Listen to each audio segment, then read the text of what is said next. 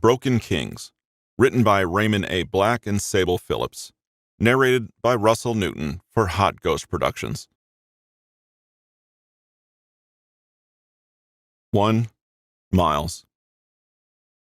My dad used to say the best mob bosses are the ones most people don't know. Their names are powerful when used the right way, but the average person has never heard them before. They're the kind of men who pull strings so skillfully no one even notices the shift. The kind who can change your mind and make you think it was your idea. Even the people closest to them don't understand exactly how much influence they have on their surroundings. Not really. But there's one thing so unpredictable, even the best boss can't control it. And it's fucking airline schedules. With another frustrated groan, I glanced under the edge of my sunglasses to check my watch. 4:30. Whitney's plane was now 2.5 hours late. Nobody notified me of any delay on them taking off, so what the hell was holding them up? My stepmom watched sympathetically while I paced around baggage claim. "Are you nervous?" "What? No, I'm just irritated." Why would I be nervous about seeing my own 13-year-old niece? Just because it'd been over 2 years since I'd last seen her? Because her dad, my oldest brother, was so incredibly hesitant to send her over? No, I don't care about any of that. Royce is going to get pissed off and think I lost her already or something. "I don't know why you always assume he thinks the absolute worst of you," Rena said, frowning. "I don't have to assume. He's made it pretty clear." I'd be lying if I said this visit with Whitney wasn't intended to spite him just a little. She was going through a rebellious phase, and even though we all knew he was against it, she'd still convinced her dad to let her come to San Diego for the summer. In UK school terms, that was barely a month and a half, but it was something. "You two might have had your differences, but he's still your brother. He doesn't hate you." Even though I knew she was just trying to help, I wasn't really in the mood for another family is family lecture. If anything, Royce was the one who needed to hear it. Luckily, before she could really get going, she was interrupted by a PA announcement that informed us Whitney's flight had finally arrived and would be disembarking soon. "Finally," I muttered, keeping up my pacing. While we waited another half hour and people finally started coming down the escalator, I realized that maybe I was a little nervous after all. I would say I hardly recognized Wits when I saw her, but she was kind of hard to miss. For one, she seemed to be the only 13-year-old traveling unsupervised. Her head was covered with little braids, black, interspersed with purple and gray. Most of the pink in her wardrobe had been replaced with black, but there was still a splash of it on her t-shirt and shoes. The backpack slung over her shoulder was plastered with the Michael Kors logo, and even though she'd adopted this new punky aesthetic, I was still willing to bet a couple $100 had gone into that outfit. Was her dad's financial work paying him that well? Or was he still using our family's dirty money? "Whitney!" Rena hopped up from her seat and held out her arms for a hug. With a tight smile, Whitney accepted the gesture, but she was obviously less than enthused. "Hi, Nana," she said, tossing her head to flip her braids over her shoulder. "Hi, Uncle Miles." "Hey, Wits, you look like shit," I said with a grin. Rena hissed my name, shocked and horrified, but Whitney was fighting a smile. "You would too if you were on a plane for 11 hours, you pillock." She tried to kick my shins, but I stepped out of her short-legged reach. "It's after midnight in London right now. I've been up all day." "Oh my God, you sound so old right now," I told her plainly, and she stuck her tongue out at me. "Come on, Grandma, let's go get your bags. You can have a nap when we get back to the house." "Tossa," she muttered under her breath as she walked past me toward the baggage carousels. It'd been a few years since we'd done this, but it seemed like she remembered the place pretty well.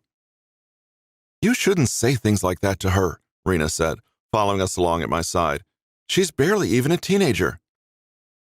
"Did she seem like she was upset? You know she doesn't like being babied." "It's not appropriate, and even if she thinks it's funny, you could be hurting her self-esteem." I had to physically force myself not to roll my eyes, as if Whitney had ever had a problem with her self-esteem. She was the most confident kid I'd ever met, even more than I was at her age, and she could handle a bad word here and there. Still, I didn't feel like arguing with Rena about it. All right, I said, despite knowing I'd do the same thing again later. I'll try to watch what I say. I won't. After we'd picked up Whitney's luggage, we headed back to the garage where my advisor Nathan was waiting in the limo.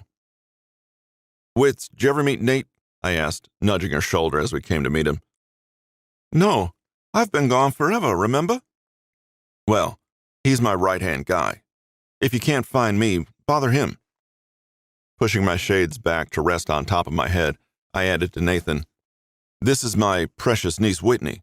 She's very fragile, so we're not going to let anything happen to her. Whitney made a gagging noise and shoved my arm, but the look I gave Nathan said this wasn't actually a joke. I was not going to allow anything to happen to her while she was staying with me, partly because I didn't want to prove Royce right, but mostly because she was pretty much the only good thing about our family, other than me. Nate gave me a curt nod of understanding. Right. It's nice to meet you, miss. Yep, she muttered, not looking at him. Disregarding the snub, he handed me a set of car keys. The Aventador's on the next level up, he explained.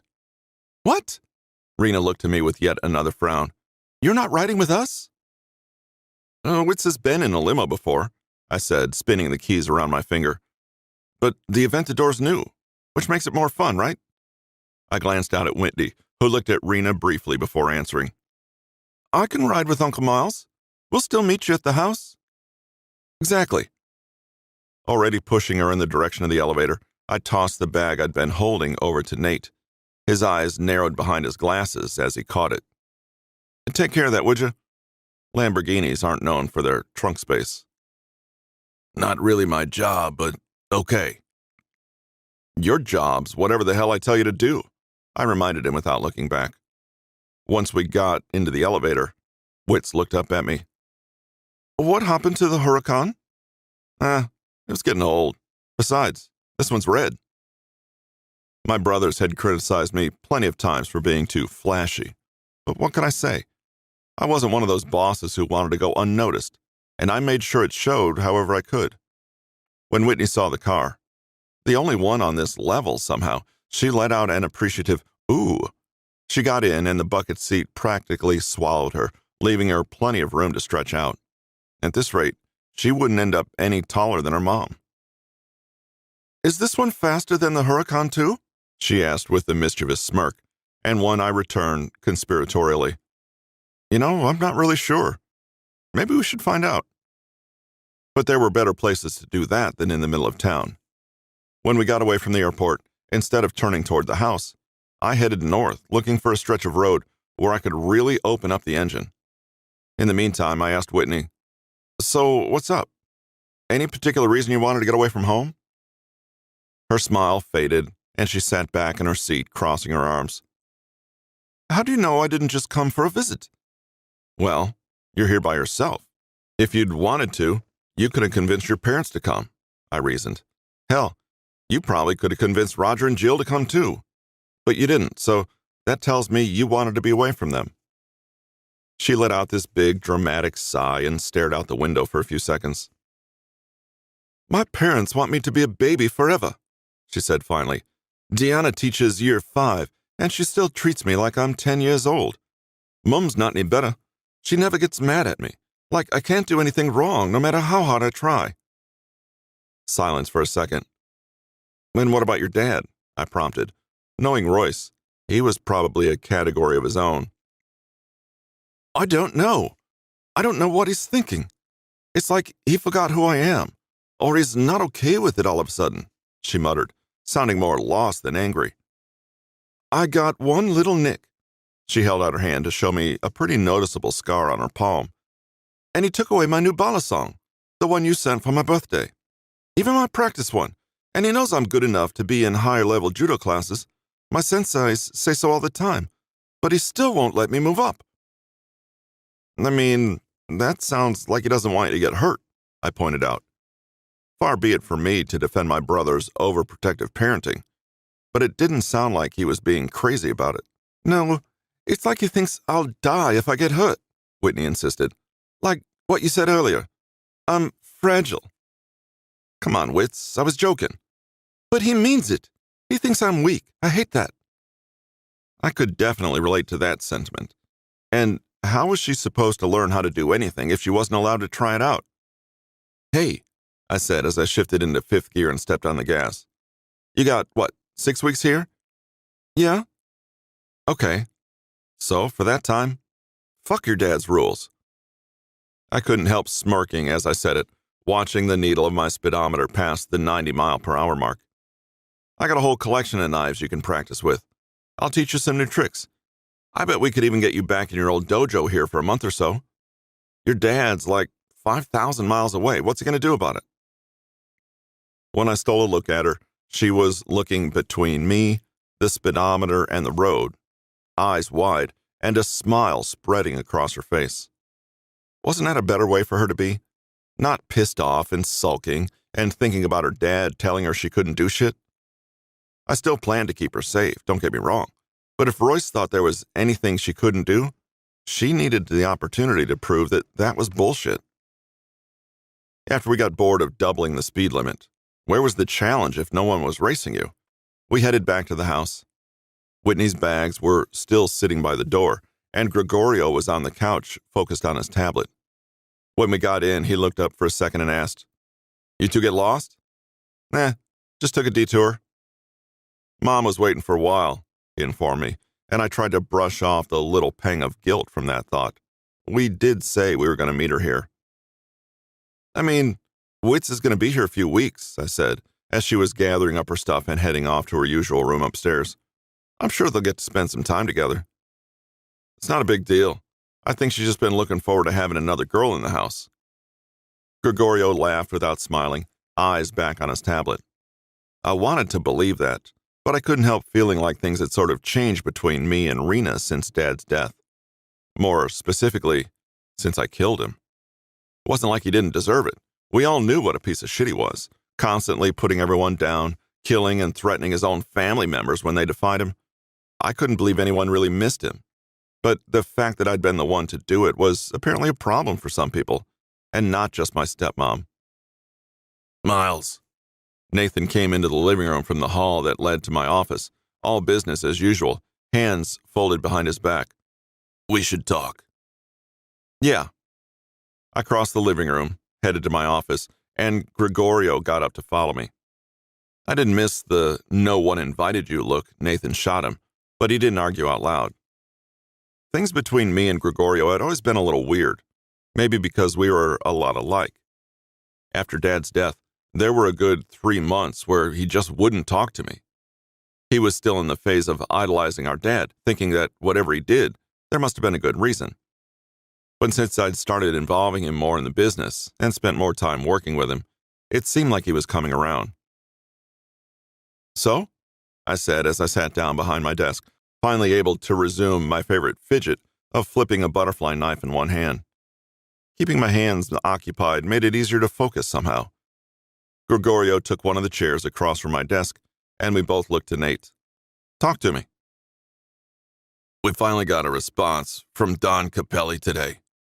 He's agreed to meet with us to discuss the Moretti family's future with the council." "That makes all 4 family heads, right? About damn time," I muttered. We'd been trying to call a meeting with the rest of the West U.S. Council, the most influential families from California to Texas, for months. Not long after Dad's death, they'd started slowly but surely drawing away from us, and I didn't have to guess why. They didn't care what our dad had done to us. They didn't care that he forced my hand, or that letting him live without a doubt meant he would just take advantage of us again later. All they saw was a son who had killed his father, and in a business that values family above literally all else, that was unforgivable. For the past 3 years, I'd repeated over and over that I would never betray my own, and that Dad turned on us first, but it didn't change anything. A lot of the other families, even Small Fry, who had no right to make the call, had decided I was untrustworthy, not fit to lead. And maybe I had trouble listening to shit like that without retaliating. It was only last year that the council stopped working with us altogether. I was trying to take my dad's place, and we were only just making any progress. It wouldn't have surprised me if they were discussing it amongst themselves before the official meeting ever happened. But being part of the council was a huge part of our family's business, and losing that would mean bad news on every front. So I had to play their game, for now. "I figure you've already set everything up?" I asked Nate, knowing how much better he was at diplomacy than me. He nodded. "They want to meet at the Luciano's villa this weekend." "Well then," I flipped my knife closed again. "Looks like we're headed to L.A. 2. Sophia.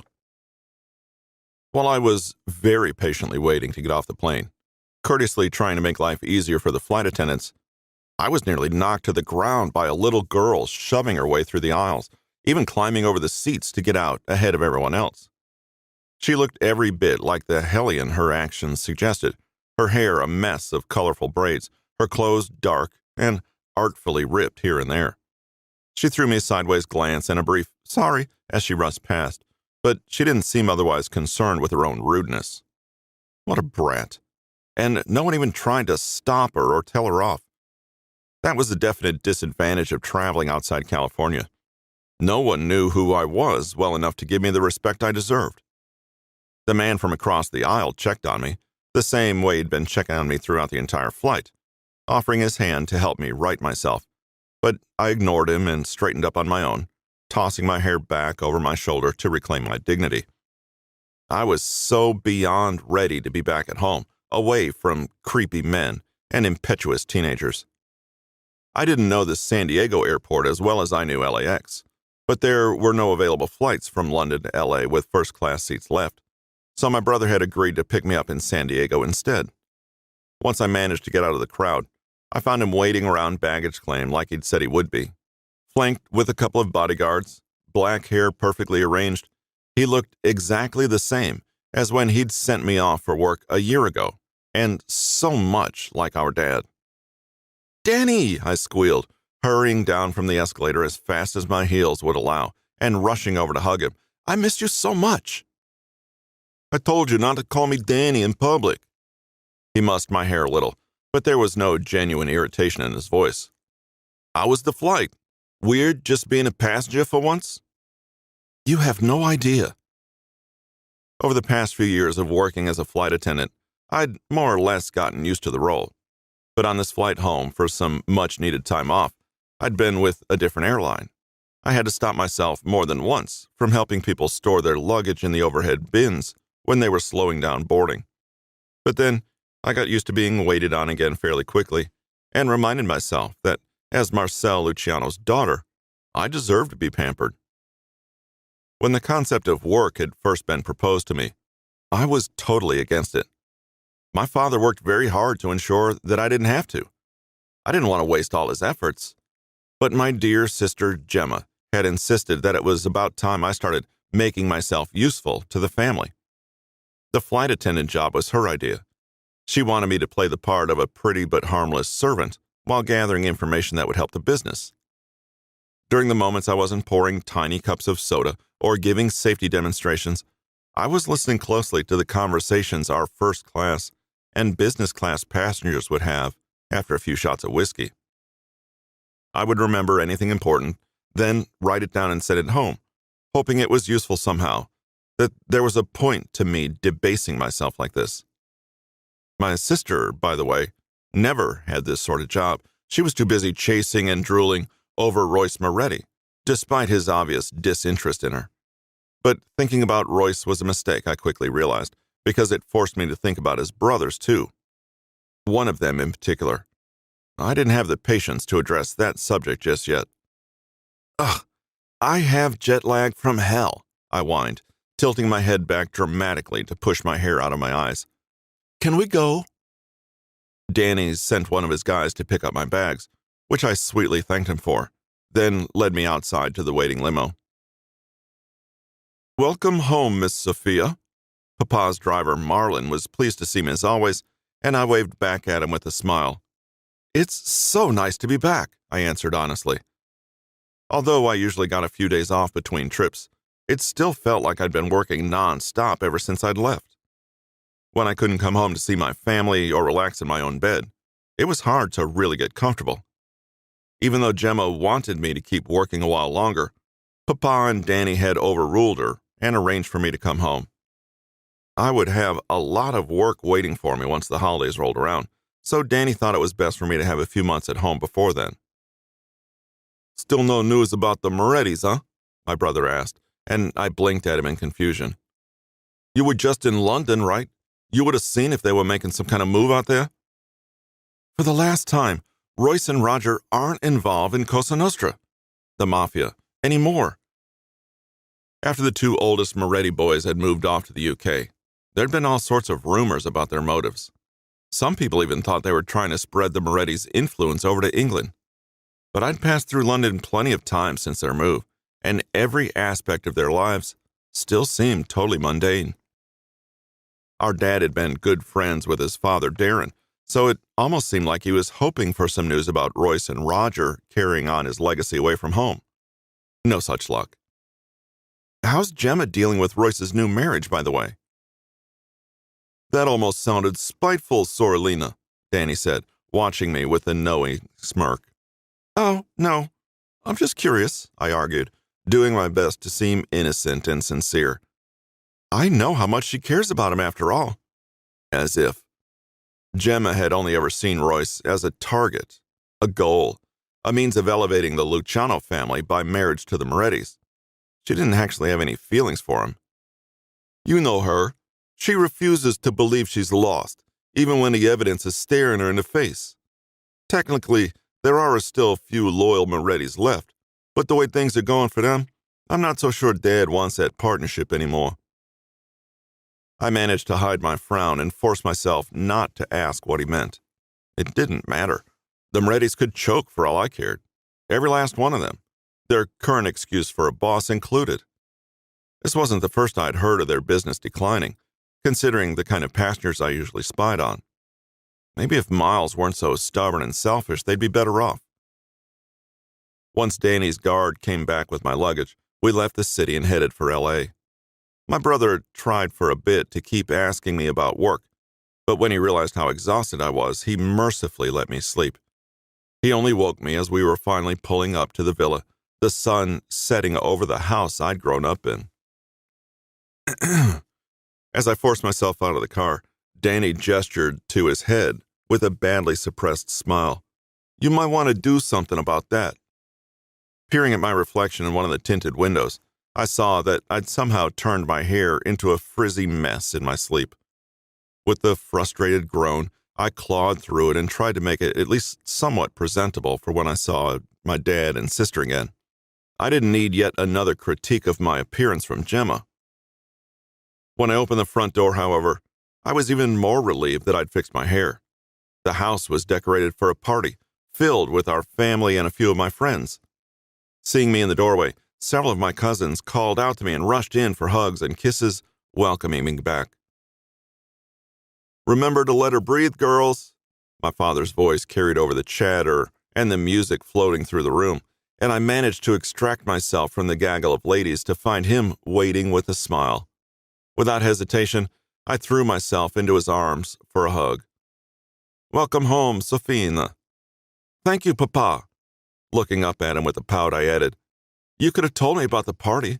I would have worn something nicer." "Don't look at me. It was Nadine's idea." He nodded to the door, where my sister-in-law had come to greet Danny with a kiss. Catching my eye, she gave me a playful wink. "Besides, you look beautiful as you are.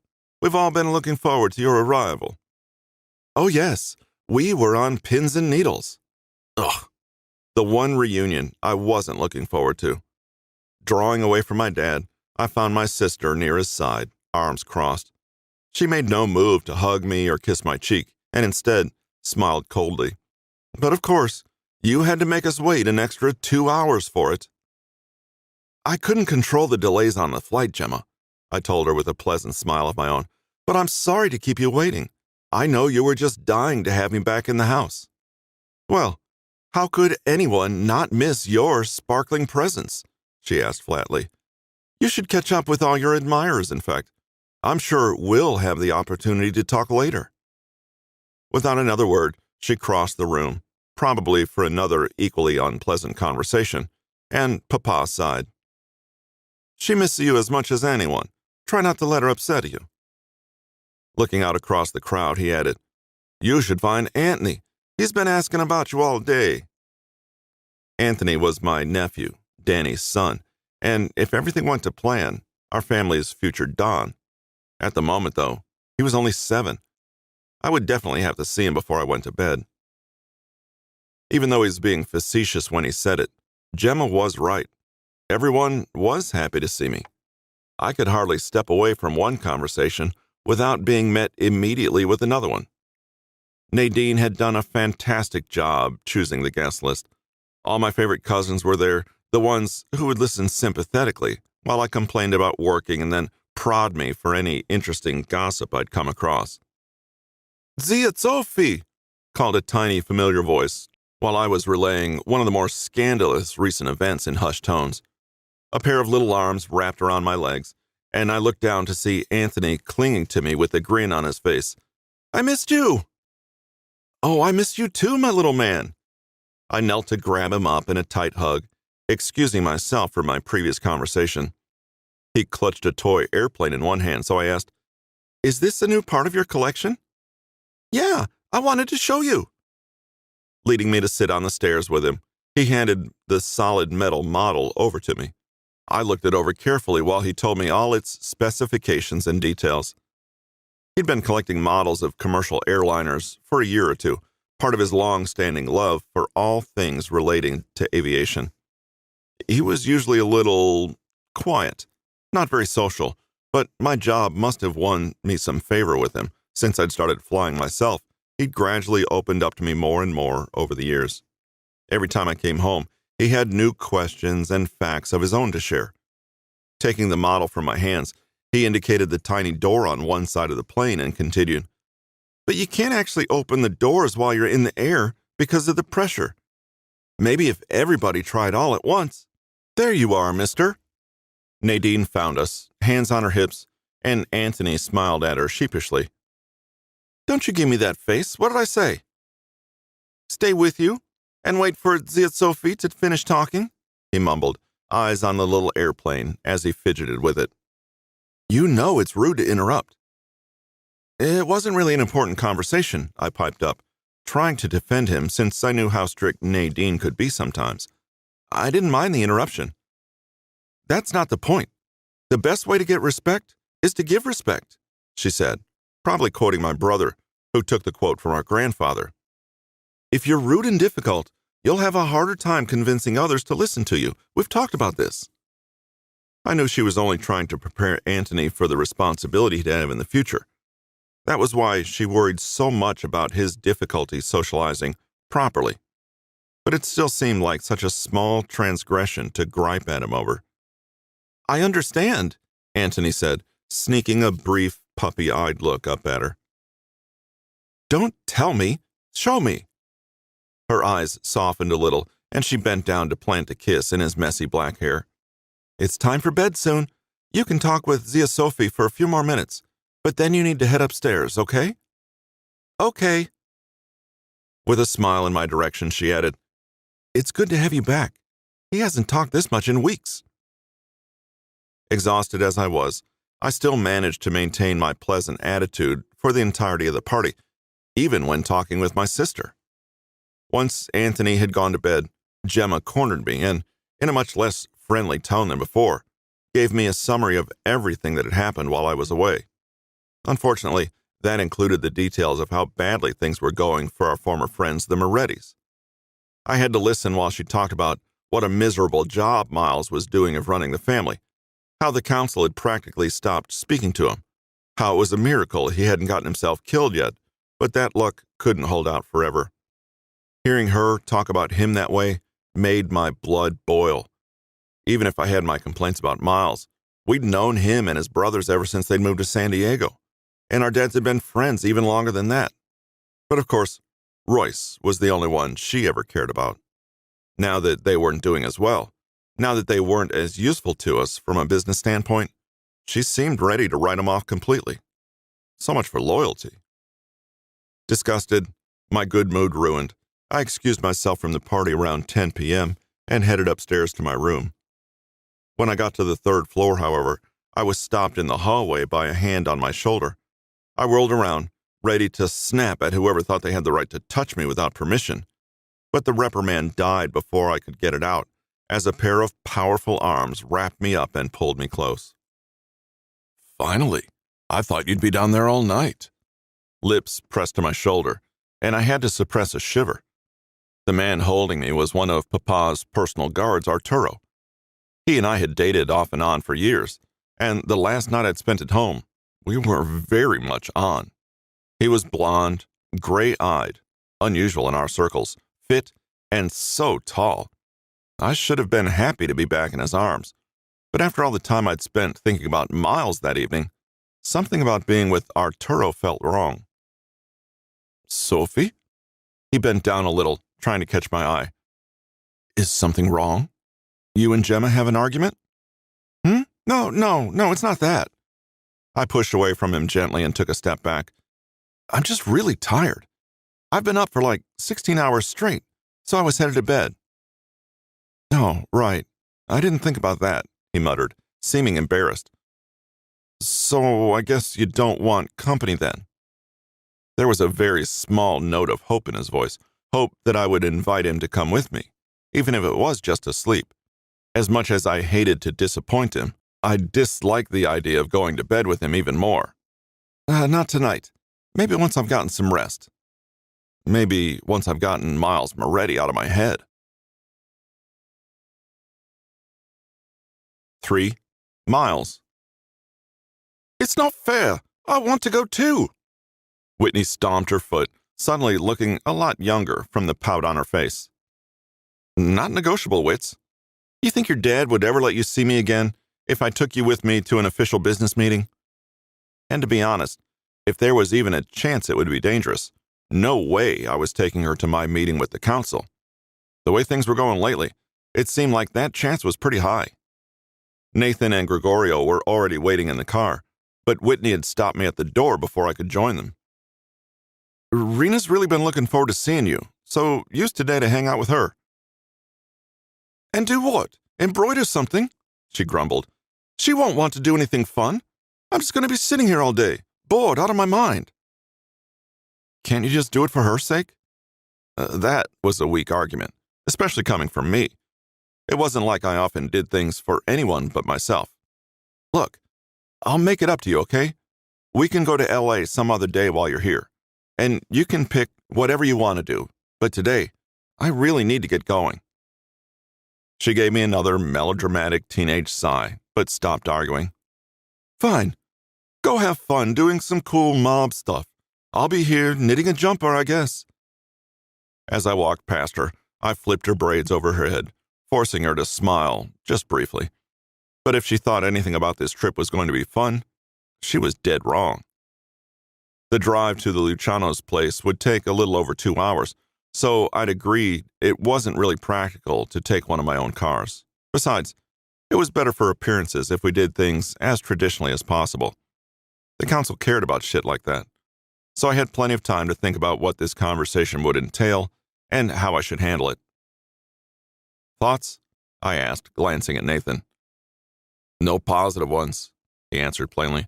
"I don't think it's an accident that they've fallen out of touch with us, and I think this meeting is more about confirming that than changing anyone's mind." I snorted. "Great. Very encouraging." "You asked for my thoughts, not encouragement." "What can they do to us anyway?" Gregorio asked, leaning back in his seat and bouncing his knee impatiently. "We're the Morettis. Don't we have more weight than any of them?" "In terms of individual families, maybe, but as a group, it's 4-1. We wouldn't stand a chance trying to fight them." Nate explained all this as patiently as ever, but the look on his face said it was a stupid question. But then, Gregorio didn't have the education I did. As much as I hated giving Royce credit for anything, he had taught me pretty much everything there was to know about being a Don. I didn't have the time, the patience, or the attention span to do all that for Gregorio, so he was learning in a more hands-on kind of way. And not knowing the potential consequences for fucking up made him reckless, even more reckless than me. I want to believe Marcel will stick up for me, I said, but I don't. He was too close to my dad, and pretty much anyone who is close to my dad hates my guts these days. Not to mention what I'd done to his precious little Princess Sophia. It wasn't likely she'd told him all the details about our, relationship seemed like a strong word. Whatever had happened between us. But if he knew I'd hurt her, that was probably all he needed to hate me even more. In the silence of the drive, I quickly realized that thinking about Sophia for even a second was a mistake. Now I wouldn't be able to get her off my mind the rest of the day. It'd been nearly 3 years since I'd seen her last, and if I knew her, she was still pissed at me for how we left things. Despite myself, I felt my lips tug into a smirk. The girl could hold a grudge, that was for sure. She'd always been a little spiteful, a little spoiled, a little bit of a brat. I liked that about her. She had guts and didn't take shit from anyone, including me. It made her way more fun to fight with than just about anyone else I knew. Maybe 5 years ago, she'd started working as a flight attendant, eavesdropping and gathering information for her dad to use or sell. She'd be gone for weeks, even months at a time, so I hardly ever saw her anymore. But then, while we were in London for Roger and Jill's wedding, she'd just finished up a trip and was staying in town for a few days. We ran into each other at a pub. I'd be lying if I said I wasn't happy to see her. It had been forever, and the two of us had a lot in common. So we talked for a while, we drank for a while, then we somehow wound up in my hotel room, all over each other, finally addressing the 10 years' worth of sexual tension between us. I was supposed to fly home the next day. I didn't. I worked from my hotel room, wandered around town, did whatever to pass the time, and then that night I met Sophia again. This time we skipped the bar and went straight to my room. Judging by the way she pounced on me when we got there, I figured she'd spent all day thinking about it just like I had. She was still just as smug and demanding as usual while we were in bed, which was so refreshing compared to most of the women I'd been with, women who knew who I was and assumed I'd like them better if they were doormats. Sophia had no qualms about fighting with me, and the conflict made her 100 times more interesting. And the shit she could do with that mouth when she wasn't using it to argue with me? Remembering where I was, I shifted in my seat and swallowed hard, trying to take my mind off Sophia's lips, her tongue, her throat. Shit. So I didn't end up popping a boner just from the memory. 3 years, and she still did this to me without even being there, which was the reason I'd broken it off. Maybe a week after our first night together, after we'd finished another round, Sophia took a step out of character and pressed herself close up against my side. Usually, when we were done, she insisted on taking a shower immediately, and even when she slept next to me, she kept to her side of the bed. So this was different, unexpected. "So, did you decide to stay here permanently too?"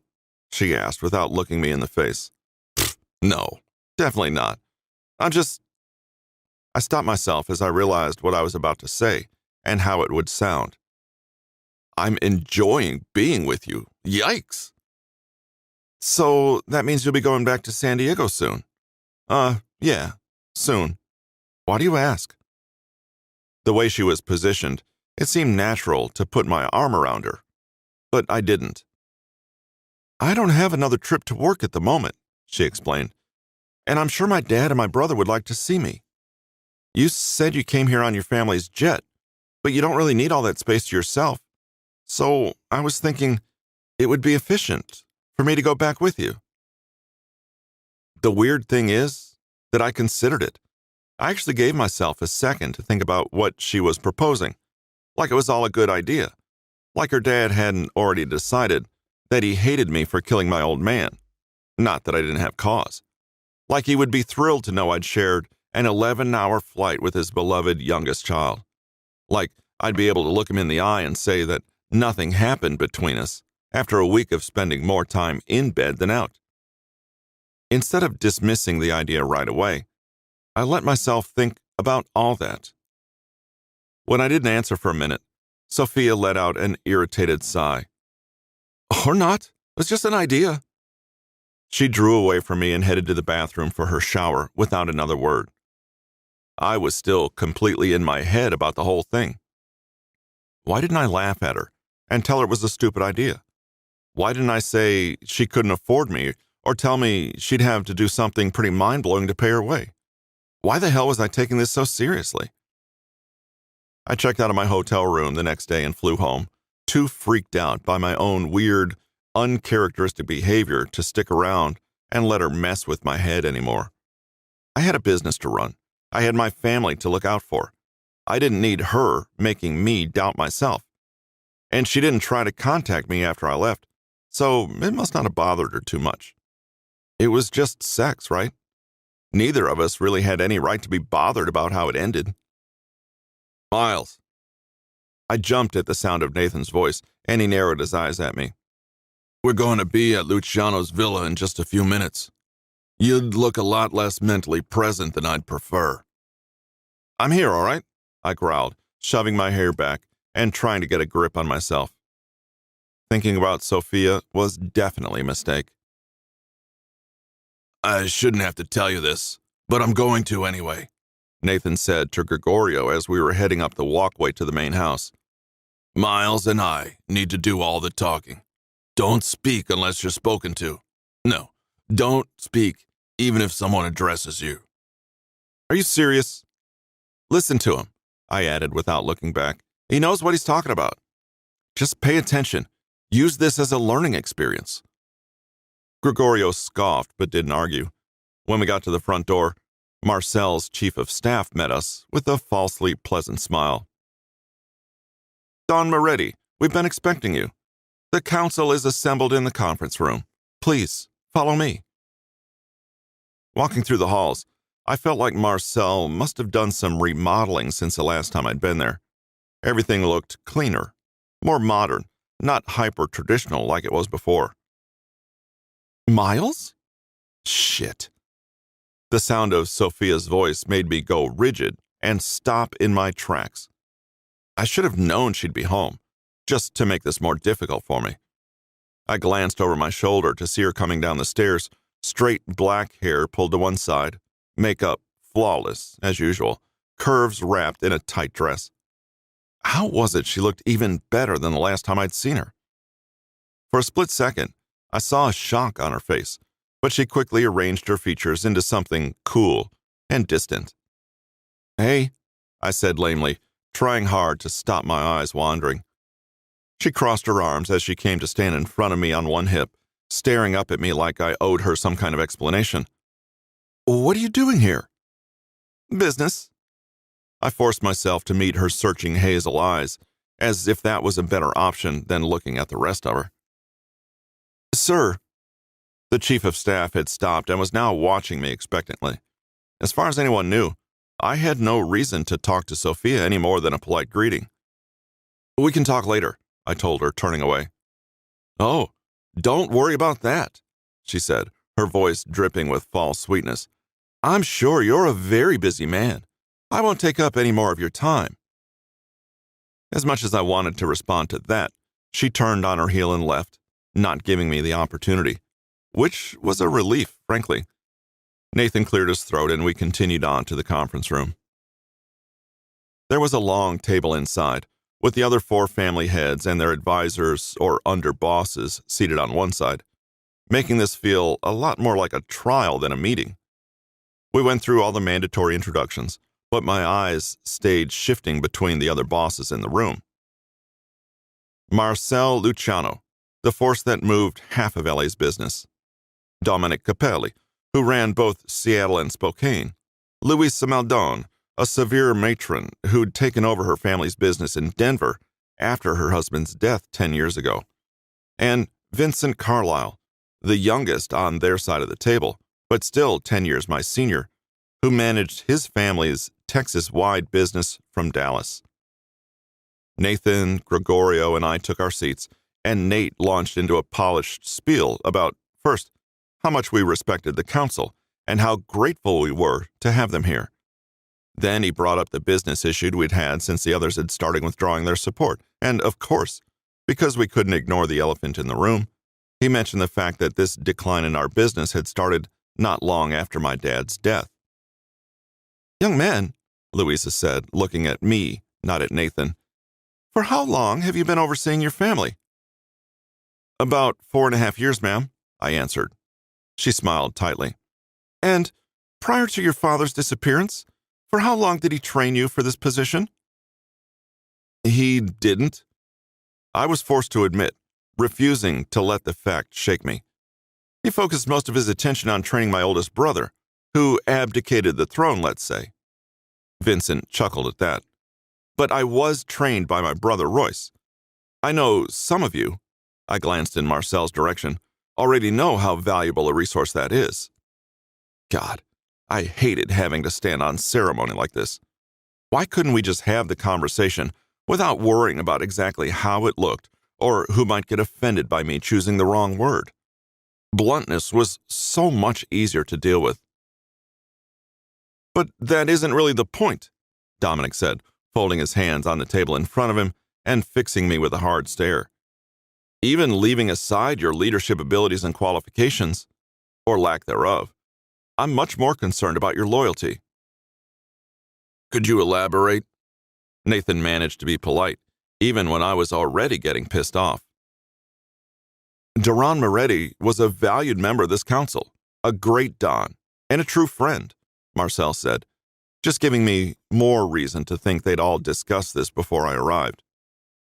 "We were concerned for the Morettis when he disappeared, but we did our best to support you as his replacement." His frown hardened. "When the news arrived that he'd been found, and rather than bring him back you chose to kill him, that was very difficult to accept." Nate opened his mouth to answer, but I beat him to it. "Even knowing what he did to me and my brothers, that he was threatening our lives and our loved ones, none of that matters?" "As his sons, you should have respected his judgment enough that he didn't need to resort to manipulation of that sort," Dominic agreed. "But he did what was necessary to get you back under control. That is what a boss does, Miles." I bit down hard on my temper and the retort I wanted to shoot back. These people would only see me as irrational and childish if I got visibly angry. "He was threatening my family," I ground out. "You want to talk about loyalty? You want to talk about doing what's necessary? He turned on us, and because he was my father, I should have just accepted that?" "Because he was your father, because he was your elder, because he was your superior, yes, you should have accepted his decisions," Dominic said. "You've proven that you can't be trusted to know when you're wrong.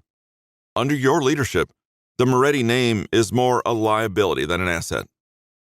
"Are you kidding me?" I demanded, fists clenching as I sat forward in my chair. "I've been the only thing holding this fucking family together for the past 4 years." "Calm down," Nathan said quietly, and I pretended not to hear him. "Holding together, perhaps, but not thriving as you did under your father's direction." Louisa wasn't even looking at me by this point, examining her fingernails instead, seeming bored. "As I understand it, your brother Royce would have been a suitable replacement for him. It's no secret that you aren't."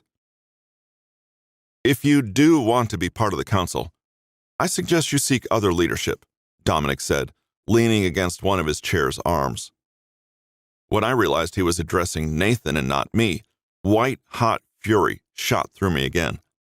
"Or transferring your contacts to a family better suited to handle them." He gestured to himself and the others on their side of the table. "Are you really trying to blackmail me into paying you to be part of the council my family helped found?" I demanded.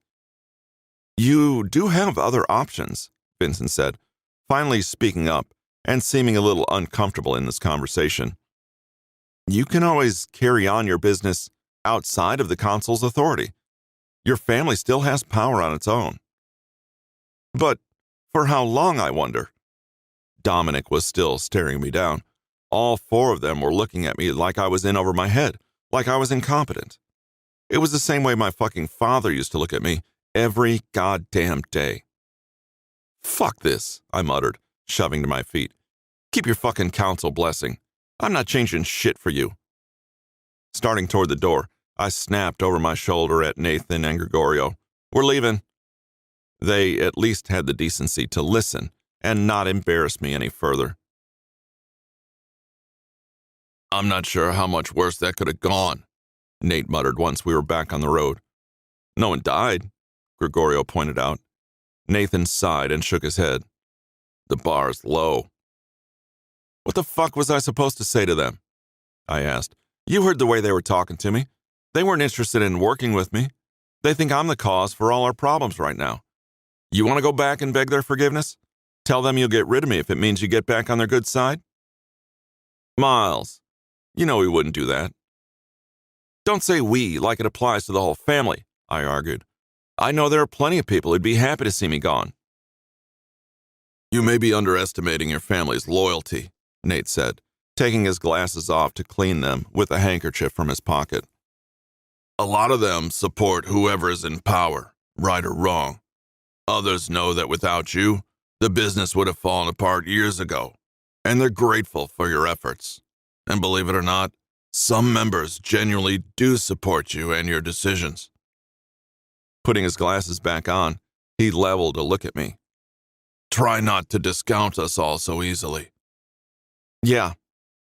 I dropped my head into my hands, my brain still buzzing from that disaster of a meeting and from unexpectedly running into Sophia. For the briefest second, I almost wished Royce and Roger were there to help me figure out how to handle this. But I quickly brushed that thought aside. They didn't want to be a part of this anymore. They didn't want to be involved with me anymore, so I didn't need them. By the time we got back to San Diego, it was getting late. Instead of heading back to the house, I had the driver take us to the nightclub I'd opened a couple years ago. At least that business was doing well. Walking through the room, past the bar and the dance floor, greeting any employees I came across, actually made me feel a little better. These people liked me anyway. That was something. Gregorio and Nathan followed me upstairs to my office, where the music was mostly muted and we could talk. I didn't even know where to start, though. The Morettis had been part of the council for generations. Even when we were living in New York and Dad was doing work there, we were still considered council members.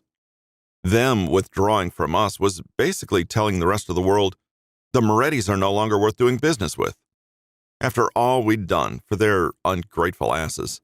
Maybe it would be more effective to approach the family heads individually, Nathan said, standing near the table where Gregorio and I had sat down.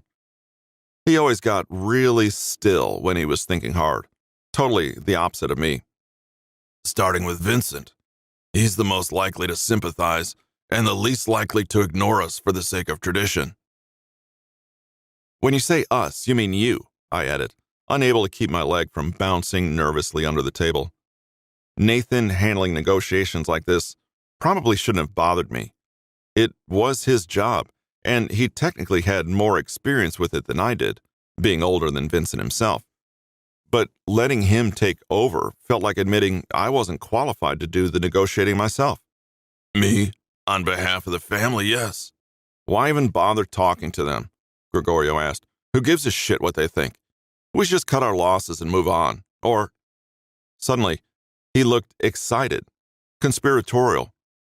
We show them what happens to people who talk shit about the Morettis. Get rid of them one by one. We have people. We could do it. Gregorio, for the love of God, think before you speak. Nathan growled, rubbing his temples with both hands. Do you think there's any possible scenario in which we could get away with that? You think their families would stand for it? Or are you just looking for more ways to make sure everyone hates us? I'm looking for ways to make sure people respect us, Gregorio argued with a sneer. Obviously, playing nice isn't fucking working. Do you have a solution that doesn't involve groveling? I leaned back in my seat while they bickered, zoning out and trying to make some kind of decision. It wasn't like this was the first crisis I'd dealt with in the past few years, but it was definitely the biggest. Big enough that it could ruin our entire family if I wasn't careful. Somehow, I wound up asking myself, what would Dad do? What would Royce do? They wouldn't have let it get this bad in the first place, idiot. Look, what you two are doing right now isn't helping, I snapped, getting to my feet. Greg, we're not fucking killing anyone. Don't be stupid. Nate, I'm not ready to start arranging any peace talks yet. We can't act like we're just fine with the way they treated us today. They know we're pissed off. Let's leave it at that for now.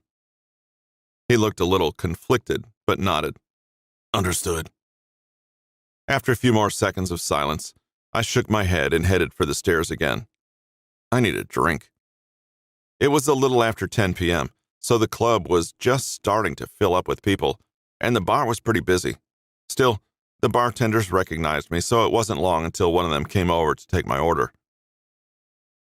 You haven't been in by a few days. Good to see you're still in one piece. This girl's name was Brandy, I think. She'd always been friendly. Not flirty, just friendly, which was kind of a relief. What can I get for you?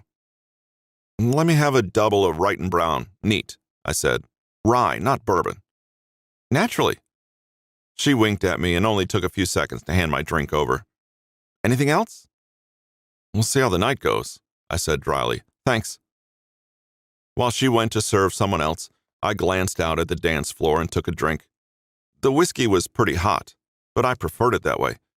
The club was used as a meeting place for business discussions and deals pretty often, sometimes even for other families. But this crowd seemed more like the for-pleasure kind. I didn't recognize anyone as an insider, at least. Except for one. One I definitely didn't expect to see there. At first, I thought the erratic lights in my eyes were playing tricks on me. But no.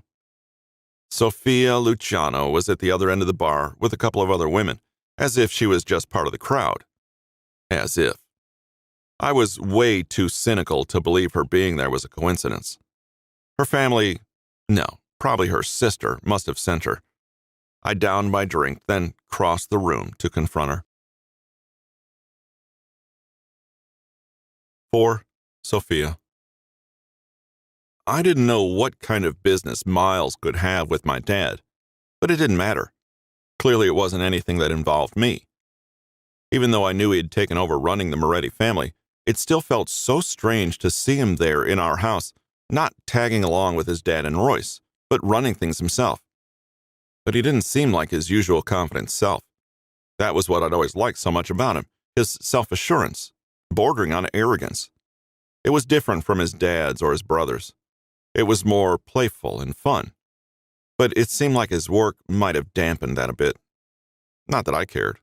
Not that I'd missed his teasing or his cocky smile. Even when we were together in London, I knew it wasn't going to last. And considering our circumstances, it wasn't like we could pick up where we left off, in that weird friends with benefits limbo. No, that had only worked because we were away from home, away from our families and responsibilities. It wasn't viable in real life. In fact, if I'd known he was going to be there, I probably would have avoided seeing him. With that in mind, after Miles and his entourage had stormed out, I went to find my dad. He was talking with the other council members, so I didn't directly interrupt, but I did stand nearby with my hands folded, watching him intently, waiting for him to notice. It didn't take him long. Excusing himself from the conversation, he came to meet me with a smile. Do you need something, Sophina? I'm going to be busy most of the day, unfortunately. Why didn't you tell me Miles was going to be here? I asked as politely as I could manage. Papa's kind expression clouded over. He came purely for a business reason. It wasn't a social call. He raised an eyebrow at me. Why does it matter? Did you run into him? I did for a second, and it was an unpleasant surprise. That was only partially a lie. Some stupid part of me had gotten excited when I'd seen him, but I still would have preferred not to. What were you all talking about? Don't worry about that, cor mio. I'm sure it would bore you. I frowned. He seemed pretty upset when he left. I think it's best if you don't wonder too much about him, Papa answered, more firmly than I expected. You know how I feel about him, and he's only gotten worse in recent years. There's no need for you to involve yourself with that. Papa had always said that Miles was reckless, and that made him dangerous. That was the reason that despite being interested in him, when we were younger, I never bothered trying to initiate anything. I knew my father wouldn't approve. Okay, I said, keeping my eyes toward the ground. Probably able to see the drop in my mood, Papa softened his tone a little and chucked me on the chin.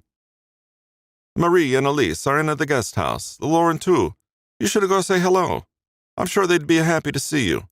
Marie and Elise were twins, Dominic Capelli's daughters. I knew them in more or less the same way I knew Miles and his brothers, but we saw each other less frequently.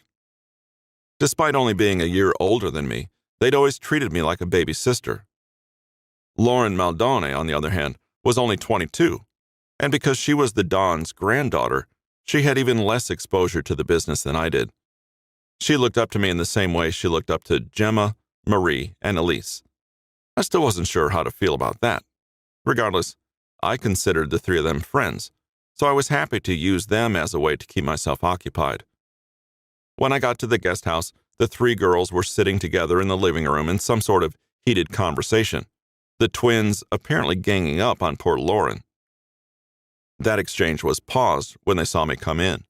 Marie and Elise squealed, rushing over to greet me with hugs and cheek kisses, while Lauren sheepishly made her way over and gave me a small smile and a wave. Her thick, blue-black hair, dyed to cover her natural dirty blonde, hung over her shoulders and partially in her face, a sort of natural shield.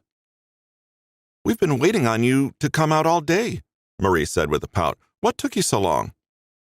"I didn't even know you were here," I protested quickly, "and I only got back last night, so I really needed to catch up on my beauty sleep." I certainly wasn't going to mention that I'd spent part of my morning with Arturo.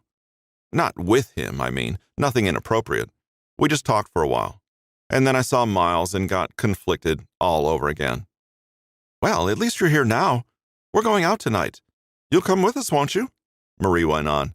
"I bet it's been a while since you've seen any California nightlife yourself. You must miss it." "Well, maybe a little," I admitted. "Where are you going?" The twins exchanged a look, then gave me two versions of the same dazzling smile.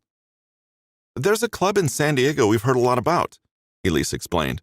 "We probably won't get another chance to check it out for a while, so why not tonight?" "San Diego? You want to drive 2 hours there and back just for one club?"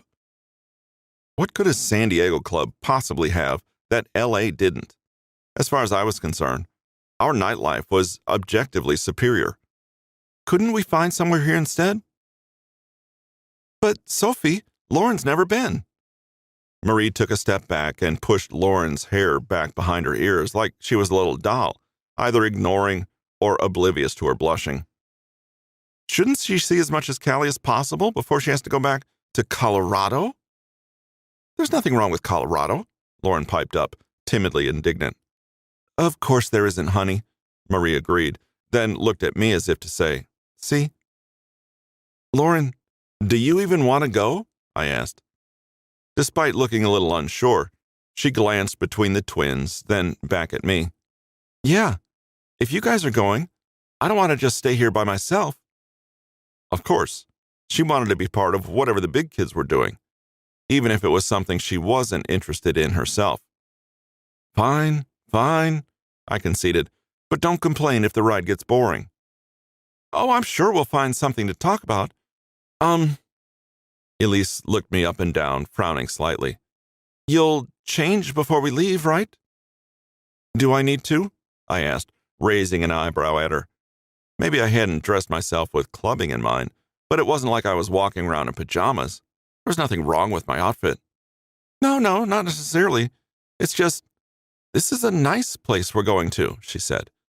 "So we should all try to look nice." She smiled at me sweetly, batting her eyes, and I couldn't help feeling there was something suspicious about her attitude. Lauren started hesitantly.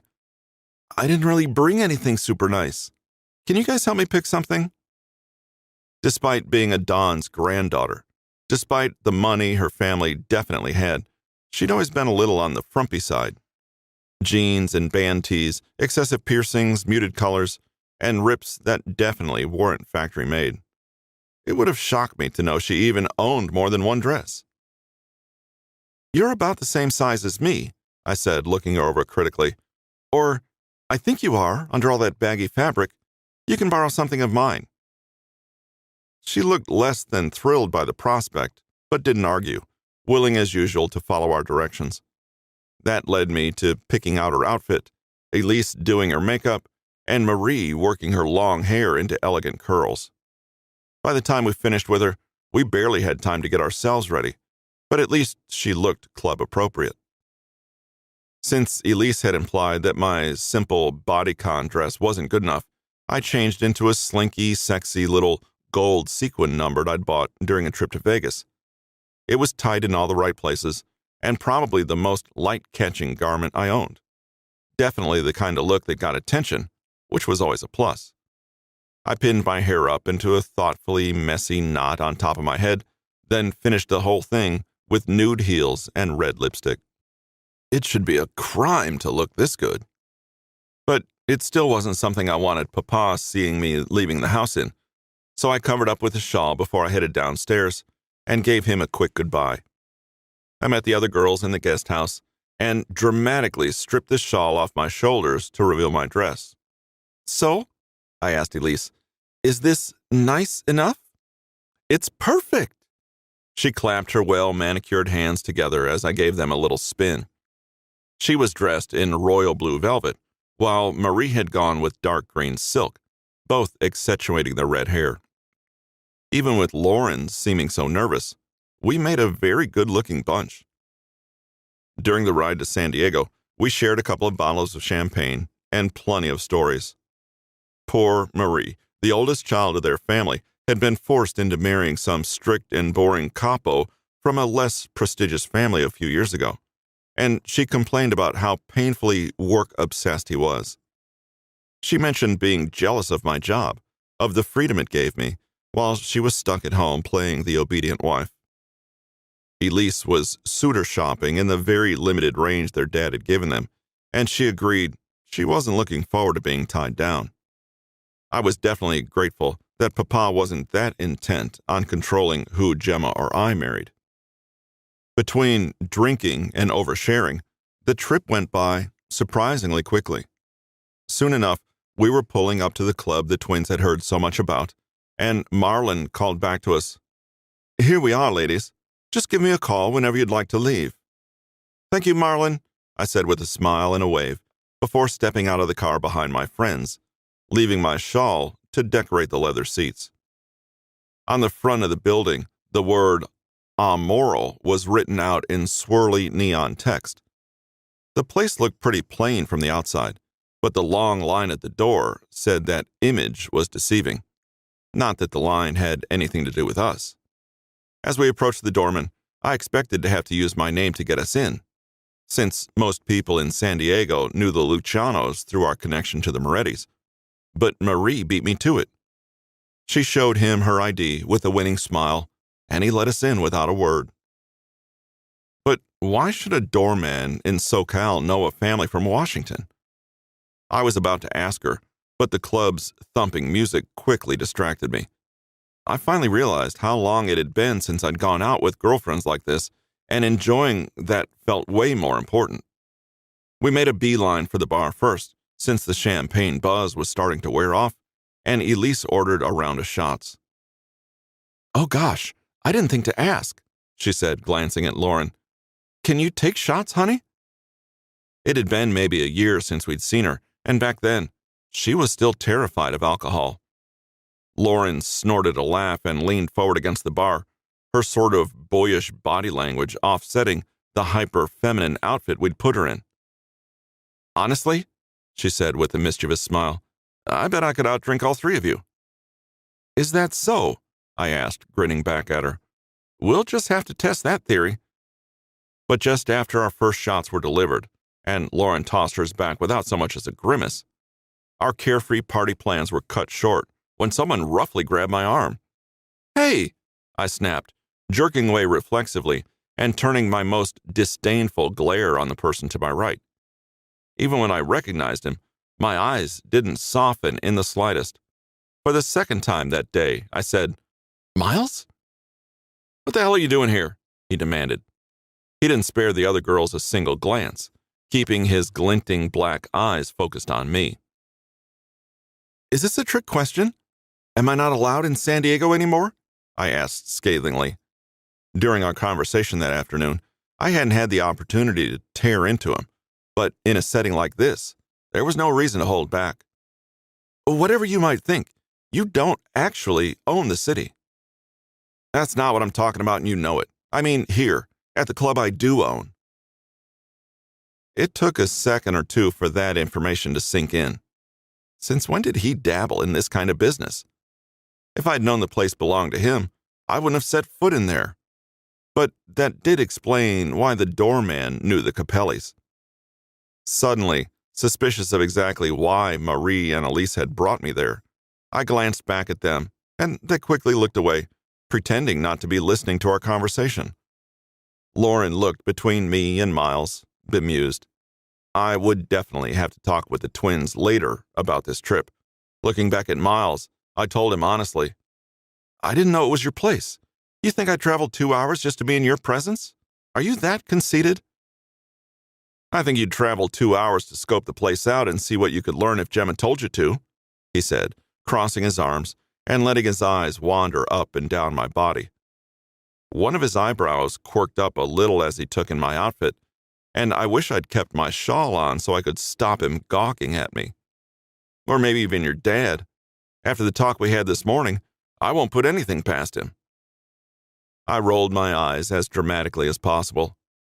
No one told me to come here, Miles. You're paranoid. I'm just trying to enjoy a night out with my friends. Don't act like this isn't something you do, getting close to important people and listening in on their business.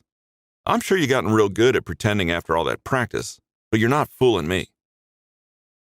I opened my mouth to answer, then stopped myself. For one, my work was none of his business. Besides, it wasn't supposed to be common knowledge, and who knew how many agents could be there and listening? I'm not having this conversation here. Fine. Miles took a step backward and nodded toward the back of the room like he expected me to follow him. It didn't seem like he was going to leave me alone until he was satisfied with my explanation, so despite my reluctance, I pushed away from the bar. Giving the twins a hard look, I told them, I'll be right back. Have fun, Elise sang, without looking at me. I ignored her and followed Miles to a set of stairs in the back. They led up to an office where 2 men, the same 2 men who were with him that afternoon, were seated at a long conference table. Miles snapped for their attention and said simply, Get out. They left without argument, though the one with glasses gave me a searching look as he passed. Miles shut the door behind them, then surprised me by pinning me back against it and kissing me hard. His tongue licked its way into my mouth, and it was all I could do not to moan. My reflex was to kiss him back, but the logical part of my brain managed to overpower it. Just barely. I shoved him back and slapped him across the face, struggling to calm my heart and ignore the heat he sent rushing through my veins. Damn him! Who the hell do you think you are? I gasped, furious with the breathless tone in my voice. Despite the red mark on his cheek, his lips still curved at the corners. That was the answer I expected. His dark eyes roamed slowly up my figure again. But what else am I supposed to do when you show up looking like that, and then let me get you alone? I only have so much willpower. Even when he tried to meet my eyes, I couldn't take them off his lips. He must have seen that, because his smirk widened, and he took a step closer. Cocky bastard.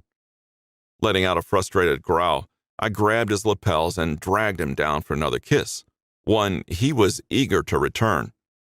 He tasted like whiskey, too much like that first night in London, his hands on my hips just as familiar. For a second, I forgot all the reasons I shouldn't be doing this, and admitted, very quietly to myself, that I had missed it. But soon enough, he reminded me where I was.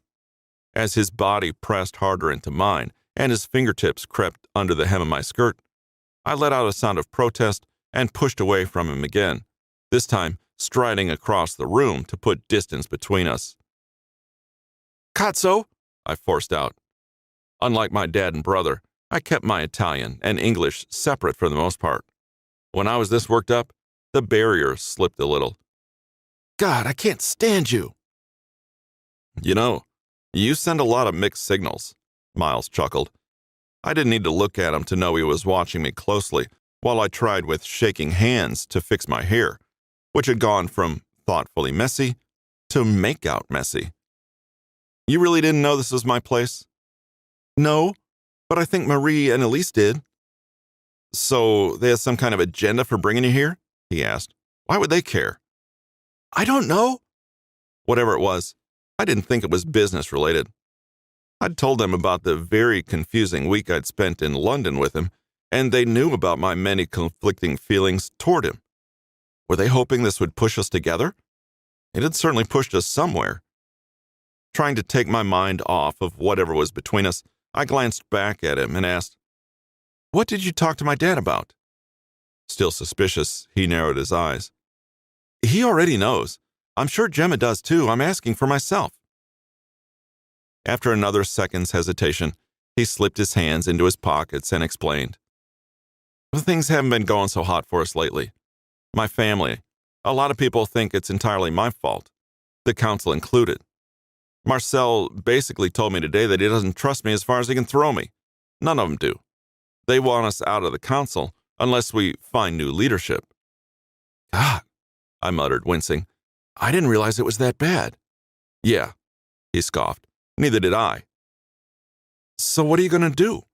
Surely you can change their minds somehow. You're persuasive. He'd had a reputation as a smooth talker since he was 13, when he wanted to be at least. If you can show them... I wasn't really asking for advice, he said coolly. Oh, right. Of course you weren't. You never do, I agreed, crossing my arms. I should have known better than to offer since you obviously have everything under control. I didn't ask you because you don't fucking know anything about it, he hissed. You never had to worry your pretty little head about anything that actually matters. You just let your dad or your brother take care of it. Until just a few years ago, you were exactly the same way, I reminded him. You thought of the whole thing as a game, something to do when you were bored. I was the same way. That's how I know it's really easy to talk shit, even when no one wants your opinion.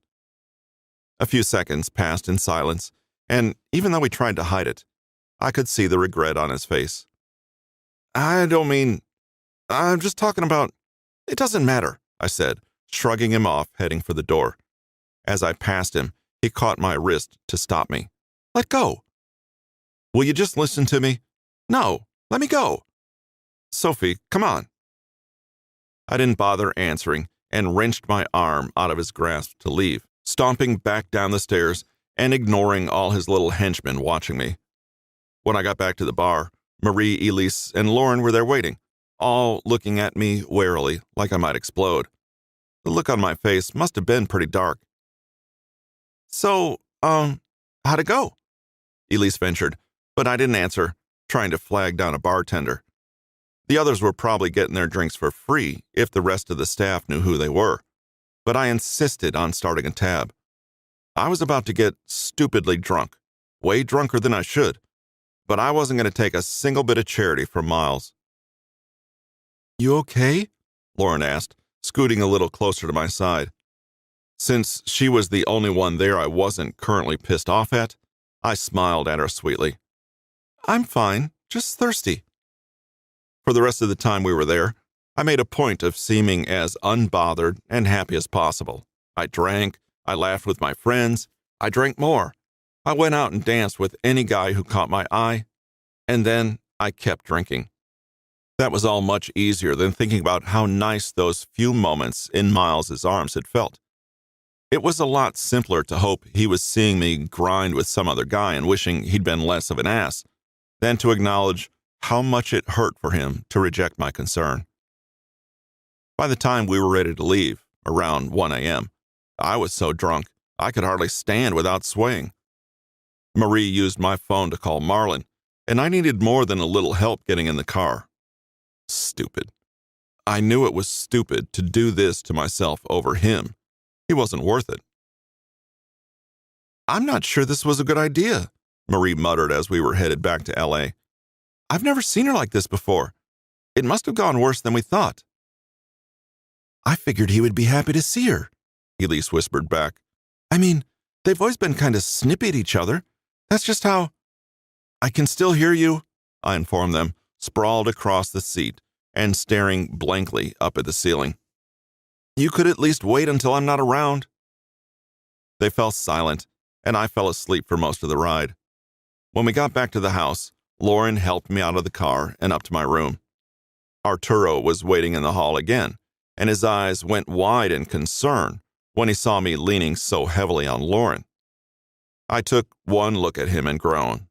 "Oh, no." Lauren dropped me off at my bed, having proven that she could hold her liquor better than me or the twins, and I thanked her pitifully as I dragged a pillow over my head. When she left, I could hear her talking quietly with Arturo, but couldn't make out what they were saying. Trying not to think about how utterly useless I was going to be the next day, I relaxed and let myself pass out. 5. Miles. 3 years apart, and all it took was one night for me to get stuck on Sophia again. I didn't even sleep with her, but I still thought about her every day for nearly a week. She had a lot of practice faking her emotions, but when I heard her, I saw it. But at the time, I was too pissed off and stressed out to care. Don't get me wrong, I'd thought about going after her, knocking out whatever guy had his sleazy hands all over her, trying to get her to talk to me again. But after everything I'd been through that day, I couldn't bring myself to force another conflict, for once. I could have had the same argument with anyone else, and it wouldn't have bothered me. I definitely wouldn't have obsessed over it for the next fucking week. It was that kiss, I swear to God, that kiss that I remembered way too well. In those few seconds, it brought back every memory of her biting my lip, raking her nails down my back, losing her breath, and gasping out my name. That shit wasn't easy to forget. Even while I was sitting in my office, trying to respond to some email about work, I was fighting with myself about whether or not to try calling her. What would be the point? Even if I'd wanted to try being in some kind of relationship with her, it wasn't like anything serious could happen between us, now that the council had finally told me to go fuck myself. That didn't leave a lot of options. The rhythmic knock at my office door came as a welcome disruption to my brooding. "Wits, I told you, I have to work at least one day this week," I called. "Yeah, but you've been working all day already," she said, opening the door and waltzing in despite my argument. And she was wrong. I'd been in my office all day, but I hadn't gotten much work done. Holding up her phone, she added, "Besides, there's a movie I wanted to see. I can't go by myself, and it's a horror movie, so Rena probably doesn't want to go. You're kind of my only option." "Gee, I'm flattered." "It's whatever. Now, come on, it starts in like 20 minutes, she insisted, bouncing on her toes. "What if I say no?" "I'll keep standing here bugging you," she said, "and you definitely won't get any work done that way." "I could call security come remove you," I said, fidgeting with a pen for my desktop. "Nope. All the staff like me better than you, because I'm young and adorable." She started to whine a little. She checked her phone and went on. "Come on, Uncle Miles. It's a classic horror matinee thing, and they're not doing more showings. I've never asked you for anything before in my life." "Bullshit," I laughed as I got up from my desk. All right. I'll take pity on you. Let's go." She directed me to this tiny theater I didn't even know existed. There were all of 4 screens, and when we got in, there were exactly 6 other people in the seats. I followed Whitney to one of the back rows, muttering, "Wow, what a crowd. How'd you even find this place?" "I Googled, what's the best way to get your miserable workaholic uncle out of his office?" she said, shooting me a sly grin. Cute. There were no previews, so the movie just started a minute or two later, kind of jarringly.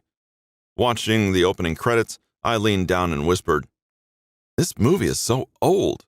We could have watched it at home on a bigger screen." "Shush." She clutched her soda in both hands, eyes glued to the screen. When she said classic horror, she wasn't kidding. This was a showing of the original fucking Halloween. I'd seen it so many times that I got bored pretty quickly, leaning back in my seat and letting my thoughts wander. I didn't have to guess where they would go. What was Sophia doing, I wondered. Did she even know Whitney was in town? They'd never met since Royce had made sure to keep her away from the council. Maybe they should. I could imagine them getting along. And if it meant Sophia might go a little easier on me because Wits was there, so be it. Royce probably wouldn't like the idea. But what he didn't know wouldn't hurt me, right? Switching my phone to silent, I slipped it out of my pocket and went back to my last text conversation with Sophia. Somehow, I'd never gotten around to deleting it. But I made sure to lean away from Whitney so she wouldn't see any of the nasty shit we'd said to each other back then while we were arranging to meet up. I didn't even know if Sophia had the same number anymore. Knowing her, she'd probably replaced her phone twice in the past 3 years. But I figured it was worth a shot, so I wrote out, "Hey, guess who?" Really? That's my best opener? There were worse things I could have said, I guess. I locked my phone and turned my attention back to the movie, checking in on Michael Myers stalking some high school girls. The important people wouldn't start dying for a while. After about 5 minutes, my phone buzzed in my hand, and Wits turned to glare at me. Mumbling an apology, I turned off the vibration and turned the brightness down as low as possible to check the message I'd received. "I don't have to guess," Sophia had written back. "What do you want?" Well, that was better than "fuck off and leave me alone." "Just thinking about you," I started, then furiously backspaced and instead wrote, "Just thinking about the other night. You got pretty plastered, so I thought I'd make sure you're still alive." I waited, checking my phone every 10 seconds until she finally answered, "Yes, Miles, I'm fine. Not that it's any of your business." I couldn't help smiling at that. It was a pretty clear tell that she was being defensive when she used that setup. Not that it matters, not that I care, not that it's any of your business. Pretty soon she added, "Is that all you wanted?" That seemed like a pretty leading question. But could I blame her for wanting an apology? Not really. It wasn't like that argument was entirely my fault, but she seemed a lot more upset by it than I was. So what should I say? "Sorry I was a prick. You just caught me at a bad time. Sorry I snapped at you. It's just that you were trying to talk business, and all I could think about was that dress. That dress looks fucking incredible on you, by the way, but obviously, that was part of the problem." None of that would really help my case. So I finally wound up answering, "No, I wanted to let you know that even if the circumstances were fucked up and weird, I was glad to see you." I sent that and waited a few minutes for an answer. Nothing. 10 minutes, still nothing. So I went on. "And I know I was kind of an ass to you at the club. I was taking out a bunch of unrelated shit on you, which isn't cool." 10 more minutes, and still nothing. Was she just busy? Or was she doing this on purpose? Did she want me to say more? Figuring it was better to be safe than sorry, I swallowed my pride and actually wrote the words, "I'm sorry," before I went on. "It was weird for me seeing you all of a sudden when I was already dealing with all this work bullshit. I mean, I wanted it to be a positive thing, us seeing each other. But I was already in such a shitty mood, so it was hard to, shift gears. I'm not trying to make excuses or anything, just telling you what happened." This wasn't getting me anywhere. She still wasn't answering. Was I digging myself deeper into a hole or what? I needed some kind of feedback before I wound up totally sabotaging myself. "Hello? Are you getting these or what? Sophia? Can you please say something?" I was starting to get irritated and trying to avoid writing something more aggressive when she answered. "You're so cute when you beg." She even added a little heart emoji at the end. So my apology worked, at least. But that didn't stop my face from turning bright red. She was just stringing me along, waiting for me to say exactly the right thing, as always. At least when we were together before, she would tell me what she wanted to hear. But I couldn't be too bothered. If it meant she wasn't pissed at me anymore, that was good enough. The question was where that left us, and I was forced to ask myself again what I was trying to do with her. As I was thinking about how to respond, Whitney leaned over and hissed, "You're being so rude right now." I rolled my eyes but put my phone back in my pocket for the last few minutes of the movie. Sophia could wait a little while herself. As the movie came to a close and a weirdly young Jamie Lee Curtis sobbed into her hands, I glanced down at Whitney. She looked totally unfazed, even a little bored. "So?" I asked once the credits started playing and the lights came back on in the theater. "Was it everything you were hoping for?" "It was all right," Whitney said with a shrug. "I just watched the new one last month, so I want to see the old ones too. I think this place is playing the second one, maybe next week. Can we see that one too?" "You want to come back here?" I asked, looking around the almost depressingly small room. "Come on, it's not that bad. I think it's kind of a cute place." She must have been going through that phase rich kids had where they thought cheap things were novel and somehow more interesting. "I mean, I don't see how else you're going to get here, so yeah, I guess I'll bring you." She insisted on staying until the credits were over, even though I promised her there was nothing to see afterward. On our way out, I checked my phone again and found another text from Sophia. "Have you been thinking about all that since last weekend, or were you just bored today and looking for something to do?" Oh, I could think of a few things to do with her. A little of column A, a little of column B. As we got back in the car, Whitney finally asked, "Who were you texting?" "Huh? No one." Why was I embarrassed by the question? I wasn't sure, but Whitney's smug little smile didn't help. "Do you have a girlfriend or something? I saw what you were saying in there while you were rudely texting during the movie." "What? And it's totally polite to read other people's private conversations?" I was just lucky I hadn't said anything suggestive yet. "That's the thing about rudeness. It just causes more rudeness. So who was it?" "You're so pushy," I muttered, refusing to look at her as I drove. "I hear it runs in the family." With a heavy sigh, I conceded, "Her name is Sophia. I've known her since we were kids." "And?" Whitney prompted. "What did you do to her? Why were you apologizing?" "I just said some shit I shouldn't have. You're not getting more detail than that, so don't ask." Neither of us spoke for a few seconds as Whitney messed with the radio, playing some kind of British punk rock from her phone. She was really taking this rebel phase seriously. "So, do you like her or something? Like, is she girlfriend material?" she asked expectantly, and I snorted a laugh. "The hell do you know about girlfriend material?" "I'm just trying to figure out what's going on in your life, Miles," she teased in a concerned parent voice that reminded me way too much of Royce. "I feel like I hardly know you anymore." "Oh my God, stop," I snickered. "Look, I don't know what kind of material she is, all right? Do I like her or something? Yeah, definitely something. But it's complicated, so I don't know if there's any point trying to make something happen." "Okay, well, you apologize to her," Witz pointed out, "and you don't apologize to anyone. Ever. So I feel like that says something." I reached over and shoved her braids into her face again. "Thanks for the advice, love doctor." But I had to admit, that was a valid point, and it was one I was already very well aware of. Sophia made me react to things weirdly, not like myself. She was one of the only people on Earth who could make me feel guilty. Even when I knew my behavior was shitty, most of the time I just accepted that. It was my personality. But with her, it was different, which was part of the reason being around her made me uncomfortable. By the time we got back to the house, Whitney already had me 75% convinced to say fuck work and play video games with her, but once we got inside, it became clear that wasn't an option.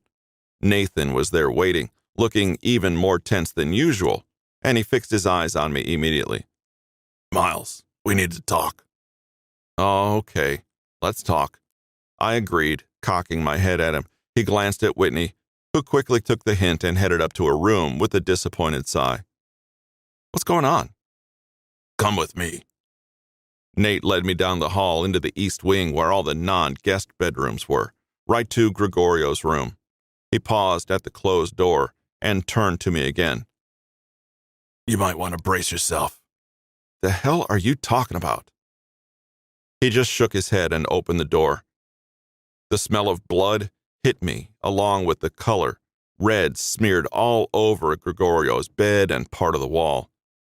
He was lying propped up on the bed, barely recognizable from how badly he'd been beaten. Holy fuck, I muttered as I stepped inside. There was a doctor by the bed trying to clean up the blood from Greg's face. When he saw me, Gregorio tried to say my name, but it came out muffled and slurred. Embarrassed, he tried to turn away from me, and the doctor snapped at him not to move. Growing up how I did, and especially in the last few years, I'd seen blood. I'd seen stab wounds and gunshot wounds, poisonings, hangings, beatings. But this was my brother. I'd never seen any of that happen to my own brother, not like this. This was obviously done by a group, an armed group, and judging by the swelling of his face and his wheezing breath, he was lucky to even be fucking alive. His right hand was visibly, deliberately broken, and whoever did this did it with a very specific purpose, and like hell was I going to let that stand. What the fuck happened to him? Carter found him like this at Amoral. From what I can tell, no one saw it happen. But if I had to guess, all things considered, Nate said icily, staring Gregorio down, I would say he probably picked a fight with some of the visiting council members or their people. Greg immediately sat up in protest, but he could barely form a word. Gregorio, your jaw is broken. Please stop trying to talk, the doctor begged. Relax, I told him. I would have put a hand on his shoulder or something, but I didn't want to make any of his injuries worse. Looking back at Nathan, I went on. He wouldn't. No? He seemed awfully set on it last week. He's not an idiot, I said, shaking my head. He wouldn't have picked a fight just for the hell of it, when he knew he was outnumbered. And he wasn't serious about that whole wipe out the council thing. He was just talking shit because he was pissed off. I looked at Greg and he gave a small nod, attempting to keep his head as still as possible. It wasn't hard for me to know all that, because I was exactly the same way 4 years ago. But nothing like this had ever happened to me when I was his age, and it just felt like one more thing I had somehow done wrong. That feeling only got worse when Rena rushed into the room and collapsed into tears by the bed. I wanted to try to help somehow, be there for her, but I almost felt like I didn't have the right. It was my shitty leadership that had let this happen. No one would have tried something like this if my dad were still around, if Royce were around, but with me, they thought they could get away with it. Fuck that. 6. Sophia. Miles took a lot longer than I expected to text me back. Maybe trying to give me a taste of my own medicine. Okay, it might have been a little mean to tease him like I had, but I didn't want to make the apology too easy on him either. When he did finally answer me, the message wasn't what I expected. Can I see you? That was almost dangerously direct, considering our usual pattern of dancing around each other for a while. Our previous conversation had been going in kind of a flirty direction, I guess, but surely he wasn't expecting me to drive all the way to San Diego at 9 p.m. to sleep with him. Right now? Where? He answered me barely a minute later. It doesn't matter. I'll come to you. When it rains, it fucking pours, you know? There's a lot going on over here. If I wasn't mistaken, it almost sounded like he was directly asking for my help. Or emotional support, at least. Were things so bad with his family that he couldn't rely on any of them? Whatever had happened, if he needed me, I absolutely wanted to be there for him. Okay, but you probably shouldn't come to the house. Around 11, I was pacing the hotel room I'd rented for the night, nervously checking my phone every few minutes. Everything about this was so strangely familiar, but the mood was significantly darker than those few carefree nights we'd spent in London. He hadn't said much about what was going on, but he was clearly upset in a way I hadn't seen him often. I just hoped I could hold back the side of me that always looked for ways to argue with him, at least long enough to help him get to a better place mentally. At his knock, I jumped, but hurried over the door to unlock it. Miles came in looking like an utter mess. He'd lost his tie and his jacket at some point, leaving him in a half-buttoned dress shirt with rolled-up sleeves and, was that blood? His hair had fallen to the side, more like he used to wear it when he were younger, and he raked it back out of his eyes. "Hey," I said cautiously, locking the door behind him. "Do you want to sit down?" I gestured to one of the two queen-size beds, and he nodded absently as he wandered over to one of them. Kicking his shoes off, he collapsed to sit and then dropped his head into his hands. Seeing him like this was so unnerving. Where was the brash, confident Miles I knew?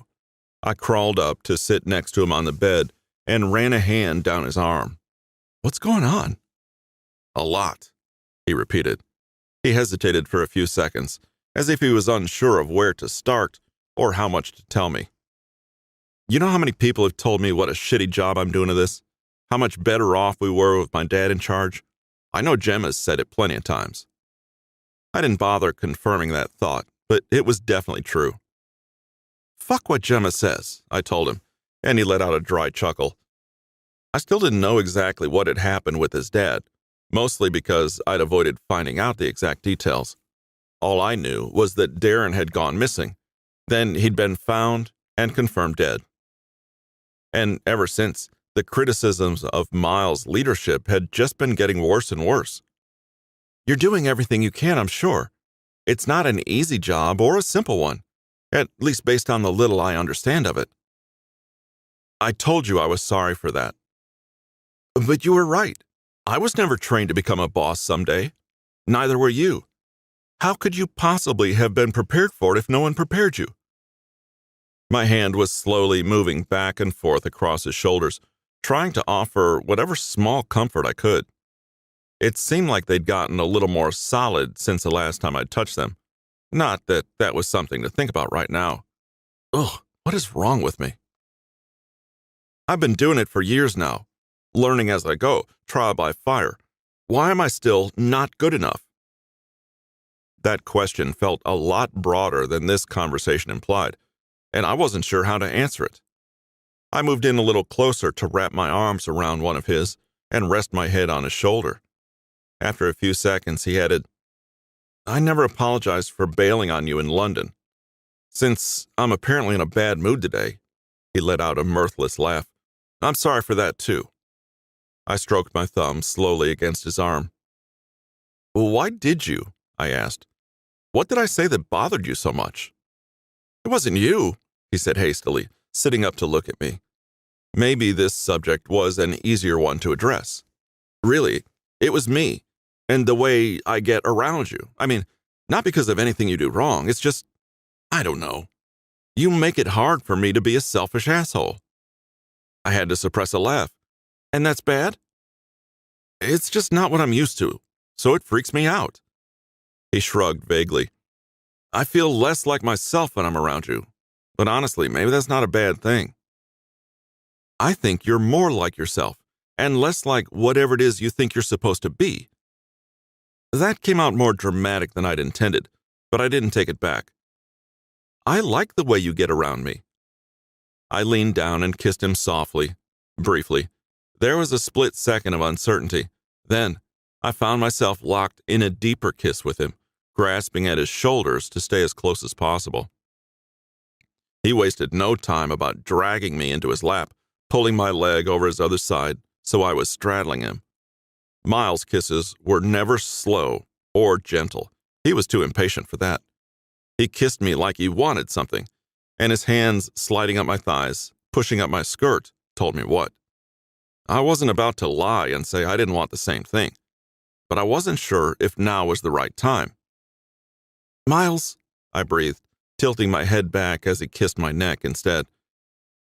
"If you aren't feeling, if you're still upset—" "I'm fine." He pulled back a little and raised an eyebrow at me. "You asked me to meet you at a hotel room. Don't act like you weren't expecting this. His hands pushed higher up my legs, underneath my skirt, and he grabbed my ass.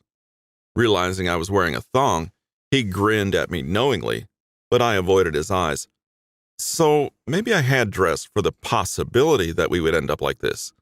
He didn't have to be so presumptuous about it. Leaning in close, he ran his tongue up my neck and added softly, "Don't be shy, kitten. I promise, you're not twisting my arm." Don't call me that," I mumbled, taking in a quick gasp when he bit down on my neck. "Or what?" he purred. This little power struggle of ours was a dynamic we'd developed on our first night together, and it was what made him so different from any other man I'd slept with, that he wasn't afraid to push me. "You seemed to like it before."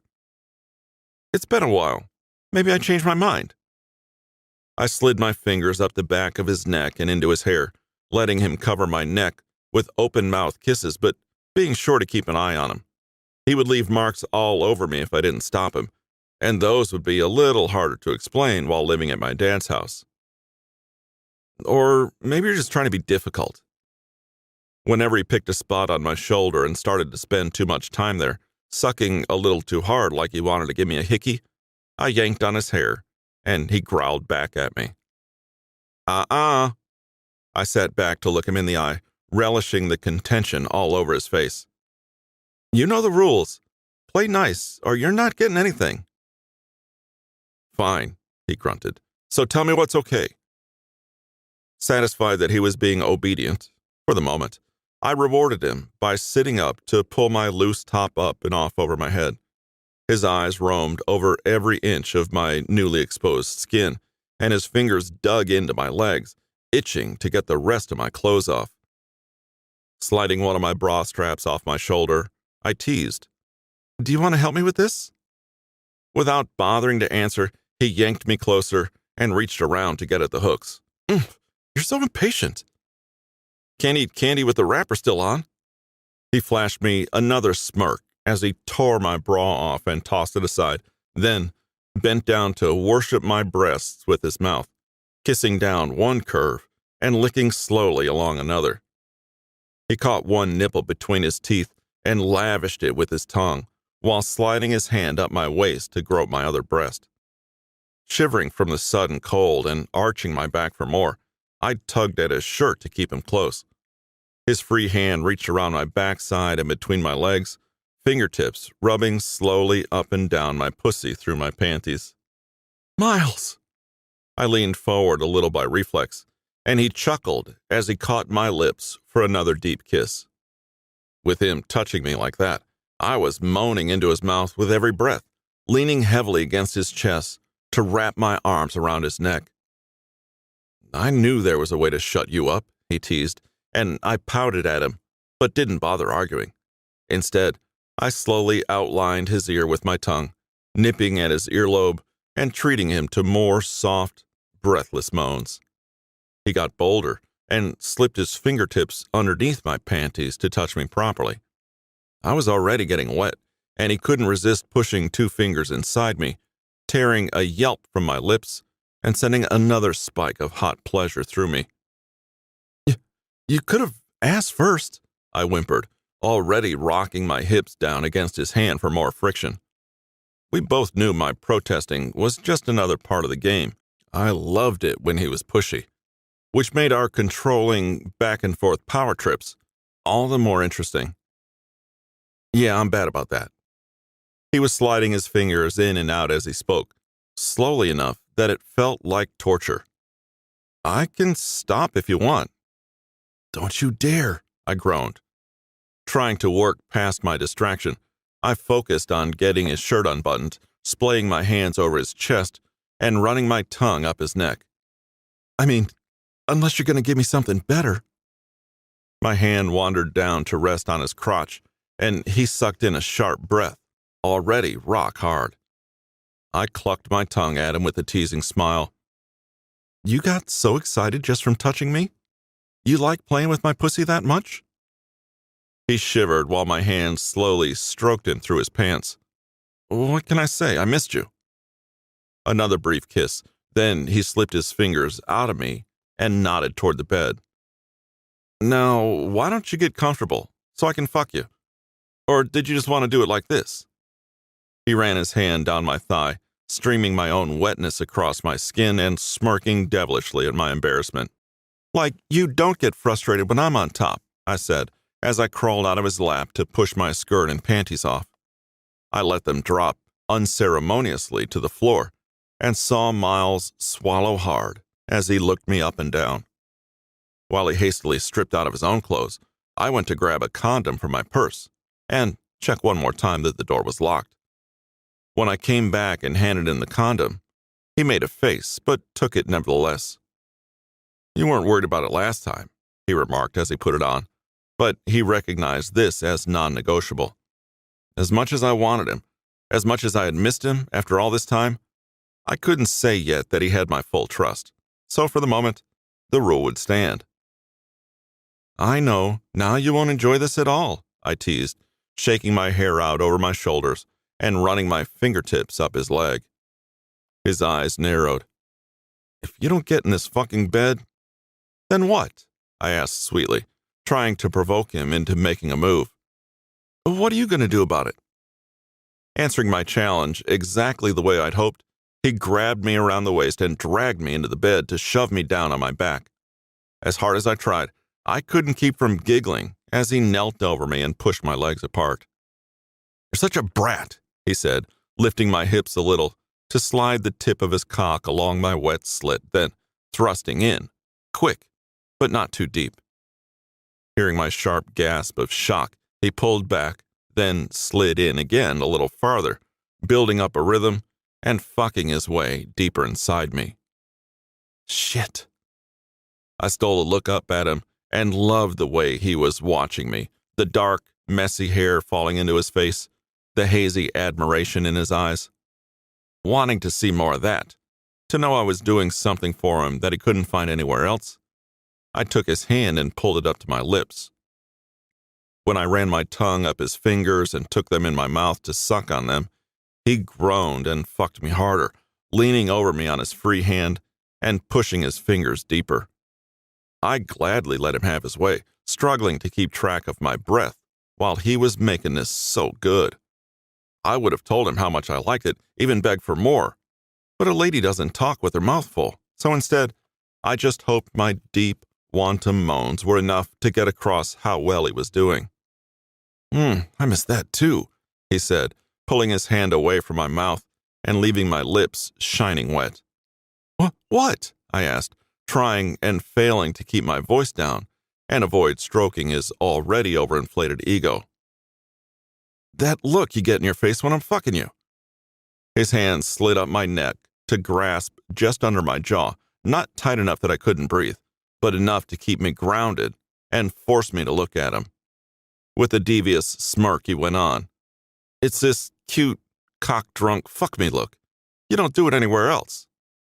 Burning, hot embarrassment flooded my cheeks, while a similarly hot, guilty pleasure rushed to my hips. "You're such a pig," I managed, but he just laughed at me. "Tell me about it, princess." As I started to answer him, he hooked his hands under my legs and shoved them back against the bed, so his thrusts went even deeper, and my sassy retort came out as a choked cry instead. God! Since I couldn't reach him to get my arms around his neck, I stretched out and arched my back, giving him a more irritated version of that fuck-me look he liked so much. "Oh, you're so aggravating. If you're that good, why don't you prove it and make me come already?" Miles was never one to shy away from a challenge. Without bothering to speak, he pinned my legs down harder and fucked me faster, knowing all that friction would get to me quickly. But judging by the hitch in his panting breath, punctuated with grunts and short moans, it must have been getting to him too. Shit. He wouldn't look me in the eye, keeping up his quick rhythm as his chest and shoulders started to shine with sweat. Even if he didn't say it, his body language told me he was getting close. What's the matter, Miles? You're not going to come before me, are you?" I teased. He shot me a glare, and I let out a breathless laugh. "Here, let me help," Keeping my eyes on his, I licked my fingertips and reached down to touch myself, quickly realizing I was a lot more worked up than I thought. Miles hissed in a breath and bent down to kiss me hard, forcing his tongue into my mouth and keeping his hips thrusting fast against mine. My free hand grabbed at his hair again while my moans got higher pitched, more desperate, until I practically screamed against his lips and came around his cock. His last few thrusts, slow and deliberate, said that was enough to push him over the edge too. When he finally did let me go, his lips were red, like I assumed mine were, and we both took a second to catch our breath. I sat up shakily to kiss his cheek, drawing the corner of his mouth into a slight smile. "Good talk," I managed with a laugh. "I'm glad you asked." "Ditto." Another quick kiss, and he pulled out to sit next to me on the bed. "Guess you'll want to take a shower now." My smile faded as I considered. As exhausted as I was, I hated going to sleep all sweaty right after sex. "You should come with me," I suggested, pushing myself up to a sitting position. "Didn't I already?" he snickered. "Ha ha." I rolled my eyes and slowly but surely crawled out of the bed. "Fine. Sit here and stay gross if you want, but I'm not sleeping next to you like that." Hoping the shaking of my legs wasn't visible, I went into the bathroom, piled my hair on top of my head, and opened up the shower's glass door. As steam started rising in the spacious tiled box around me, I forced myself to think about what had just happened. And I felt like an idiot. Hadn't I been telling myself for a week that this was a bad idea? But then, like he'd said before, he was there, we were alone, and my willpower could only hold out for so long. Ever since I first slept with him in London, it was impossible to be around him without wanting to do it again. Part of me very stubbornly and adamantly insisted that it was purely because of his attitude and his dick, and I wanted very much to agree with her. Another, smaller part of me had something else to say, something I wasn't ready to address yet, even after 10 years of avoiding the subject. My thoughts were interrupted by the door opening behind me, and I tensed up before realizing that Miles had decided to join me in the shower after all. As he stepped in close behind me and wrapped his arms around my waist, I shivered. "You're freezing." "Mm-hmm." I could already hear the sleepiness in his voice, meaning he'd forced himself out of bed, despite his exhaustion, just to stand there with me for a few minutes. That small voice I'd been trying to ignore cleared her throat pointedly, and I told her to shut up yet again. "Didn't want you kicking me out of bed for being gross." "Good call." With little help from Miles himself, I washed the smell of sex and sweat off both of us, then prodded him back out into the bathroom to dry off. It was obvious how tired he was. He didn't bother arguing with me about any of my directions. I retrieved the spare panties and nightgown I'd brought. Okay, yes, maybe I was expecting us to end up in bed together, and Miles grabbed his boxer briefs from where he discarded them on the floor. We climbed into the bed, and he practically dragged me into his arms.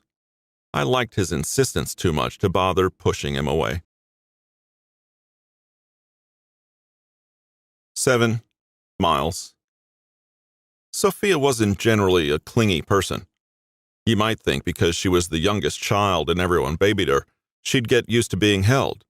But she was too independent for that. Or maybe she just didn't like being touched unnecessarily. Point is, when I woke up with her using my chest as a pillow, it threw me a little. I thought about waking her up just to make fun of her, but I didn't have the energy yet. After all, she'd tired me out pretty thoroughly the night before. Demanding as ever, but damned if it wasn't worth it. When I'd called her the night before, it wasn't because I wanted sex. I just wanted to be with her. I wanted to not be alone, but also not be with my family and everything they expected of me. Being with Sophia didn't feel like a responsibility, like I owed her something, at least once I'd muscled through those 2 apologies she deserved. Now that the air between us was clear, I could enjoy being around her again, but the sex did make it a little more complicated. It seemed like we had both accepted the fact that we wanted each other. No point trying to pretend otherwise. But us being honest about it didn't change any of the many other reasons it wouldn't work. Even as I was telling myself this shouldn't happen again, I realized I was subconsciously running my hand through Sophia's hair and enjoying the smell of her shampoo. Trying to discourage myself from getting in any deeper than I already was, I cleared my throat and carefully moved away from her, trying to put some distance between us so I could think straight. But she noticed as soon as I moved, and she let out a whine of protest, scooting even closer. What the hell was I supposed to do with that? A few seconds later, she groaned and sat up a little to look at me. Good morning. She smiled, and I had to look away to resist kissing her. Something wrong? No, it's just, I should probably head back to San Diego soon, I said, even though I had no idea what time it was. Oh, right. She made sure not to show it, but I still got the feeling she probably didn't like the idea of me leaving so suddenly. Do you have plans or something? Something you need to get done? I mean, just work in general, I guess. So, she looked up at me again, and her smile had turned a little less innocent. It could probably wait an extra hour or so, right? Her hand slid up the inside of my thigh, and I had to force down a shiver. That's probably not a good idea. The tone of my voice probably made it obvious how reluctant I was to turn her down. She didn't seem discouraged, moving a little closer and reaching across me to take my hand. Are you sure? She asked, pulling it up over to rest high up on her thigh, so my fingertips brushed the hem of her panties. I remember that little nightgown she'd had on the night before, her hands all over me in the shower, and I let my hand wander to grab her ass as my cock twitched at the thought. How did she get to me so fast? That's what I thought. I'll even be generous and do all the work for you. She slowly, pointedly licked her lips, and another jolt of excitement shot through me, straight to my dick. That mouth of hers was fucking incredible. If that's what she was offering, how could I say no? Obviously, I thought as she slid one hand into my boxers to stroke me, I can't. Her tits pressed up against my chest, and I leaned down to try to kiss her, but she turned away. Oh, right. She had a thing about kissing right after we woke up, one of her rules about sex. As much as I normally disliked being told what I could and couldn't do, this was one of the few exceptions. Even beyond the fact that I didn't want to make her uncomfortable, sometimes her giving orders was kind of hot.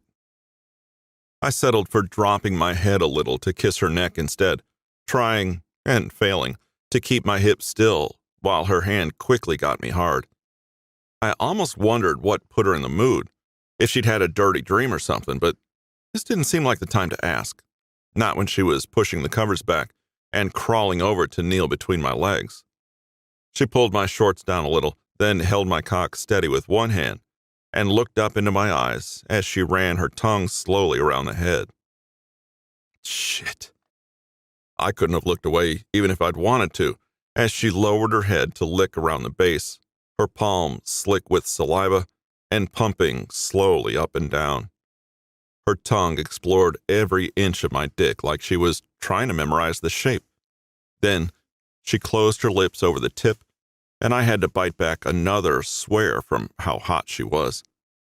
She took her hand back and slowly dropped her head, little by little, bobbing up and down, to take more every time. Fuck yeah, just like that, kitten. She made a sound, but it came out sort of muffled. I couldn't tell whether it was embarrassment or enjoyment. Either way, she didn't stop.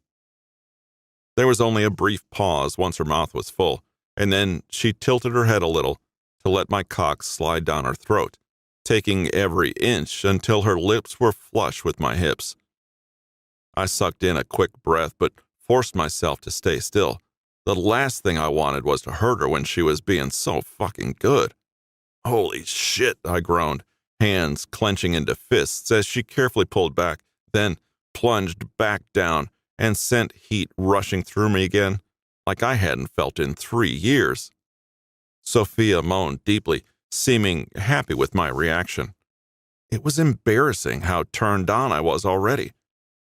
Her hair fell in her eyes, and she made a sound of irritation, trying to push it away without getting spit and pre-cum in it. I reached over to help her gather it up, but she waved my hand away and sat up to wipe her mouth, glancing at me suspiciously. "What?" I asked. "You think I'm going to hold you down or something?" "Wouldn't be the first time," she said, as she grabbed the clip she'd used to hold her hair up the night before. Yeah, because you said it was okay last time. You know, I'm not going to do that shit if you don't want it." "Of course you won't. You know better. But you're supposed to be letting me take care of everything, remember?" She crawled back to her spot between my legs and pinned me to the bed by my shoulders to kiss my cheek. "So relax." With her reassurance and that little smile she gave me, it was hard to stay irritated, and even more so with her mouth on my cock. She really made it impossible for me to focus on anything but her.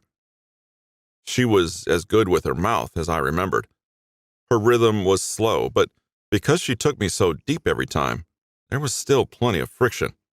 I had to stop myself more than once from holding her still and thrusting into her mouth. But it's not like I was suffering. After a minute or so, she started moaning steadily along with me, and I saw her touching herself while her head bobbed on my cock. As if this wasn't hot enough already. Based on the way her moans built up and then overflowed into breathless whimpers, I figured she came twice before I got mine, and she dropped her head again to let me come down her throat. At that point, I couldn't help grabbing a fistful of her hair, but I made sure I wasn't pushing her down any harder. I didn't need to, the way she took it all on her own. "Fuck," I muttered again as she carefully sat up and wiped her mouth again, visibly shaking. I tried to reach for her, to pull her back down to the bed, but she shook her head with a weak smile and got to her feet. She nearly collapsed on the way to the bathroom, probably dizzy from all that motion, and she giggled breathlessly as she straightened up. It bothered me a little that she left, even though I knew she hated leaving her hands or face messy after sex. I wanted her there in bed with me, and God, the thought of leaving was so unappealing, not even because I wanted to fuck her, just because I wanted to be there. "Ugh, my hair is such a mess," she groaned from the bathroom. She came back out, drying her face with a towel, and grabbed a bottle of carbonated water from the minibar. I watched her open it and take a sip, then let out a contented sigh. And I realized I wasn't checking out her cleavage or her thighs. I was looking at her face, her eyes, her smile. Shit. Sophia caught me staring, and that smile widened as she came back to the bed to offer me her water bottle. I took a drink, despite knowing I hate carbonated water, just because my mouth had gotten dry all of a sudden. "You okay?" she asked as she set it aside. "I left the room and you got all quiet." "Just thinking." That was putting it mildly. I was thinking of a million things at once, and they all had to do with her. Being there with her, the two of us getting along, I felt better than I had in months, more at ease. Over the past 4 years, that feeling had gotten nearly impossible to find. How could I not jump at the chance for it now? Listen, I know it's kind of awkward with the distance and all, but could we maybe do this again? I mean, not this, not meet at a hotel room for some weird discussion about work, just see each other? Anywhere. We could do dinner or whatever. Is that something you might want to do? I glanced over at her, hoping I looked and sounded casual, but knowing I was doing a shit job of it. Sophia was biting her lip, smiling slyly. "It almost sounds like you're asking me on a date, Miles. Is that what I'm hearing?" "If I say yes, are you going to say no?" She tossed her head back and laughed. "No, I think dinner or whatever sounds nice. Get back to me with more details, and I'll see when I'm available." She leaned down and kissed me briefly, and I was about to pull her into my arms when my phone rang from across the room. It was still where I'd left it in my pants pocket, but the ringtone said it was Nathan calling me, so I forced myself to answer. "Yeah," I said while Sophia looked at me curiously, probably wondering why I bolted out of bed like that. "Where the hell are you?" Nathan demanded. I'm in LA. Why? What's going on?" My advisor let out a heavy sigh from his side of the phone. "Think about this, Miles. A week ago, the council, the four most powerful mafia families in the western United States, declared that we'd pissed them off. More specifically, you've pissed them off. Yesterday, one of our soldiers, who happens to be your younger brother, was brutally attacked, beaten within an inch of his life. So when I got up this morning and no one knew where you were, you hadn't left a note, your usual car's still here." I get it, I said, running a hand through my hair. I hadn't thought about any of that, or how it would look the night before.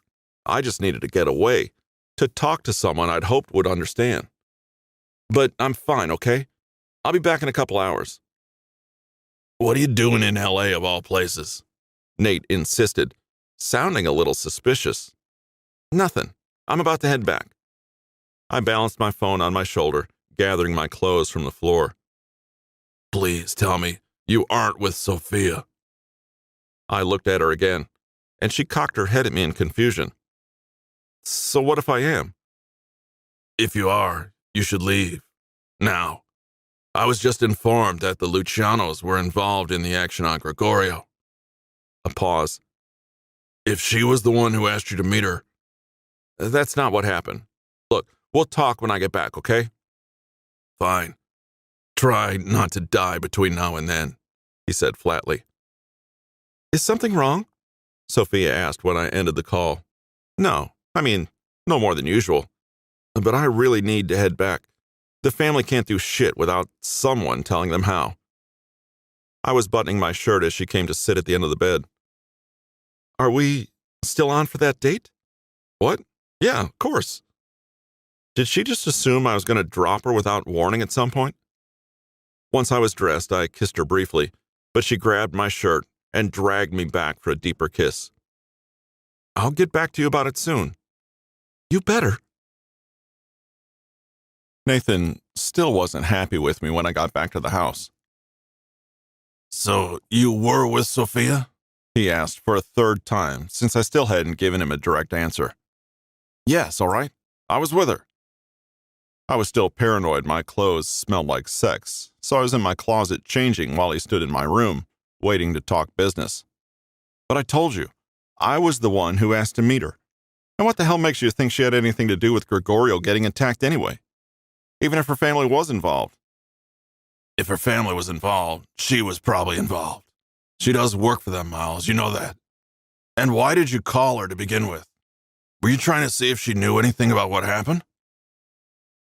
I didn't answer. Nathan only had a vague understanding of my relationship with the Lucianos. If it had been Royce or Roger I was talking to, they would have known exactly why I'd called Sophia, and they would have known it had nothing to do with her family. "Tell me about this information you got," I called back to him, picking out a watch that matched the rest of my outfit. Looking put together went a long way toward making me feel put together. "You said the Lucianos were involved. What does that mean?" "It means the people who attacked Gregorio were members of their family. We don't have names, but we checked the club's security footage for the period when the attack took place," Nathan explained, mercifully dropping the Sophia subject for now. "It was around 7 p.m. There isn't much traffic around that time, so we ran all the license plates in and out. All of them were ours except one. That one belongs to Marcel Luciano." Maybe it wasn't the most definitive proof I'd ever heard, but it was pretty damn suggestive. But why would Marcel order something like that? He was a dick to me at the council meeting, sure, but I didn't do anything to him personally. Greg didn't do anything to him. If he was going to attack anyone, it should have been me. It should have been me. "You're harder to get to," Nathan pointed out. "Maybe it was intended as a warning. Maybe they're planning to go after you next, who knows? Regardless, I think we can say, with some certainty, that the Lucianos are our enemies at this point." And that made me trying to date one of them a lot more complicated. Uncle Miles? If it weren't for her using the word uncle, I wouldn't have recognized Whitney's voice. I wasn't sure I'd ever heard her sound so small and weak. Shrugging my jacket on, I came back into my bedroom to see her in the doorway, looking uncharacteristically nervous. Hey, Wits, what's going on? She was worried about you, Nathan said. Normally, Whitney hated it when anyone else tried to speak for her, but in this case, she just nodded. She was the first one to realize you weren't here this morning. My judo class was canceled, so I wanted us to do something today, she explained. But you weren't in your office, or in your room, or in the dining room, or by the pool or at the range. I asked all the staff and Rena and Nathan, but no one knew where you were. And I knew what happened to Gregorio, and I thought... I could see tears welling up in her eyes as she sniffled to try to keep them at bay. Hey, it's okay, I said, coming over to kneel in front of her. Look at me. I'm totally fine. I didn't mean... Where were you? She snapped, suddenly turning her fear into anger. She's already all right. I was telling the truth dangerous here? Obviously, I wasn't about to say exactly what went on with me and Sophia, but if I mentioned her, would Whitney assume it on her own? The absolute last thing I wanted was to have the birds and the bees talk with my 13-year-old niece. I was with Sophia.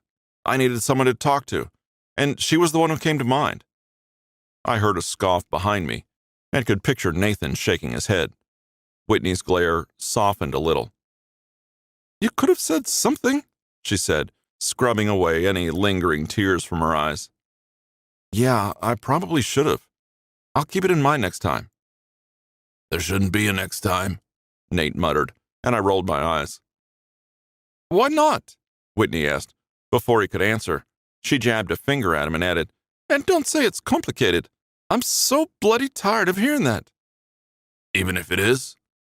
Still, it's not a real answer. It's complicated. It's just an excuse for you not to properly explain. Or it means you think the person you're talking to, that's me right now, is too dumb to understand. She'd reclaimed all her usual attitude and stuck her hands to her hips, giving him a challenging look. Is that what you think? All right, kids, that's enough, I said, getting to my feet and waving them both off. Wits, you said you wanted to do something today, right? Since I was an inconsiderate shithead, pick whatever you want and we'll do it. All her sass dissolved immediately into a grin, and she bolted down the hall, probably to get her laptop and figure out what was going on in town.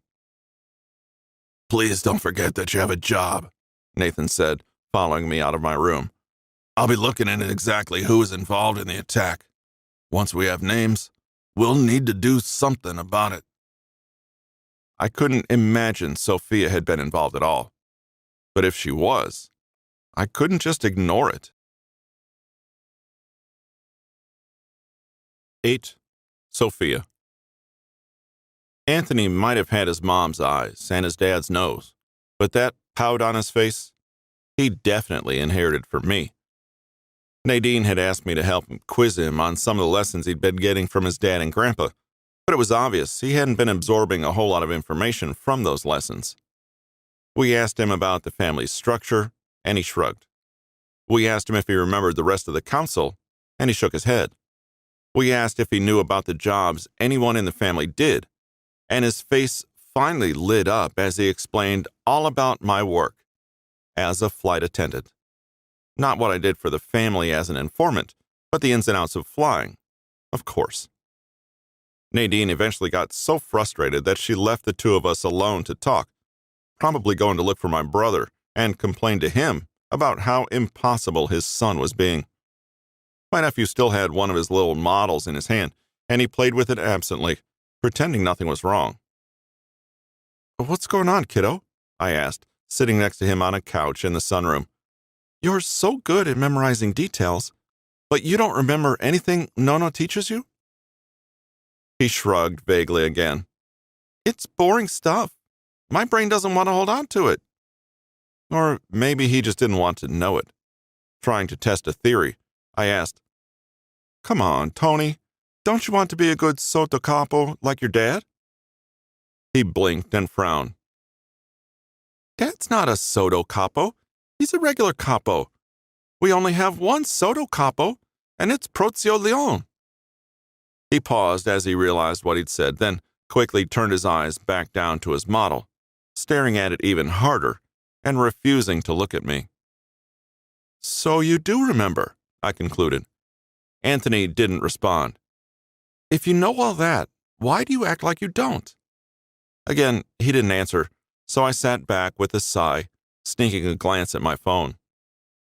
Miles had texted me back, "I really don't think that's a good idea," so I frowned and unlocked my phone to answer. It had been another week or so since that night we'd spent in the hotel. In that time, I'd only seen him twice, once at Amoral, and then again at a restaurant in L.A., which led to a hotel later on, but we'd been talking every day. That morning, I'd suggested he come over to talk with Papa, since the whole council thing was obviously still stressing him out. It wasn't like the two of them were strangers, and I knew my dad was reasonable. Miles could explain himself, and then Papa could talk to the rest of the council on his behalf. Then, if everything went according to plan, we could patch up the relationship between our families, and it wouldn't be an issue that Miles and I were together. In theory.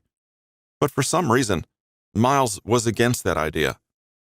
I knew interactions like these could be delicate, and talking in person wasn't always the right way to go about solving problems, but what could it hurt to try? I texted him back. Why not? It could help. The rest of the council trusts him. If he trusts you, shouldn't that be enough for them? Setting my phone down, I looked to Anthony again. "Talk to me, kiddo. What are you thinking?" After another few seconds of silence, he finally spoke. "Dad doesn't have time for me. He's always busy. Zia Gemma said he'll spend more time teaching me if he thinks I don't get it." Gemma was the one who told him to play dumb? Why would she do that?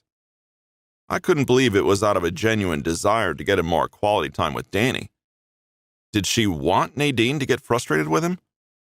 I couldn't figure out what she got out of this, but regardless, it sounded like there was a lack of communication between Danny and Anthony, and someone needed to do something about it.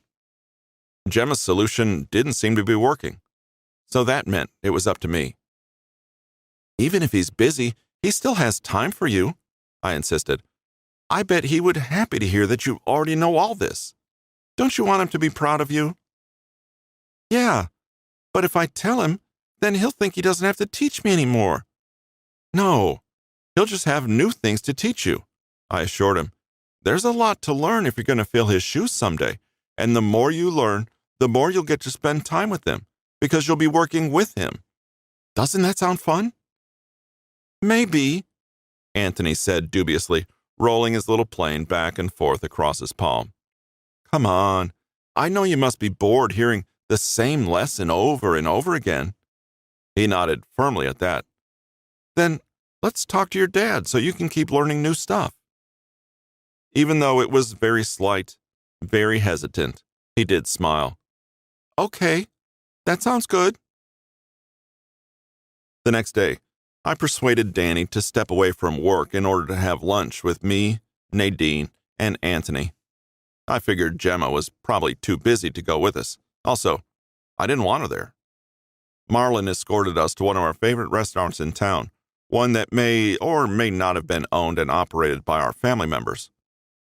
Personally, I think restaurants are more useful in our business than nightclubs, but to each their own. Nadine seemed a lot more relaxed now that we were out of the house and both her boys were within sight.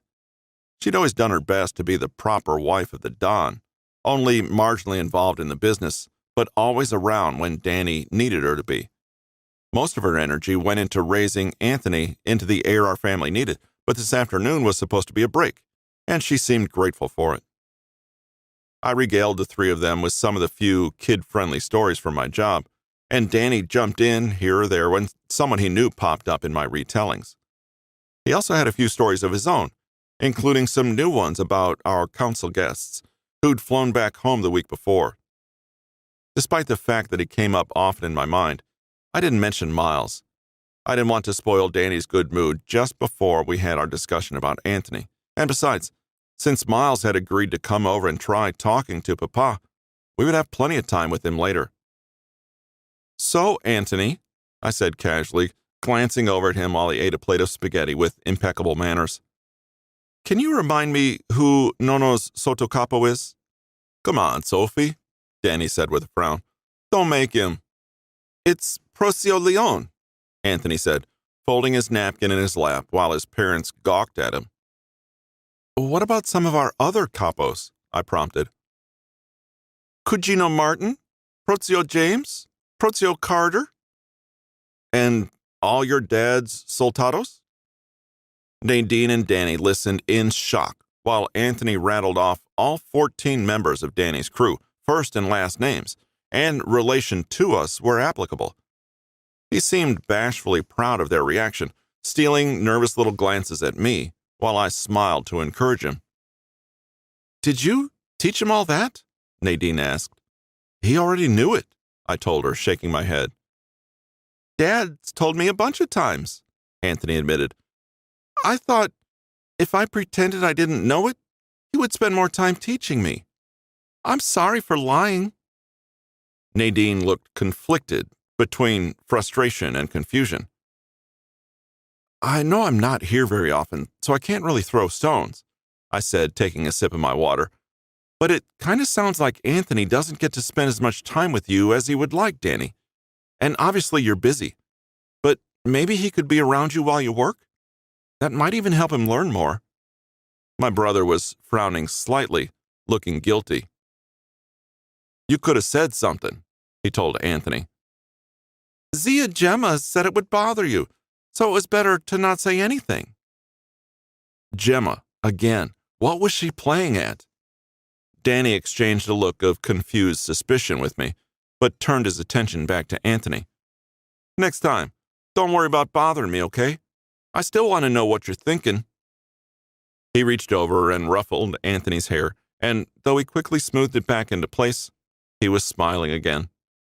"Okay." Once we got back to the house, I held Danny back from going inside. "Do you know why Gemma would tell him not to bother you?" I asked. "Why would she go out of her way to keep him from speaking up?" "No idea, but frankly, I can't claim to know what she's thinking even half the time," he said with a dry smile. "She has plans wrapped up in her plans, stuff us mortals just can't comprehend." "Ha ha," I rolled my eyes. Obviously, he wasn't taking this seriously, and maybe I was taking it too seriously. Maybe she was just being her controlling self, trying to keep every single aspect of the house in check.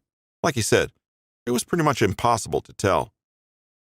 Deciding that it was probably not a big deal, I headed up to my room and saw I had a text from Miles. OTW. That was from 20 minutes ago, so it would only be about an hour and a half before he got there and could start patching things up with Papa. Maybe he could stay for dinner. He and Danny would talk about cars and suits and shoes, then probably get into an argument and laugh at each other. It could be like before, back when we were all close. And just like before, he and I would make eyes at each other across the table, and then, after dinner, my imagination was completely running away with me. This whole little fantasy of mine was based on the assumption that he could show up and talk to Papa amiably, that they would get along and understand each other, and he wouldn't say anything combative or offensive. When it came to Miles, that was sort of a lot to ask for. So instead of fantasizing, I just hoped, prayed, begged that this meeting would go well.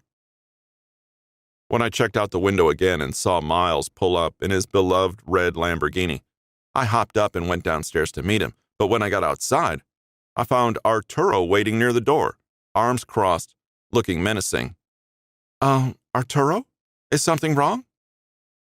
He threw me an over-the-shoulder glance. "You should go inside, Sophie. I have a trespasser to deal with." "A trespasser?"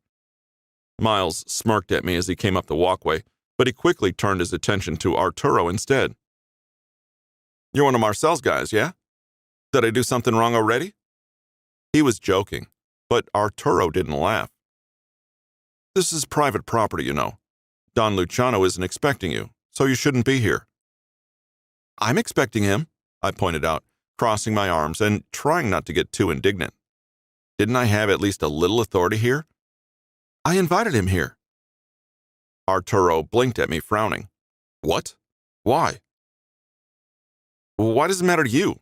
Miles asked, looking him up and down disdainfully. It's my job to protect the family.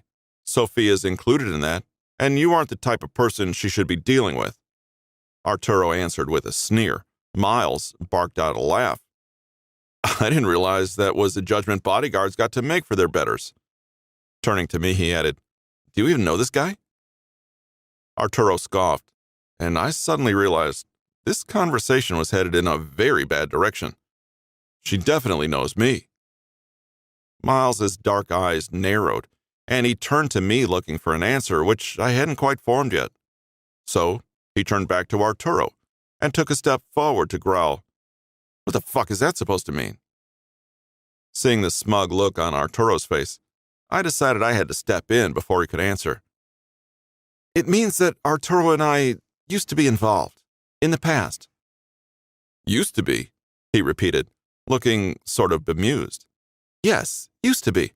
It's been about a year since then, I pointed out, for both of them.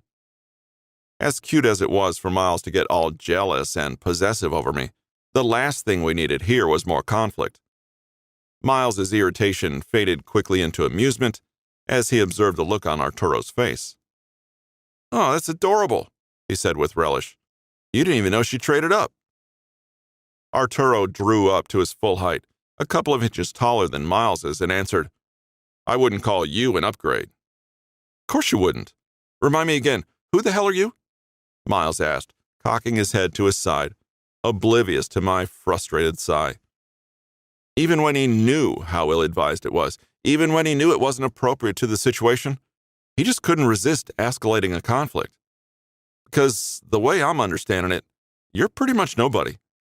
You should consider yourself lucky she ever even looked at you. You didn't really think anything was going to happen between you two, did you? Plenty happened, trust me. That's enough, both of you, I snapped, wishing I could keep my cheeks from flushing, as they were talking about me like territory to be marked. Miles, you're not here to fight with anyone. Arturo, I asked him to come myself, so there's no reason for you to lock him out. These are Marcel's orders, Sophia. Sorry, but he outranks you. Arturo's gray eyes had turned cold, our relationship apparently going back to all business, since he couldn't sleep with me anymore. While I was mustering up my best argument, the front door opened behind us, revealing Danny and Gemma, both with sour looks on their faces. What are you doing here, Miles? Danny asked, taking a step in front of me like he thought he was protecting me. Miles hadn't done anything wrong, other than being his snarky self, and they were acting like he'd killed someone. Ask your little sister, he said, nodding toward me. I told her this was a bad idea, but she insisted I come. I guess Marcel's not on board with the plan. Danny looked askance at me, so I took a step toward Miles and explained, I wanted him and Papa to talk, without the rest of the council here. The Morettis have been our allies, our friends, for 15 years. We can't throw that away just because Miles isn't his father.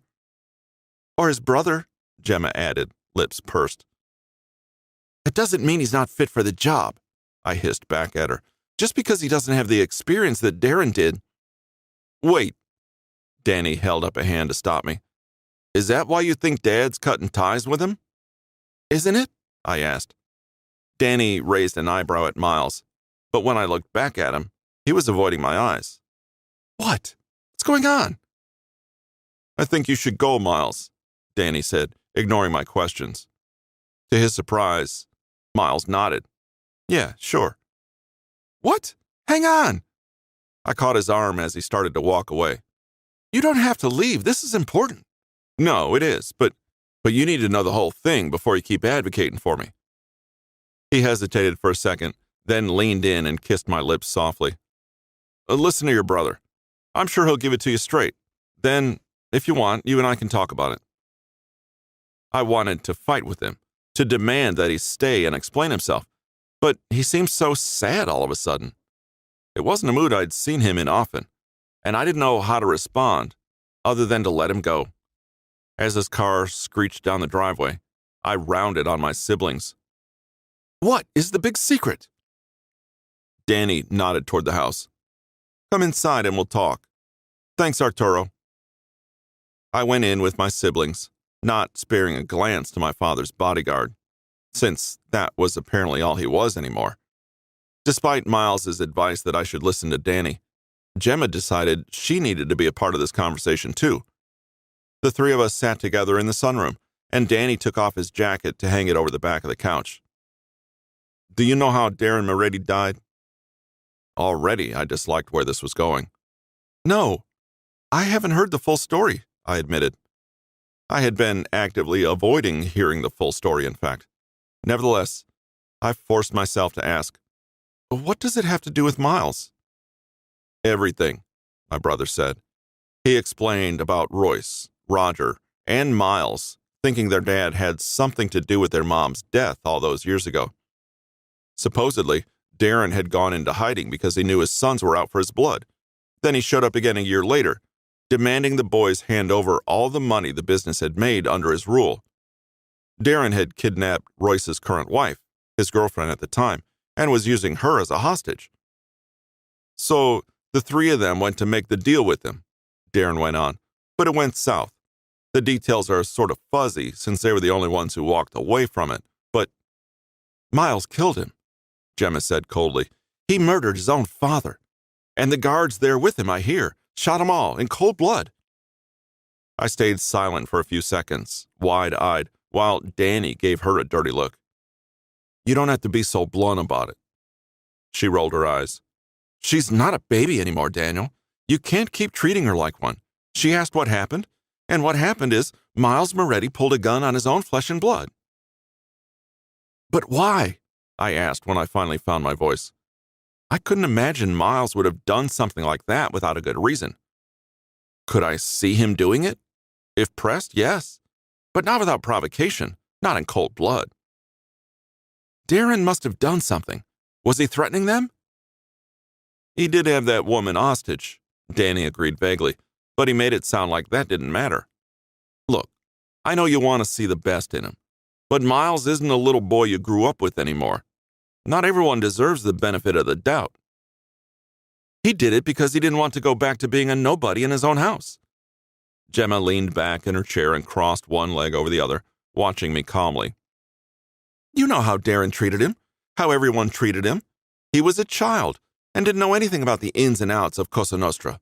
Then he spends a year running the show, gets used to everyone pretending like he's worth something. Stop it!" I bite back a sneer, knowing it would look too much like hers. I couldn't begin to imagine Miles killing his dad just so he could stay on the throne. After the way I'd seen him before, how exhausted he looked. That question, why am I still not good enough? I didn't even know if Miles wanted the job. "And the only reason you're so intent on sticking up for him is that you two have so much in common," my sister went on, tapping her fingers slowly on the arm of a chair. "You know what that feels like too, being the baby, not contributing anything useful. You don't want to believe that he's worthless, because if he is, that means—" "Enough," Danny growled warningly, and she rolled her eyes once again. Turning back to me, he went on. "His abilities as a Don are irrelevant. He can't be trusted. That's why we have to cut things off with him, with all of them." "I feel like we don't know the whole story," I said, arms crossed tightly over my chest. "I have to ask him about it. There must have been more going on." "Sophia, you need to stop seeing him." Danny's voice was surprisingly stern, and so were his eyes when I looked up at him. "He's dangerous." "He wouldn't hurt me." The thought was almost insulting somehow. "Why not? You think he cares more about you than he did about his own dad?" "Why are we acting like this is unprecedented?" I asked, straightening my spine and setting my jaw. "It's not like no one in this family has blood on their hands." I looked at my brother pointedly. "But not our own blood," Gemma pointed out. "No one here has ever killed a member of our own family. It's not the same thing. We don't tolerate people who threaten us. If Darren was making threats of his own, then Miles was protecting himself and his brothers, his family. Are you saying we're supposed to excuse offenses like that if they come from our own flesh and blood? That makes it okay somehow? I demanded. If Darren turned on them first, then I think Miles was right to put a stop to it. Careful, Danny said quietly, not looking at me. He was hunched forward, resting his elbows on his knees, hands folded together. You shouldn't say shit like that. What? Was I about to be punished for insubordination or something? I wasn't even allowed to speak my mind around my siblings?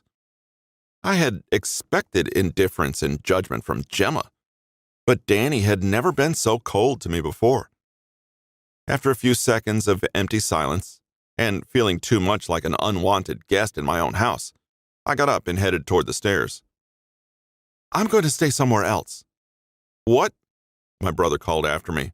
Where are you going to go? I don't know. I'll get a hotel room, an apartment or something. I don't know. I just don't want to be here. Sophia. He chased after me, catching up to me on the stairs and grabbing my arm to stop me. Don't leave. You belong here with us. If this is really just about Miles, or is something else going on, whatever it is, we can talk about it. Can we? What if it is about Miles? I asked. If that's the case, there's nothing to talk about. Clearly, everyone in this house has already written him off, and I don't want to. I won't. Whatever you think is going on between you two, I promise, he doesn't care as much as you do. When I say you should stay away from him, I'm not speaking on behalf of the family. I'm not thinking about our reputation. I know I can't stop you from doing what you want. He let go of my arm and took a step back. No one can once you've made up your mind. But as your big brother, who cares about your feelings, I'm telling you that trying to fix him or whatever it is you're doing is not going to end well. What could I say? I wanted to appreciate his concern, but it was based on this unshakable belief that Miles was some kind of monster, and I refused to believe that. With a sweet smile, I told him, I'm going to go pack, okay? I'll come back and visit in a few days. We can have lunch again or something. His face visibly fell, but he nodded. Yeah, okay. I packed a couple of suitcases, and some of our staff members helped me carry them downstairs. Marlon even volunteered to drive me to the extended stay hotel I'd booked. An apartment wasn't really practical, I figured, since I wouldn't be able to stay for at least 6 months at a time. No, a hotel suite would be fine. I considered getting a place in San Diego, but that felt like too much, especially after the sort of weird note Miles and I had ended on that afternoon. Once everything was arranged, I headed for Papa's room to tell him goodbye, but instead, I found Gemma waiting in the hall outside his office. She looked up at me disinterestedly when she got close. So, you're really going through with this little tantrum? It's not a tantrum. I think it's best for me to have my own space for a while, that's all. Right, so you can invite him over, without worrying about Papa scolding you. It's none of your business who I invite where, I told her, nodding toward the door. Is he in? He's busy. You shouldn't bother him just to say you're leaving because we were mean to your Moretti boyfriend. I kind of feel like you might be jealous that I have a Moretti boyfriend and you don't, I told her with an innocent smile, and she scoffed. Is that why you're so against me seeing Miles? Because it would make you pursuing Royce seem even more pathetic? Or you don't like the idea of me succeeding where you failed? Trust me, little sister, I would love to see you succeed. At anything, really, she said, shifting her weight to jut her hip out like she did when she was trying to make a point. Even if it's a terrible choice like this one. Let me know how it turns out once he gets tired of you. I'll give it a couple weeks at most, assuming he doesn't decide to just kill you at that point. My hands clenched into tight fists at my sides, and I forced myself to turn away from her. I'll just call him later. I didn't bother telling her goodbye, knowing she didn't care whether I was there or not. 9. Miles. I had to hold back a wince every time I saw Gregorio around the house. The swelling around his face had gone down, but he still had a couple of nasty cuts that were always visible, not to mention the cast on his hand. Apparently, I was the only one of the brothers who had gotten Dad's ambidextrous gene. Gregorio struggled pretty often with just his left hand. If the whole thing hadn't fucked me up so much, I might have joked with him about getting some badass scars out of the deal, but even though it was my go-to for just about any situation that made me uncomfortable, I couldn't bring myself to make jokes this time. He was still trying hard to act like it wasn't a big deal, like his jaw didn't twinge any time he tried to talk, like the whole experience was more of a nuisance than anything traumatic. But he spent a lot of time in his room, I think because he was too embarrassed to be seen at less than his best. That good old Moretti pride. When I went back to the Luciano's place, I should have stayed and asked Daniel what the fuck they were playing at.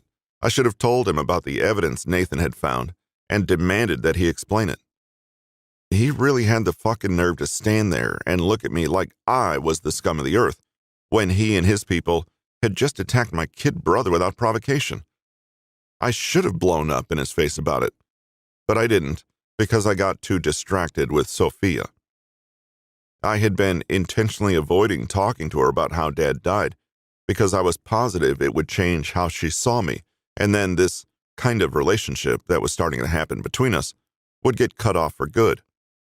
I wasn't looking forward to her reaction after Daniel explained the whole thing to her, but it was objectively shitty of me to keep hiding it from her. Only once she found out, she didn't dump me immediately. She didn't call and say she couldn't do this anymore. She didn't send me a long string of texts about how important family is and how she can't be with someone who doesn't understand that, all of which I had considered possibilities. No, she just texted me again that night after I'd gotten back to the house and stressed about it for a couple of hours and said she was sorry for wasting my time. She apologized to me, said her family was obviously not interested in hearing me out, and maybe she was stupid to think that they would be. She really did think her dad would be willing to talk, but if he'd already decided I wasn't allowed anywhere near the place, that wasn't an option. "Don't worry about it," I wrote back. I'd been sitting at my desk, trying and failing to work for an hour, so this was a welcome distraction. I knew it was a long shot anyway. Then, even though I didn't really want to, I went on. "So did you and Daniel talk?" While I was waiting for her to answer, I got a call instead. Oh, God. She wanted to talk about this now? Over the phone? But my nerves settled when I realized it wasn't Sophia calling, but Royce. And then my nerves went through the roof again. I swiped to answer and hoped my voice sounded casual. "Hey. Hey, what's going on over there?" he asked. "Rena told me something about Gregorio getting attacked. She made it sound like it was bad. I mean, I know she tends to exaggerate when it comes to violence, but she seemed pretty freaked out." What was he doing talking to Rena in the first place? Why would she call him just to talk about this? "Yeah, it was like a week ago. I mean, it happened. He's fine."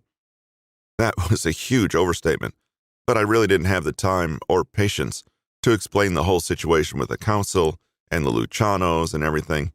Besides, what do you care anyway? Whatever's going on over here, it's not affecting you.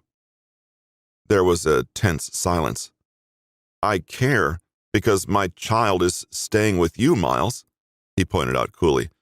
"And if there's even a chance that she's in danger—" "She's not in fucking danger. You know I wouldn't let anything happen to her." We'd already had this conversation. I had spent hours on the phone with him, trying to convince him I was capable of keeping Whitney safe. That, yes, I really would be responsible and take care of her. Yes, I literally would protect her with my life. Why any of that was even a question for him, I wasn't sure, but I thought I'd convinced him. Was this why Rena called him? To warn him that Whitney wasn't safe with me? I would have thought the same about Gregorio. The fact that something did happen to him means that you obviously don't have as much control as you think. I wondered sometimes if my brother kept a list somewhere of all my supposed inadequacies, so he could pull them out and read them to me at any time I started feeling too good about myself. The first bullet point was probably something about how I would never be as good at this job as he was. "Look," I said, trying so hard to keep my tone even that it came out flat. "I wouldn't be keeping her here if I thought it was bad for her, all right? If I felt like she was going to get hurt, I'd put her on a plane back to you, even though she'd probably be kicking and screaming the whole way." "What makes you say that?" "Ask her yourself." I really didn't feel like getting in the middle of a rebellious teenager and her oblivious parents. My point is, I'm not going to put your child in danger just to prove I can protect her. Can you just once in your life, trust me? Another moment of silence. "Okay," Royce said finally. "I don't doubt that you want to keep her safe. Just that I'm capable of doing it." "No, he let out a frustrated sigh. "It's not you. I worry no matter who she's with. If she's not right in front of me, I worry." "You should try to cool it with that," I said, leaning against my desk, dropping my chin into my hand. "She's not 3 anymore, and she's not as helpless as you think." And there I was, getting in the middle of it anyway. Rather than arguing with me, Royce changed the subject. "She told me you're seeing Sophia. Little snitch. What's going on there?" There was almost a smile in his voice, like he was trying to do the typical big brother thing and give me a hard time. That ship had kind of sailed already. He was the one who christened it, in fact, so I wasn't really interested in that sort of banter shit. "I don't know, nothing officially. We aren't on the best terms with the Lucianos right now." "Did something happen?" "It doesn't matter, I'm taking care of it, okay? I need to go." I didn't need to do anything, but talking to him was exhausting. After ending the call and taking a second to clear my head, I checked my texts again and found an answer from Sophia. "We did, but you and I can have that conversation later. Right now, we should be celebrating." Confused, I wrote back, "Celebrating what?" It only took a second for her to answer. "Me finally moving out of my dad's house." That wasn't any less confusing. Moving out? Like for good? "Like I said, we can talk about it later. I think you should ask me to dinner. That way we'll have plenty of time to talk, and then you can come see my new place." She tacked on another one of those heart emojis at the end, and I couldn't help smiling at the suggestion. "Okay. Do you want to have dinner with me, Sophia?"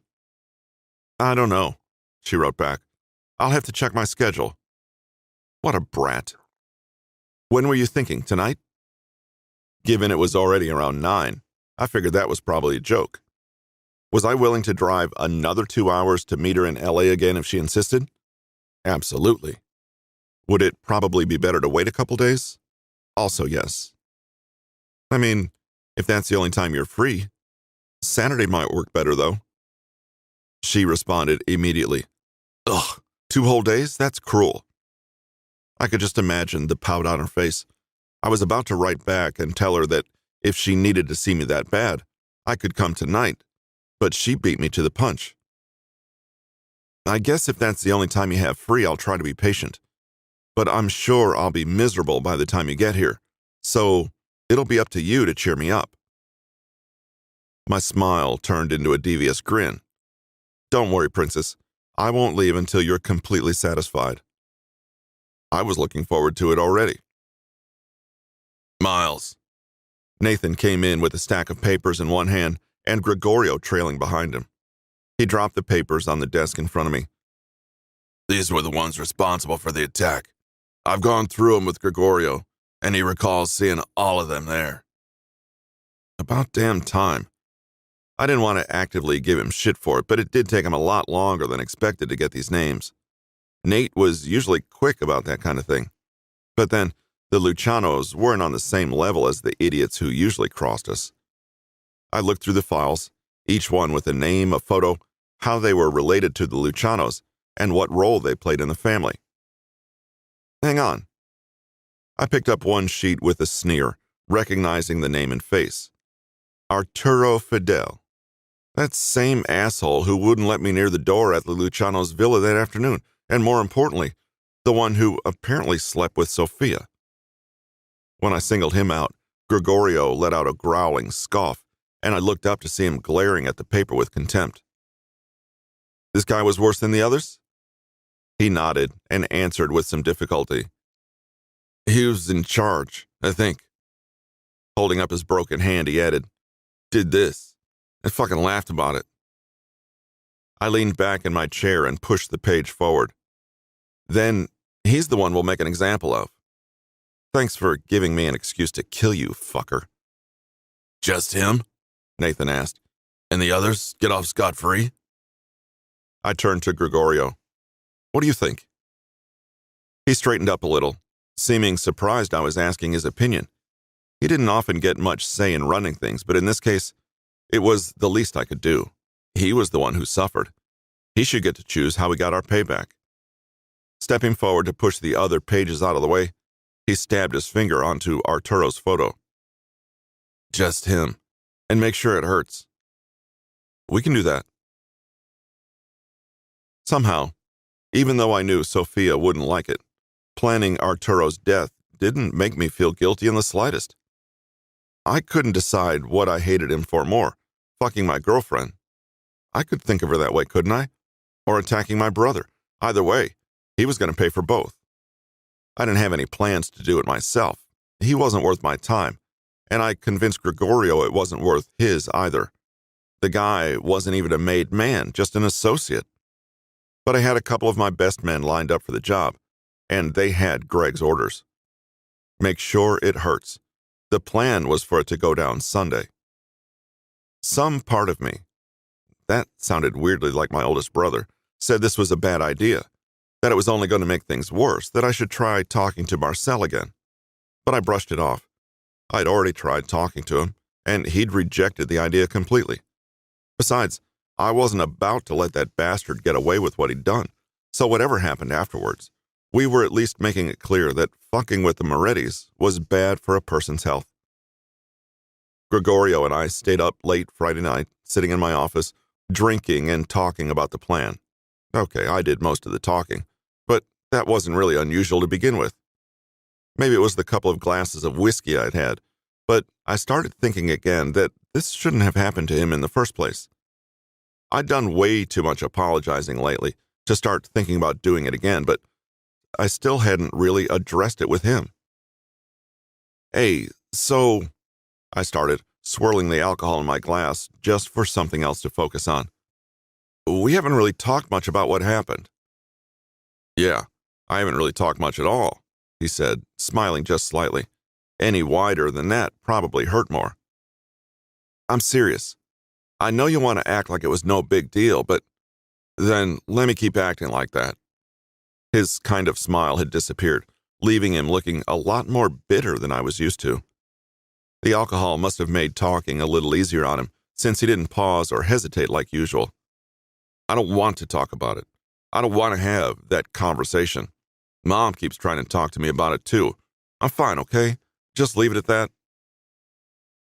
I took another drink and nodded. He and I were way more alike than I wanted to admit. That was my response to shit I didn't want to deal with too. Brush it off as a joke, and if that doesn't work, get defensive and shut this subject down completely. And it worked, to a point, but it was a temporary solution at best, and a fucking emotional handicap at worst. That was something my brothers and I had all inherited from our dad, in one way or another. Even though we all knew it probably wasn't healthy, even though we all knew it would catch up to us eventually, it was the only way we knew how to be. But whatever. It wasn't like I was dying to have a heart-to-heart with him anyway. Just ignore the problem until it goes away. So instead, I raised my glass. To getting even. And then some, Gregorio added, knocking back the rest of his drink. I woke up the next morning to punk music blaring from down the hall. I couldn't remember exactly how much I'd had to drink, but it was apparently enough to make my head throb with every drum beat and cymbal crash. What the fuck was Whitney doing, playing that shit loud enough that the whole house would hear it? Maybe I'd send her back to London after all.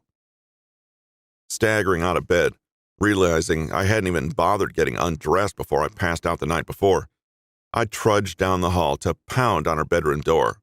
"Wits, can you knock that shit off? People are trying to sleep."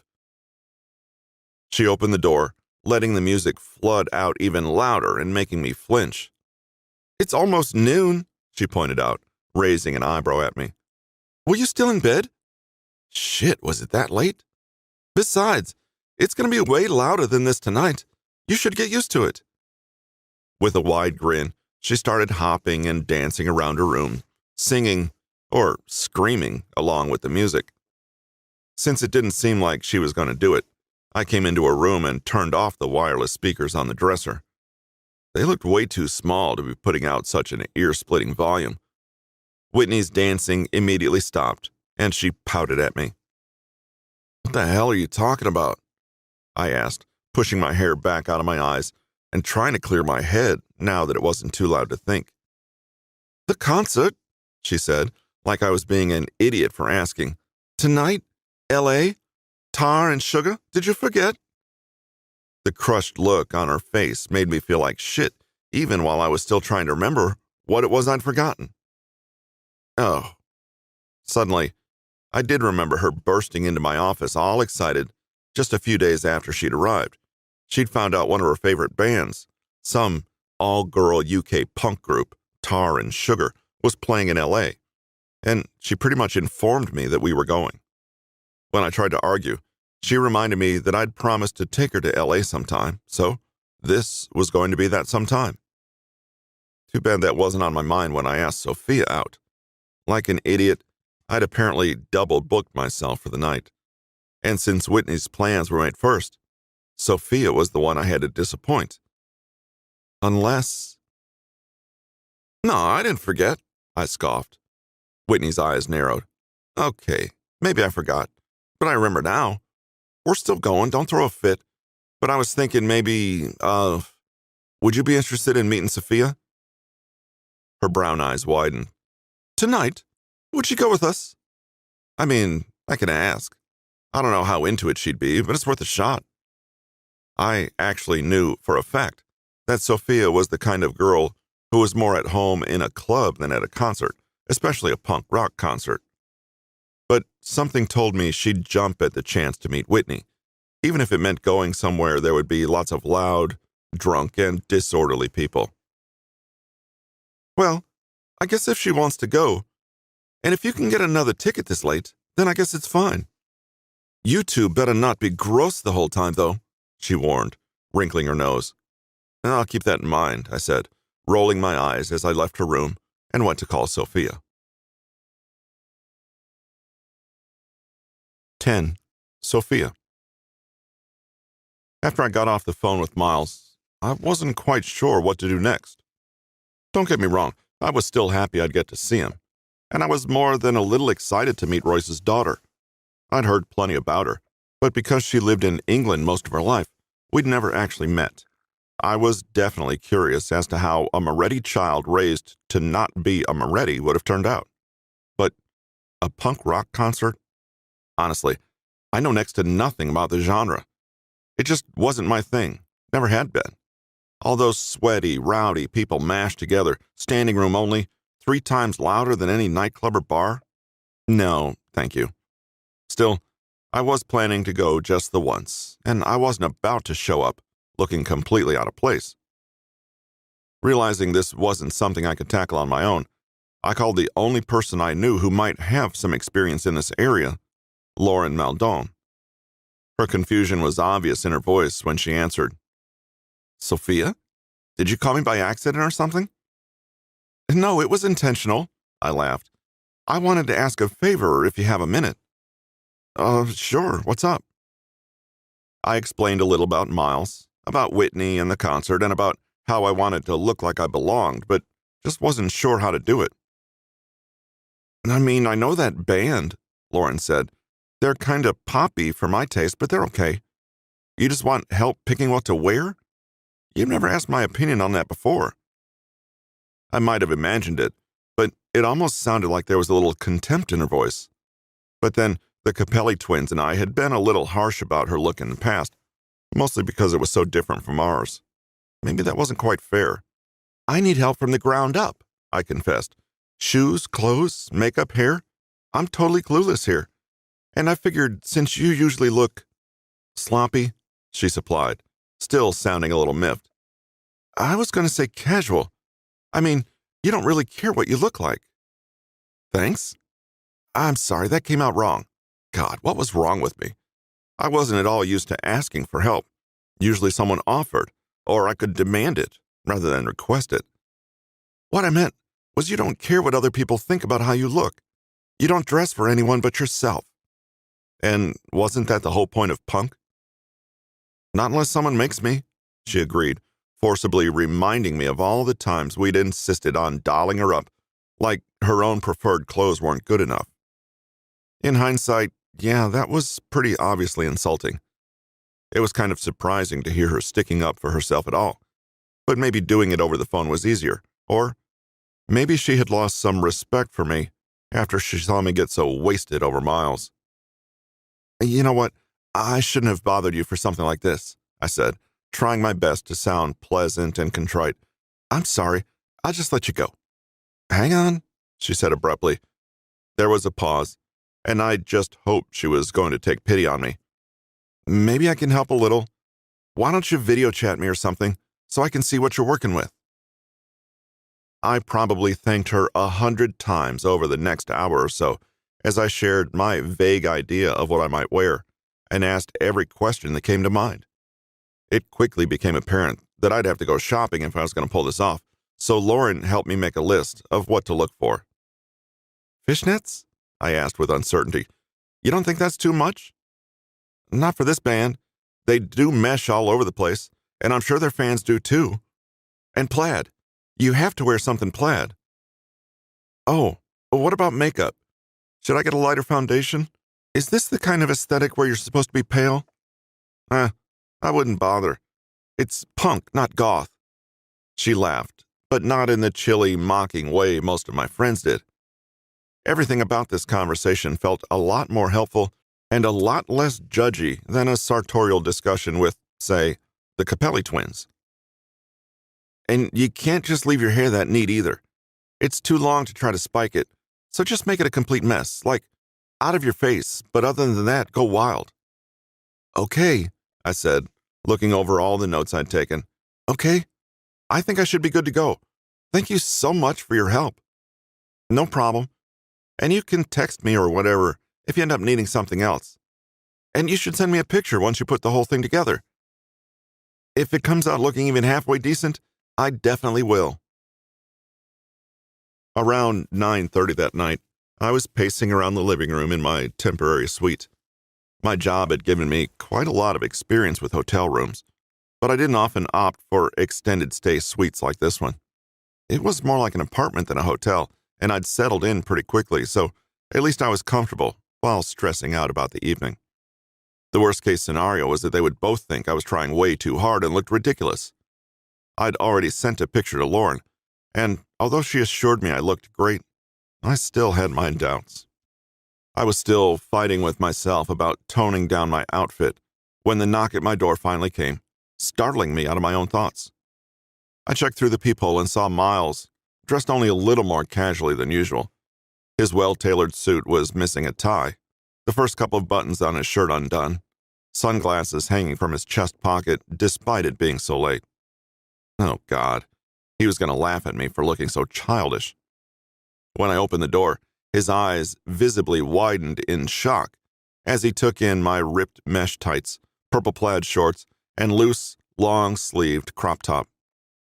Refusing to be bashful in the slightest, I thrust my hands to my hips and demanded, "What?" "I didn't expect you to take this so seriously," he said, an amused smirk playing about his lips. "I don't know what you're talking about. This is my usual wardrobe." I grabbed my purse from the counter and stepped into the hall to pull the door shut behind me, but Miles didn't step back, keeping me trapped between him and the door. "It looks good," he said, lowering his voice a little so the words felt more meaningful. He reached up to rub his thumb over my dark purple lips, and I had to resist the urge to take it in my mouth. I always like it when you get a little messy. As he leaned down to kiss me, slow, but deep and thorough. I realized that touch was probably to check if my lipstick would smear, as if I'd make such an amateur mistake. "Well, it's a good thing you approve because I'm not changing," I answered, clearing my throat and trying to pretend he hadn't gotten me hot and bothered within 5 minutes of showing up. As we walked out to the car, I remembered that he would have to go back home with Whitney after this, that he wouldn't get to stay the night, and I bit back a groan of frustration. I was going to get that man in bed, even if it meant I had to drive to San Diego myself the next day. When we got to the limo, he let me in first, and Whitney was waiting inside. Much to my relief, she was dressed similarly to me, with hot pink leggings under torn black jeans and an off-the-shoulder t-shirt. She even had the guts to spring for black lipstick, which I was a little too chicken to try.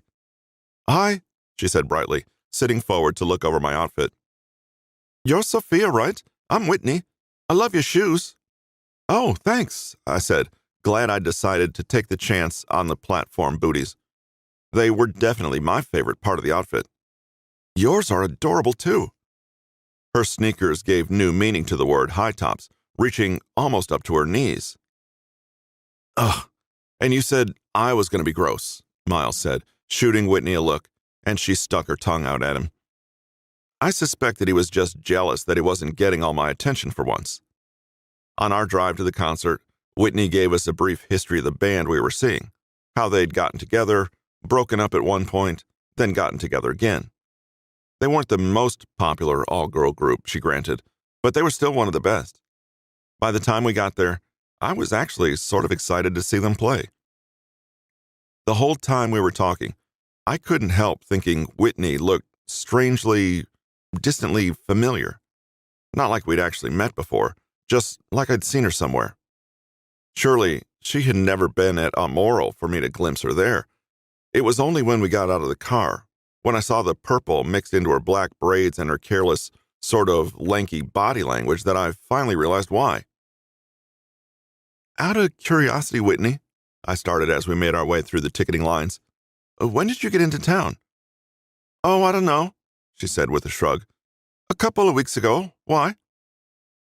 "I think you and I might have come in on the same plane, because I'm pretty sure you shoved me out of your way after you climbed over the seats to get out ahead of everyone else."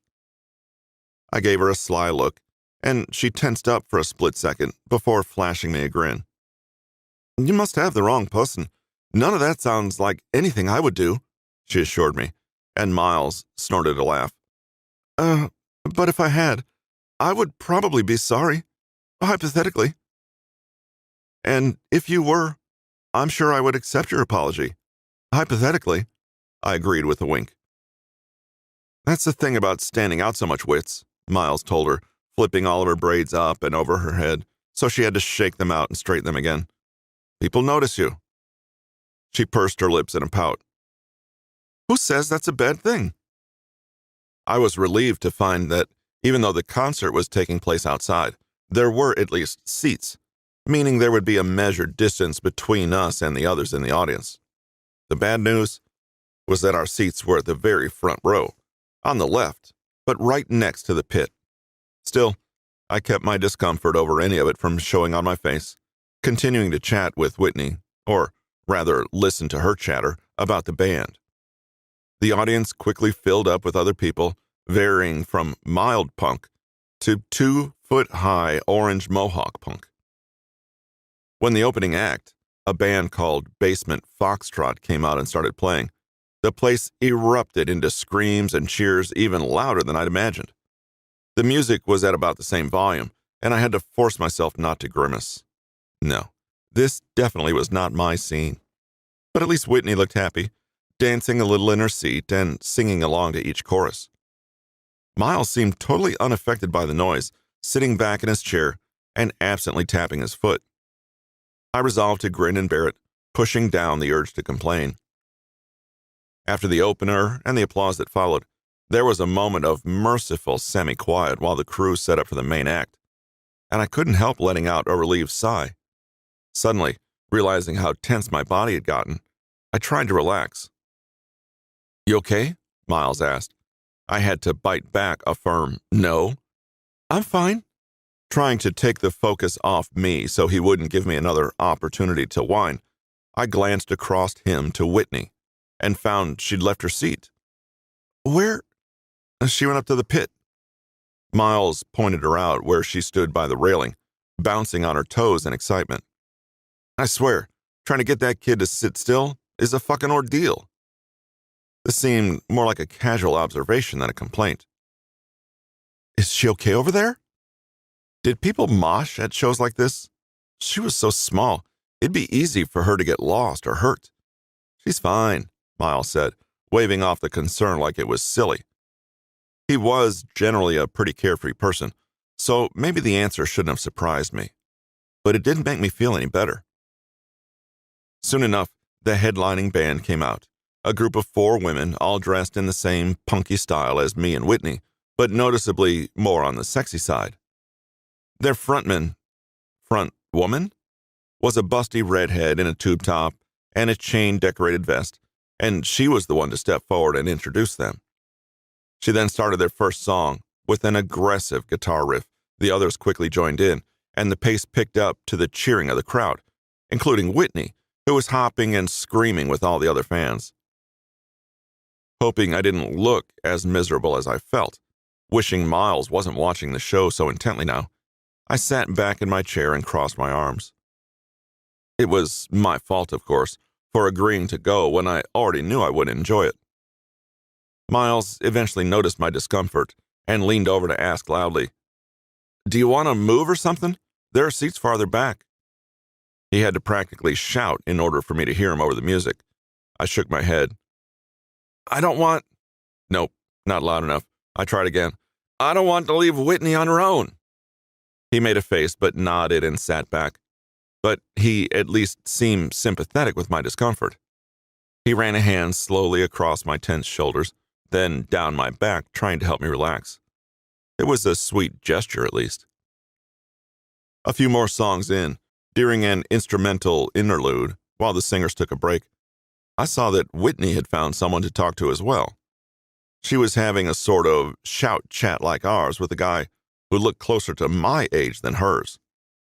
The sight instantly gave me a bad feeling, and I nudged Miles to get his attention. Nodding toward Whitney as she shifted her weight from one foot to the other, laughing and gesturing as she spoke, I asked, "Should she be talking to someone like that? He looks a lot older, and honestly, I don't trust anyone here." Miles glanced in their direction, then looked back at me and shook his head. "Don't worry, she can handle herself." He was her uncle. He knew her better than I did, but she was so small, so sweet and friendly. If the guy wanted to take advantage of that, I felt like there wouldn't be much she could do to stop him. I almost wanted to go over there and shoo him off on principle. He had no business chatting with a 13-year-old in the first place. What if she thinks he's just being friendly and tries to, I don't know, go somewhere with him? I really think you should do something, I insisted, but still, Miles disagreed. She's not stupid. She's not going to go anywhere. I mean, you can keep an eye on her if you want, but I promise she doesn't need it. I decided I would keep an eye on her, since he apparently wouldn't. What was he thinking? Did he just not want to bother dealing with the guy? Miles so rarely backed down from a fight that I was shocked he wasn't jumping at this chance. As I watched, the guy oh so casually reached up to brush Whitney's braids back over her bare shoulder, and I was on my feet immediately, ready to go tell him off. She jerked back slightly and tried to slap his hand away, but he caught her wrist with a sympathetic smirk. I kept my eyes locked on them as I marched over, but I still wasn't sure exactly what happened next. One moment, the guy was holding onto Whitney's wrist, laughing as she tried to wrench her arm away. The next, he was on the ground, and Whitney was stomping a high top into his stomach, shouting a much more colorful string of insults than I would have expected. Whoa, all right, that's enough, Miles said, finally jumping up to intervene. He grabbed Whitney around the waist with one arm and picked her up while she continued to shout and try to kick the guy who'd touched her. Wits, you made your point, relax. He walked past our seats, getting a little outside the crowd before he set her back on her feet. Even then, she was visibly shaking with rage. But as I came closer to check on her, I got a better look at her expression, wide-eyed, tense, tearful, and I realized she might be shaking for a different reason. Whitney? I leaned down to try to meet her eyes. Are you? Oh! To my surprise, she threw herself against my chest, wrapping her arms tightly around me, practically hyperventilating while she struggled to calm down. Bastard! She growled, her voice choked with tears. Fucking dirty son of a bitch! Can't just grab someone like that, and he wouldn't let go, and he laughed at me. Her hands clutched at 2 fistfuls of my shirt, her face buried against my shoulder. Unsure of what else to do, I held on to her and told her softly that she was okay, she was safe, and no one else would touch her. When I chanced to look at Miles, he looked nearly as shaken as she did. As much as I told myself it wasn't his fault, I was still furious with him for not stepping in sooner.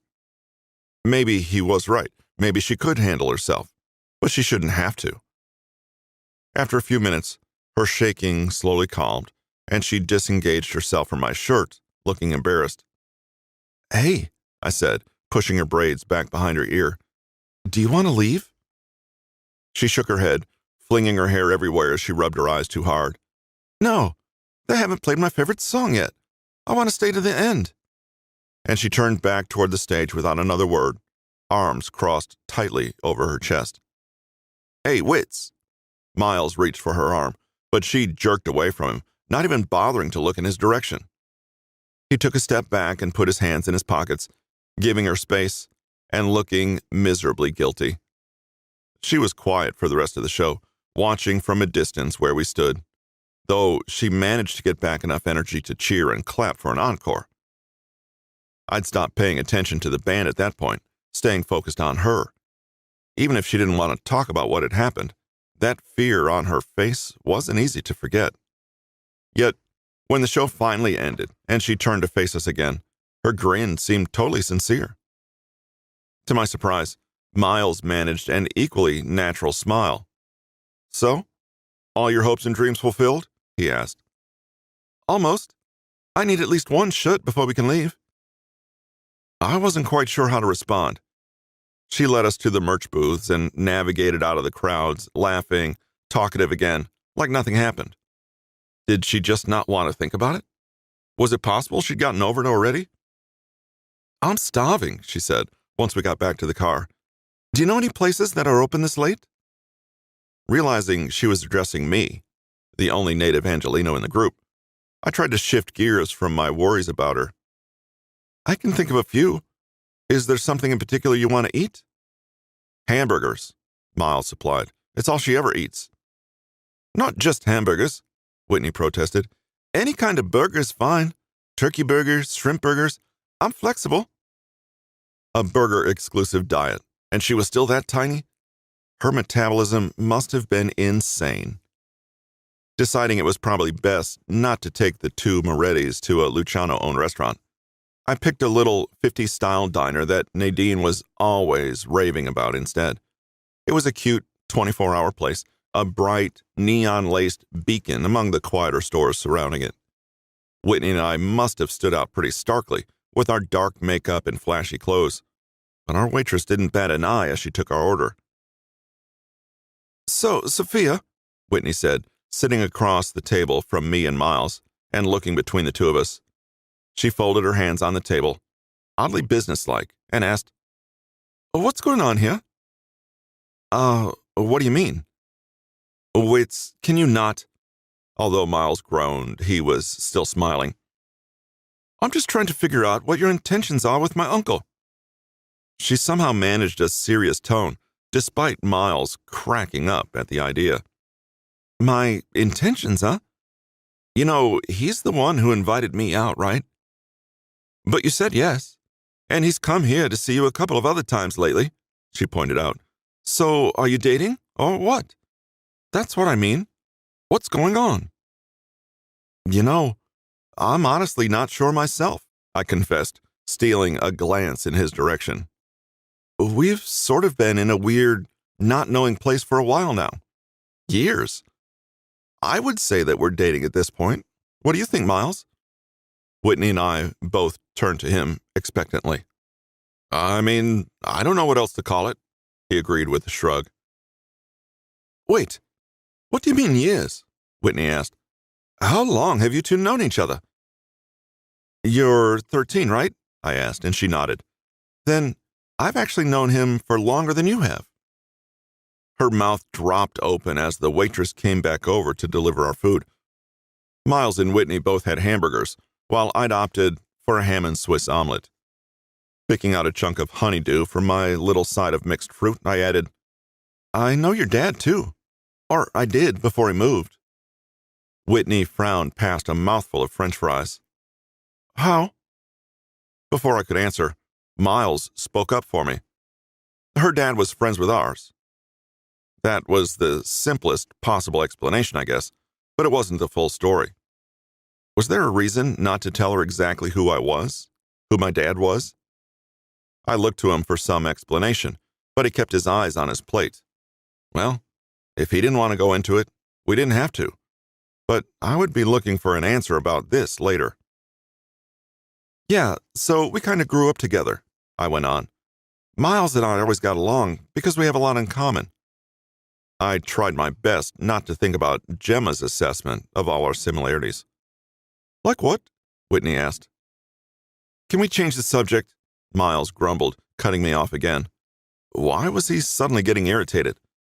I was almost tempted to keep pushing on the topic just to annoy him more, but that didn't seem like something to do in front of Whitney, so instead, I followed his suggestion, my attitude turning a little chillier. Okay. Whitney, you live in London, right? I asked, hoping it was clear that my frustration didn't apply to her. Yeah, she agreed between bites of her burger, seemingly oblivious to the tension between me and Miles, or maybe just ignoring it. But I like it better here. Really? Miles seemed surprised by the statement. Why? I have more family here, Whitney said with a shrug, and it's more exciting, with the business and all. I would pay money to see your dad's face if he heard that, Miles said. He had a point. Considering Royce's feelings on the subject, that Cosa Nostra was inherently evil and worth leaving the country over, hearing that his daughter actually enjoyed being involved in it was pretty shocking. I can't tell him. He'd freak out. Mom was already mad about me even coming to visit, she explained. She'd started doing some kind of motion with her hand, and I felt like it was an extremely weird fidget, until I realized that Miles's hands did the same thing when he played with his butterfly knives. Like uncle, like niece, apparently, only Whitney didn't actually have a knife on her person at all times. I tried asking him if we would ever move back, and he got all mad and stressed. It's not like you'd have to be in charge. You're taking care of it. Well, at least someone had confidence in Miles's leadership abilities. Yeah, I think it's a lost cause, kiddo. Your best chance is probably moving back on your own once you're 18. If I do, will you give me a job? She asked with a playful smile. Well, obviously. You're kind of heir to the throne, so I wouldn't have much of a choice. That statement only made Whitney's grin and her eyes grow wider. That means Nathan has to listen to me, right? You should tell him that. All right, Simba, calm down, Miles said, rolling his eyes at her. I'm still in charge for now, so it's not like you're taking over tomorrow. But someday, she nodded like this was a surefire thing. Now I'm looking forward to it. So am I admitted with a laugh. I can't wait to see where you take the family. Once we realized it was past midnight, we reluctantly admitted we should probably be going. Whitney was visibly less energetic during the ride back to my place, and because the mood between me and Miles had gotten a little weird, we didn't talk much. When we reached the hotel and I got out of the car, he followed and we stood awkwardly in the parking lot for a few seconds. So, this didn't go quite like I was expecting, he said. I mean, you were obviously uncomfortable the whole time, and not the whole time, and I don't regret going. It was nice to meet Whitney. I feel like she takes after you a lot. Yeah, it's going to cause problems for her in the future, he muttered. I guess I should get her home. Right. We'll have to reschedule that dinner date, though. His lips quirked into a faint smile. Yeah. He kissed me, but it was brief, simple, totally void of passion. I wasn't sure he'd ever kissed me like that before, in a way that didn't feel charged with desire. Maybe it was because he felt guilty for what happened to Whitney, or for hiding things while we were at the diner. Whatever the reason, I hated it. But like he said, he needed to take Whitney home. So that would be an argument for some other time.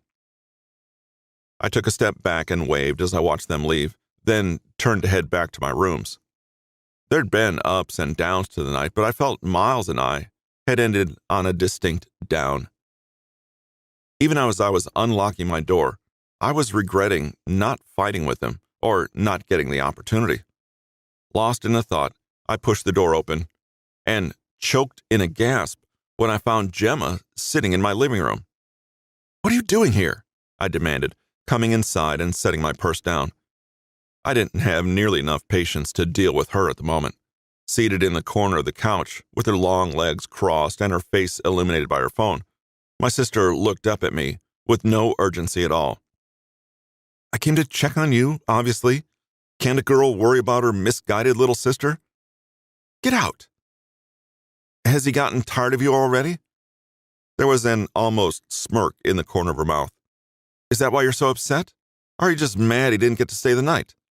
"Get out," I growled again, pointing to the door. She didn't move. "You got to meet Royce's daughter, didn't you? What is she like? A real Moretti, like her dad? Competent? Or more like Miles?"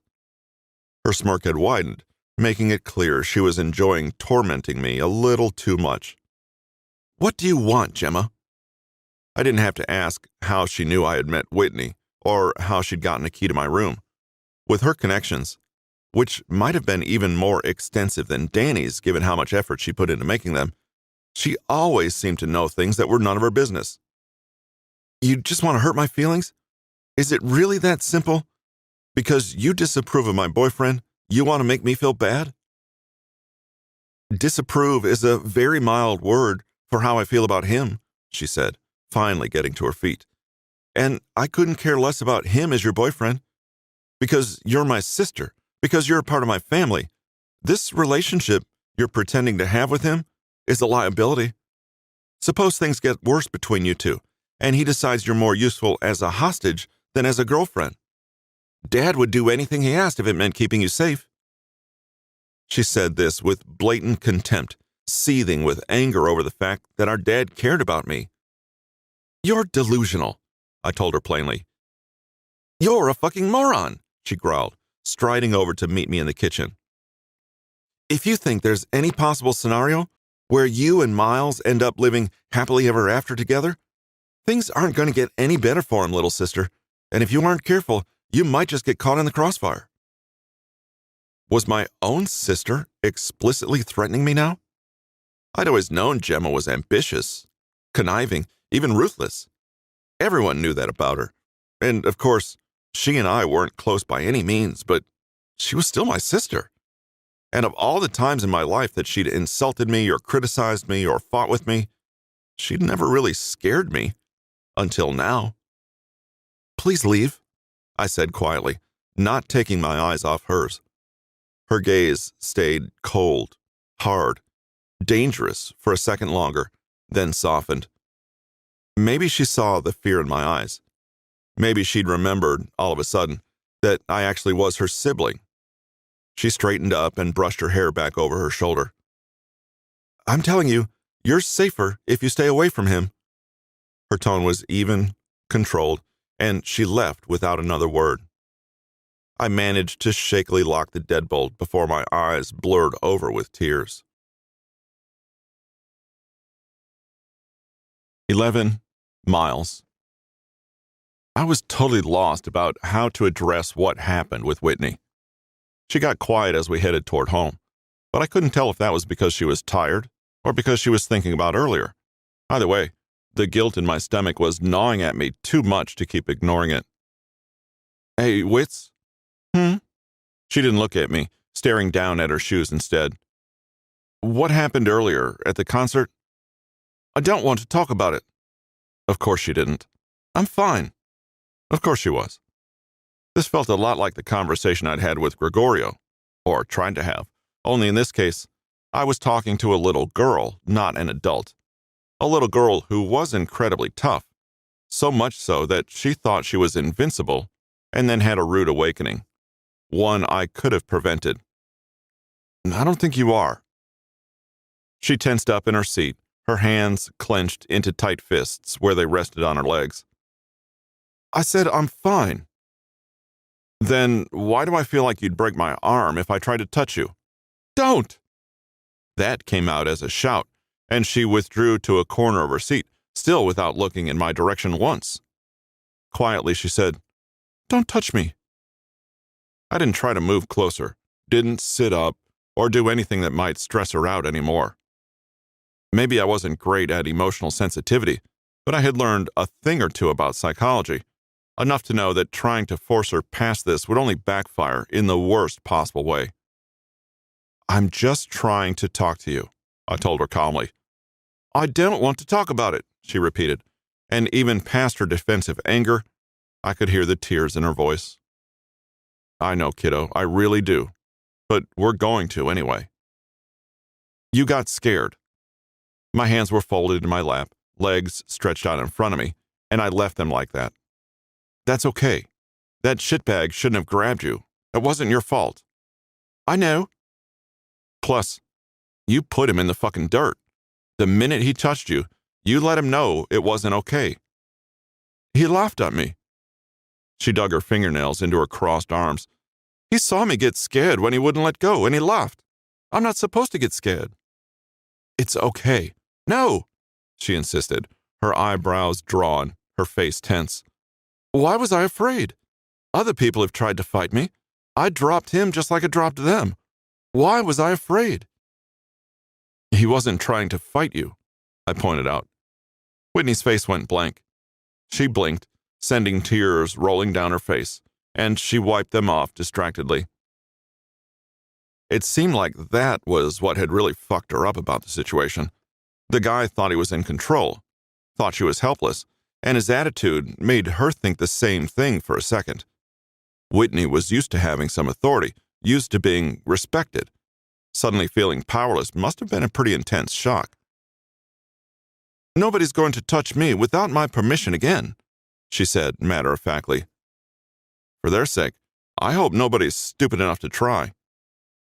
Can we stop talking about it now? Based on that question, I doubted the conversation was completely over, but at least she'd gotten to the point of moving forward instead of dwelling on it. Yeah. After a few seconds of silence, she spoke again, and her tone sounded a little more normal, not tight with confusion and pain. I probably freaked Sophia out. I don't think so. She's probably just worried about you. Why were you being weird when we started talking about her? Oh, is it my turn for talk about shit you don't want to therapy? I asked dryly. Yep. She seemed a lot more relaxed now that it was my baggage we were talking about. Go figure. Let's have it. What's the big deal? Sophia's family is part of the council. Technically not a lie, but admitting exactly which family would be a problem. Like most of our family, Whitney knew we were in active conflict with the Lucianos, which was why I didn't tell anyone I was seeing her. Nathan was the only one who knew the whole story, and he still disapproved as much as ever. What if I told Wits that Sophia was a Luciano and she called me a traitor? I wouldn't know how to deal with that. So what? So they don't like me. They don't want me anywhere near them or theirs. Eventually, we're going to have to address that. In the meantime, talking about it just makes me feel like shit. Again, all true. Well, I think you made her feel like shit instead. Is that better? Jeez. Of course not. We should go back then. What? Back to her place? Whitney nodded. So you can apologize. Didn't you see how sad she looked when we left? You can't just leave her that way. I definitely did see that, but I didn't know how to fix it in just a few words. Okay, that sounds like maybe I should go back, but you should get back to the house and sleep. No. She frowned hard again. I want to go too. If you go, I want to go. I don't. She paused and looked toward the partition like she was afraid the driver might overhear. Was she scared of Jerome? That was someone she knew, someone she'd been around plenty of times. They got along fine. And she was afraid to be alone with him now? Shit. After what she'd been through earlier and the conversation we just had, it seemed like a dick move to tell her, sorry you don't get a say. With a resigned sigh, I lowered the partition and asked Jerome to turn around. He seemed a little confused, but didn't argue with me. We'd already gotten 20 minutes out, so it was nearly 1 a.m. by the time we got back to Sophia's place. I just hoped she wasn't already asleep. I tried calling her, but she didn't answer. So I knocked, and we waited a minute or two. I was about to try calling again when the door finally unlocked and opened. Sophia looked confused, but it didn't seem like we'd woken her up. In fact, she was in a bathrobe like she was about to get in the shower. She'd already taken all her makeup off. Hey, she said, looking between me and Whitney, who was stifling a yawn every minute or so. Did you guys forget something, or? Miles has some things to say to you, Whitney said smugly, nudging me with her shoulder. Thank you, Wits. I can take it from here, I said, then quickly added to Sophia. I mean, if you're okay with it, we can leave if... No, it's fine. She took a step back and gestured for us to come in. But it's getting really late. I have an extra bedroom if you want to get some sleep. That was directed at Whitney. You have 2 bedrooms? In a hotel? She asked, punctuating the questions with another yawn. Well, I moved in on short notice, and there weren't any 1-bedrooms left. Sophia led us through the kitchen and to the door on the right side of the living room, where a little guest bedroom was set up, complete with a TV on the dresser.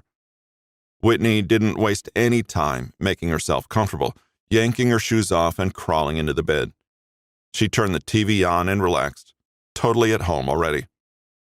Good night, she said before I closed the door. Night, kiddo. Shutting the door blocked out the sound of the TV completely. It was surprisingly good soundproofing.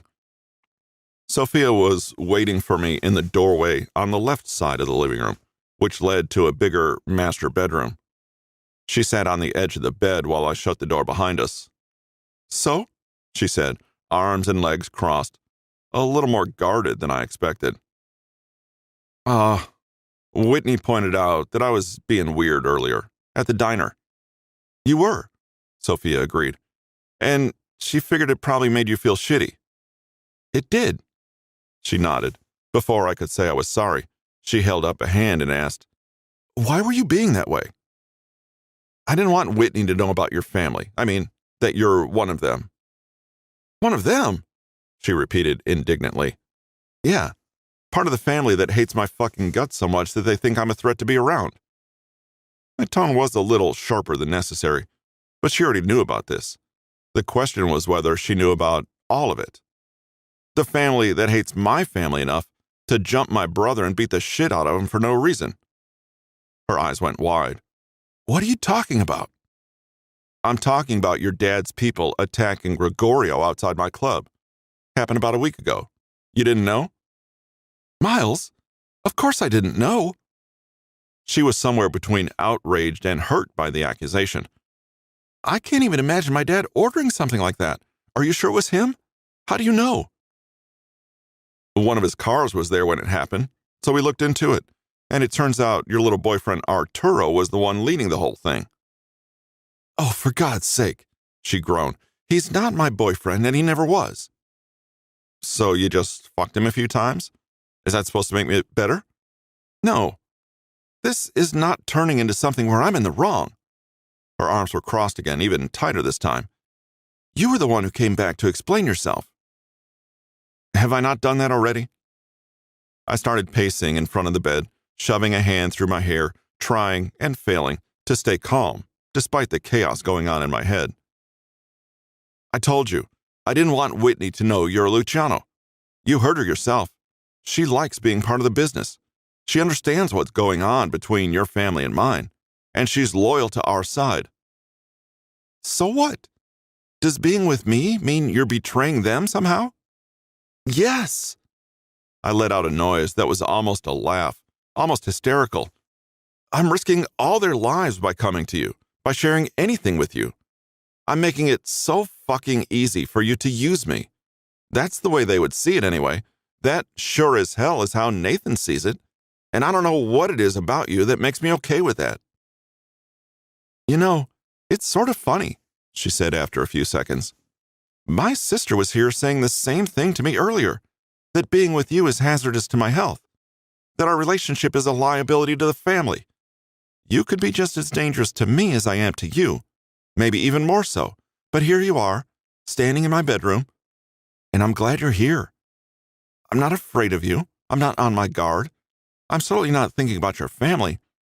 I'm just waiting for you to remember why you came back and make up for that weak kiss you gave me earlier. This time, my laugh was brief, but genuine. Fuck what Gemma says, right? And what Nathan says too, Sophia added with a smile. God, I like that smile. Sophia wasn't involved with her sister's plotting, or her brother's duties, or her dad's attacks. She wasn't reporting everything I said back to them. She wanted me there because she wanted me. And what a wild fucking idea that was. That she actually, genuinely wanted me. That I wasn't a second or third choice. And that she wanted me badly enough to put up with her family's bitching about us being together. She wanted me enough to figure out a way around all my bullshit excuses for why it shouldn't happen.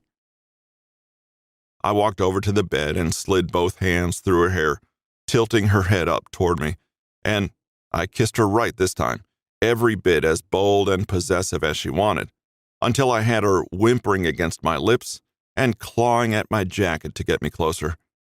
Every time I pulled away from her, her hands stayed clenched on my lapels. I'm sorry, I told her, for acting like I did tonight, and generally being a prick. I'll try to work on that in the future. She licked her lips thoughtfully. I don't think I can accept that apology just yet. She held up both hands to stop me before I could get irritated. All I'm saying is that I think a more thorough apology is in order. You were throwing around some pretty hurtful accusations. Right. I rolled my eyes and leaned down to put my lips to her neck. So, what do you have in mind, Princess? Well, I was on my way to the shower, she said, glancing toward the open bathroom door. Maybe there's something you can help me with in there. Your wish is my command. I took a step back and gave her a half bow, gesturing to the door. Careful, or I might get used to that. She untied the robe on her way to the bathroom and shrugged it to the floor to show, damn it, she was already naked. I stripped down quickly to catch up to her, and while she was leaning halfway in the shower, trying to get the water temperature right, I couldn't resist the urge to slap her ass. She squealed and turned to glare on me over her shoulder. Oops, I said with a grin. My hand slipped. She rolled her eyes and stepped into the shower, grabbing my hand to pull me along. She ran the water a little hotter than I would have, but I ignored it and focused on mapping out her body with my hands, following every dip and curve while she tilted her head back against my chest. Talk about trust. Sophia was totally relaxed in my arms, giving me free rein to do whatever I wanted with her. She even rubbed her ass back against my dick, slippery and hot all over, trying to wear my patience a little thinner. At least, that's what I assumed she wanted, knowing her. She tensed up when my hand came to rest on her throat, reaching up to grip my wrist, but not trying to push me away. My hold tightened a little, just enough that I could feel her pulse, and she dragged in a slow breath to let it out as a whimper. Miles. I loved the way she said my name, a little breathless, a little helpless. Sliding my free hand down to her hips, I spoke into her ear. Open your leg for me, kitten. It was more of an offer than an order, but she still obeyed, shakily stepping her feet a little wider apart, so my fingers could slip between her legs and explore her. Her pussy was hot and slick already, and not from the shower. I made sure to take my time about touching her, tracing her lips with my fingertips, dipping them just barely inside, then sliding them slowly around her clit until she whimpered and shook in my arms. When I finally took the pressure off her throat, she gasped in a deep breath. Then it came out as another soft whine. "I'm gonna pass out if you're not careful," she mumbled. "You can tell me if it's too much." "Well, I didn't say that." I chuckled and led her over to lean her back against the wall. "Here, if you're worried about it, just stay there. Let me take care of you." She bit her lip in anticipation. "I'll be sure to pay you back for being so sweet." "Yeah, I bet." I worked my hands and my mouth slowly down her body, my lips on her shoulder, my hands sliding down her waist, my tongue flicking her nipples, my fingertips digging into her hips. By the time I got down to kneel in front of her, she was panting, open mouthed, her breathing deep and slow while she watched me with hazy eyes. I knew I couldn't do much with her legs closed, but that was the idea. I wanted her to beg, so I didn't bother pushing her legs apart as I ran my tongue along her hip bone and the crease of her thigh. Dropping my head a little, I pushed my tongue into the gap between her legs, barely able to reach anything and knowing it must be driving her crazy. "Oomph," she whined, squirming her legs. "This isn't a very good apology if you're going to keep being so stingy." Oh, right. This was supposed to be more for her enjoyment than mine. So maybe waiting for her to ask was a little cruel. "All right, I get it." Without warning, I lifted one of her legs up and put it over my shoulder, wrapping my arm around her thigh to encourage her to rest her weight on me. Despite being a little shaky, she did, and she slid both her hands into my hair. With her spread open right in front of my face, it was too easy to lean down and stick my tongue inside her, making her squeak and tug on my hair to keep me close. "That's much better," she moaned. Talking back would have meant taking my mouth off her, which I was beyond unwilling to do. So I just hummed my agreement and pressed my mouth harder against her pussy, tongue fucking her slowly, and enjoying every appreciative little mule she let out. How did every single part of her manage to turn me on? Even just the taste of her, the feeling of her squeezing around my tongue, was already getting me hard. When I pulled my tongue out of her and trailed it upward to glide over her clit, she dropped her head back and ground out, "Oh, God." As much as I wanted to tease her about it, I wasn't willing to give up the now constant sounds of pleasure dripping off her lips. It seemed like, if I wanted to, I could make her come like this. In fact, it almost seemed like she might insist on it. But while I was getting caught up in how hot she was on my tongue, how smooth and soft, she eventually used her grip on my hair to push me away, tilting my head back so I would look up at her. "If you're gonna fuck me," she panted raggedly, "you better do it. Now." Not much room for argument there. Once I got to my feet, she immediately dragged me in for a rough kiss, shivering when she tasted herself on my tongue. Her hands slid down my chest and stomach to stroke my cock, as if I needed the extra help. I jerked away from her with a gasp when her hand slid down to cup my balls. With a very obvious smirk, she said innocently, "My hand slipped." "Uh-huh." I yanked her closer to me by her hips to grind against the softness of her thigh. "You have condoms here or what?" As far as I knew, she had her own birth control in place, so the condoms had always been more of a control thing. Without hesitation, she shook her head, flinging wet black hair everywhere. "Don't bother." Bracing her hands against the back wall of the shower, she glanced at me over her shoulder and shook her ass. "Come get me, baby." I didn't need to be told twice. Trying to ignore the sudden jump in my heart rate, I stepped in close behind her and pressed the tip of my cock barely inside her, just enough to hear her sigh. Then I gripped her hips firmly and pulled them back against mine, groaning as her hot cunt slid over my cock. Sophia's breath caught for a second, her back arching with me buried so deep inside her. God damn it, she was good. Itching for more friction, I pushed her forward, then dragged her back again. The way she took me, the way she gasped and sighed, and even giggled breathlessly, it wasn't long before I found myself pushing her forward and fucking her into the wall. Oh, God, yes, she managed, scrabbling at the tiles, struggling to stay upright. So good. Fuck me harder. You like that, princess? I growled right back, my hand fisted in her hair to keep her still. Not that I needed to.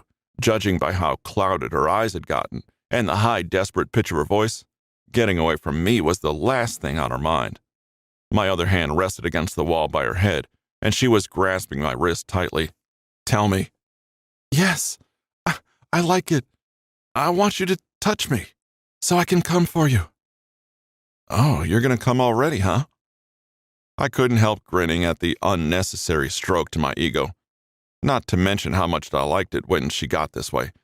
When she wanted me bad enough, all her brattiness disappeared, and she was willing to beg.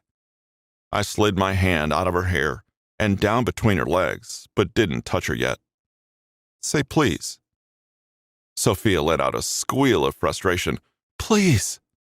When my fingertips touched her clit, slipping wetly across feverish skin, her legs shook and nearly buckled. Yes, just like that. Go ahead and come for me, princess. Come all over my cock. Even though she bit down on her lip to keep from screaming, I could still feel her pussy squeeze and throb with her orgasm. But I didn't give her a second to rest, keeping up my rhythm through it to see how overwhelmed she could get without tapping out. Despite her moans turning deep and ragged, she wasn't asking me to stop yet. Knowing I was getting close too, I asked, Can you give me one more, kitten? Mm-hmm. She nodded weakly. Even as tired as she must have been, she still had the energy to blush. I'm gonna come in you, I told her, rubbing her clit lazily along with my rough thrusts. And you're gonna take it, aren't you? Mm-hmm. Her nod was a little more enthusiastic this time, whether because she actually wanted it, or because she wanted to please me. Either way, it was satisfying. Yes, baby, give it to me. She pushed her ass back against me, bending over a little more to let me go deeper. And so I could focus on keeping my hips moving, she reached down to take over, touching herself, tightening up around me already. A little harder, a little faster, my hands gripping her hips hard enough to bruise. Then she came around me again, and I was forced to come with her. I kept her close against me, tilting my head back and groaning deeply while I finished inside her. A couple more slow thrusts, and I finally pulled out to watch my cum drip down her leg. But without me supporting her, Sophia's weak legs quickly gave out, and I had to grab her before she fell. Shit, I'd really worn her out. The way she shook in my arms, I almost felt guilty. Then she turned around to face me, wrapped her arms around my neck and kissed me softly, and the look in her eyes was so painfully affectionate that I couldn't feel bad anymore. You okay? I asked, letting her lean on me as much as she needed to. Even if I'd exhausted myself too, I wasn't having trouble standing like she was. Yeah, that was a lot, she admitted, but she was smiling. Tell me about it. Honestly, I'm impressed you stayed standing the whole time. She swatted my chest weakly, pouting. I'm tougher than you give me credit for. Uh-huh. You want my help bathing tough stuff? Need is more like it.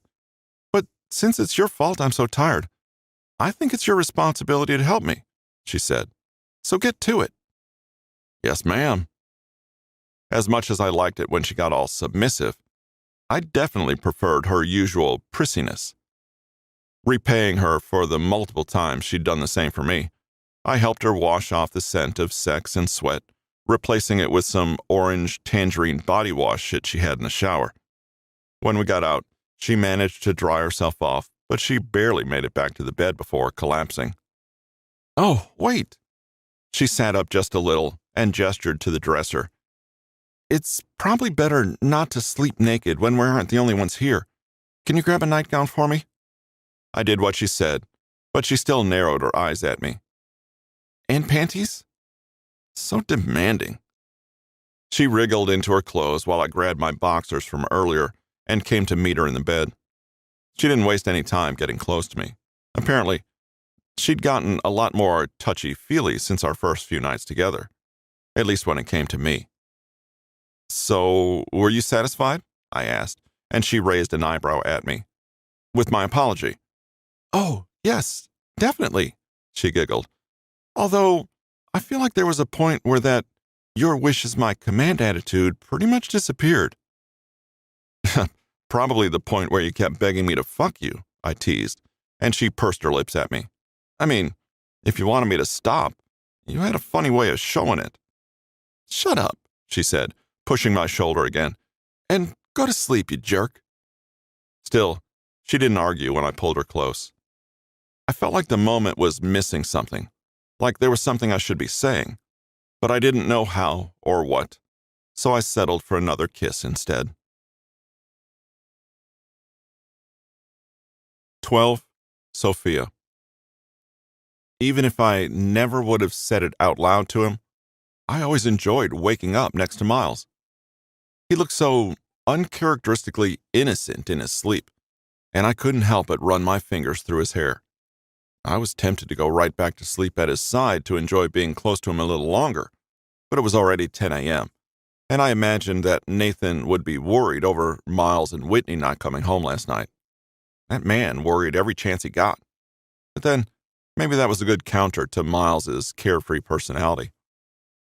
I leaned in to plant a kiss on his cheek and ran my fingertips over his shoulder. You should be getting up, Mr. Moretti. I'm sure you have work to do today. He grunted and turned away, trying to ignore me, like he always did when I woke him up. With a sigh, I got up and headed to the closet to get dressed. When I came back, I nudged Miles again, gently. Last chance. Don't make me do this the hard way. His eyes cracked open just enough to glare at me. Then he stubbornly closed them again. I warned you. When I pulled the curtains open and sunlight flooded over the bed, Miles let out a strangled cry and turned over to bury his face in the pillows. I barely heard a muffled "fuck" before he finally started to sit up. Absently brushing back his messy hair, he muttered, You're a slave driver, you know that? Cry me a river, I said, without a hint of sympathy. I bet Whitney won't throw such a fit. Should I go get her up? Ugh, yeah, I guess. Hang on, he added, before I could leave the room. Don't touch her or anything. She's probably still fucked up about last night. I nodded and shut the door behind me so he could get dressed. After crossing the living room to the other bedroom, I knocked at the door gently. No answer. So I knocked a little harder and called Whitney's name. Still nothing. Maybe she was an even heavier sleeper than Miles. I cracked the door open and peeked inside, to find the covers thrown back and Whitney gone from the bed. Oh, God. I quickly checked the closet and the bathroom, but she wasn't there. Why would she have left? Where would she have gone? Miles! The panic in my voice must have reached him. He met me in the living room with his shirt barely buttoned. What? What's wrong? I was almost afraid to even say it out loud. Whitney's missing. His eyebrows furrowed for a second, and then relief washed over his face. God, don't scare me like that. Your niece is missing in a hotel with God knows how many floors and rooms and people, and that's your response? Knowing her, she probably just went to get breakfast. He shrugged and continued doing up the buttons on his shirt. You know, she's a person, right? With a brain? She's just a small one. That's what you thought at the concert, too, I reminded him, still not convinced that we shouldn't be mounting a search party right away. He winced at the memory. Yeah, and that was bad judgment on my part, he agreed. But this is different. She'll be back soon. Trust me. I don't know what you were thinking last night. I sat down on the couch and looked up at him critically. Why didn't you step in sooner? Miles let out a heavy sigh. Look, you don't know her very well yet, but she hates being babied. She hates anyone speaking for her. She hates it when people assume she's not capable. If I had gone over there and told her she couldn't talk to the guy, she would have gotten pissed at me. But she also wouldn't have gotten traumatized. Oh, come on. Traumatized? That's an exaggeration. Even as he was saying it, he didn't seem fully convinced. Miles, you didn't feel how hard she was shaking, and God, that look on her face? I shook my head, trying to replace the image with the smiling girl I'd seen at the start of the night. Surely her getting mad at you for a minute is better than her going through something like that again. You're the adult. You have to decide when she needs help, even if she doesn't want to admit it. I'm not her dad, okay? He snapped. I'm not the guy who worries about her constantly and assumes she can't do things on her own. Sometimes people go through traumatic shit, and then they keep living. Especially if she wants to be involved in the business someday, I wouldn't be doing her any favors by keeping her sheltered. Well, that was one way of looking at it. I'd grown up pretty sheltered myself, but I couldn't say whether that had made my life any harder. Regardless, he was the one taking care of Whitney. She was his niece, not mine. I just hoped he would be a little more mindful in the future, and that he'd always be there to jump in when necessary. I was brought out of my thoughts by a scraping sound at the door, and Miles went to check who it was. Grinning at me over his shoulder, he said, "Told you so?" He opened the door to reveal Whitney, still dressed from the night before with her makeup half intact, her arms full of packaged pastries and hands grasping 3 tiny styrofoam cups of orange juice. "Well done, Wits." "I had to look forever to find the stuff," she said, depositing everything carefully onto the counter. "This place is huge." "You scared me a little running off like that," I admitted, sure that my tone was light-hearted so she wouldn't feel guilty. Still, she blanched slightly. "Sorry, I didn't want to wake you guys up, but I got tired of just sitting there." "It's not a big deal," Miles assured her, reaching out like he might flick one of her braids, but pulling his hand back just as quickly. "I told her you'd be back, and with muffins." He reached around her to grab one, and I didn't miss the slight tension in her shoulders before he stepped back. I think trauma is exactly the right word. "I'll make some coffee." Luckily, the kitchen was big enough that I could maneuver around her without worrying about getting too close. "Oh, Whitney, would you prefer tea?" "Ugh," she snorted. "That's a stereotype. But yes, definitely." The 3 of us ate a very healthy breakfast of preservative-filled danishes, sugary orange juice, and cream-drowned coffee and tea. Around noon, Whitney remembered she had plans to watch a football game with Gregorio later. It was Italy versus France, so, obviously, the way she put it, it was vital that she saw how it turned out. And it started at 3 p.m., meaning they needed to leave, like now. She was gathering her things up and pushing Miles towards the door within minutes. "Hey, instead of griping at me," he said as he was putting his shoes back on, "why don't you call Jerome and tell him we're ready to head out?"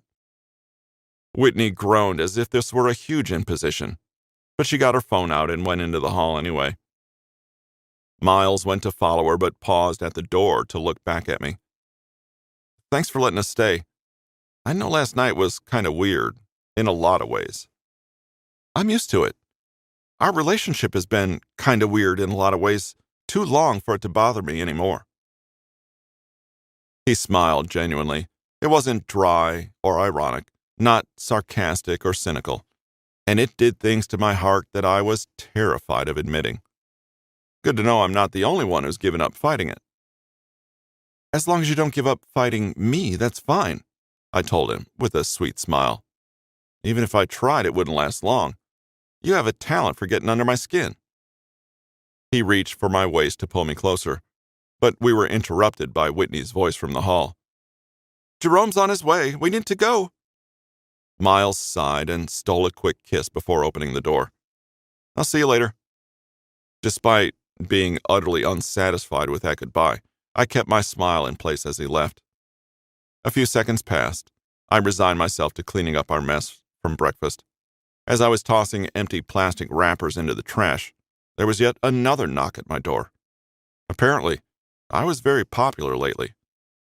But when I opened the door, I realized it was the same visitor as before, coming back to my door for the 3rd time.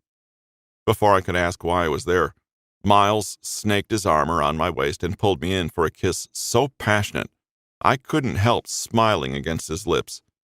He was grinning too when he let me go, keeping his eyes locked on my mouth. "Dinner," he said firmly. "Wednesday. I'll pick you up. Okay?" "If you insist." "I absolutely do."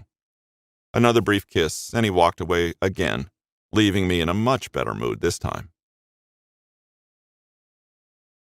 "Wait, he came back after they dropped you off?" "Yes, both of them did actually."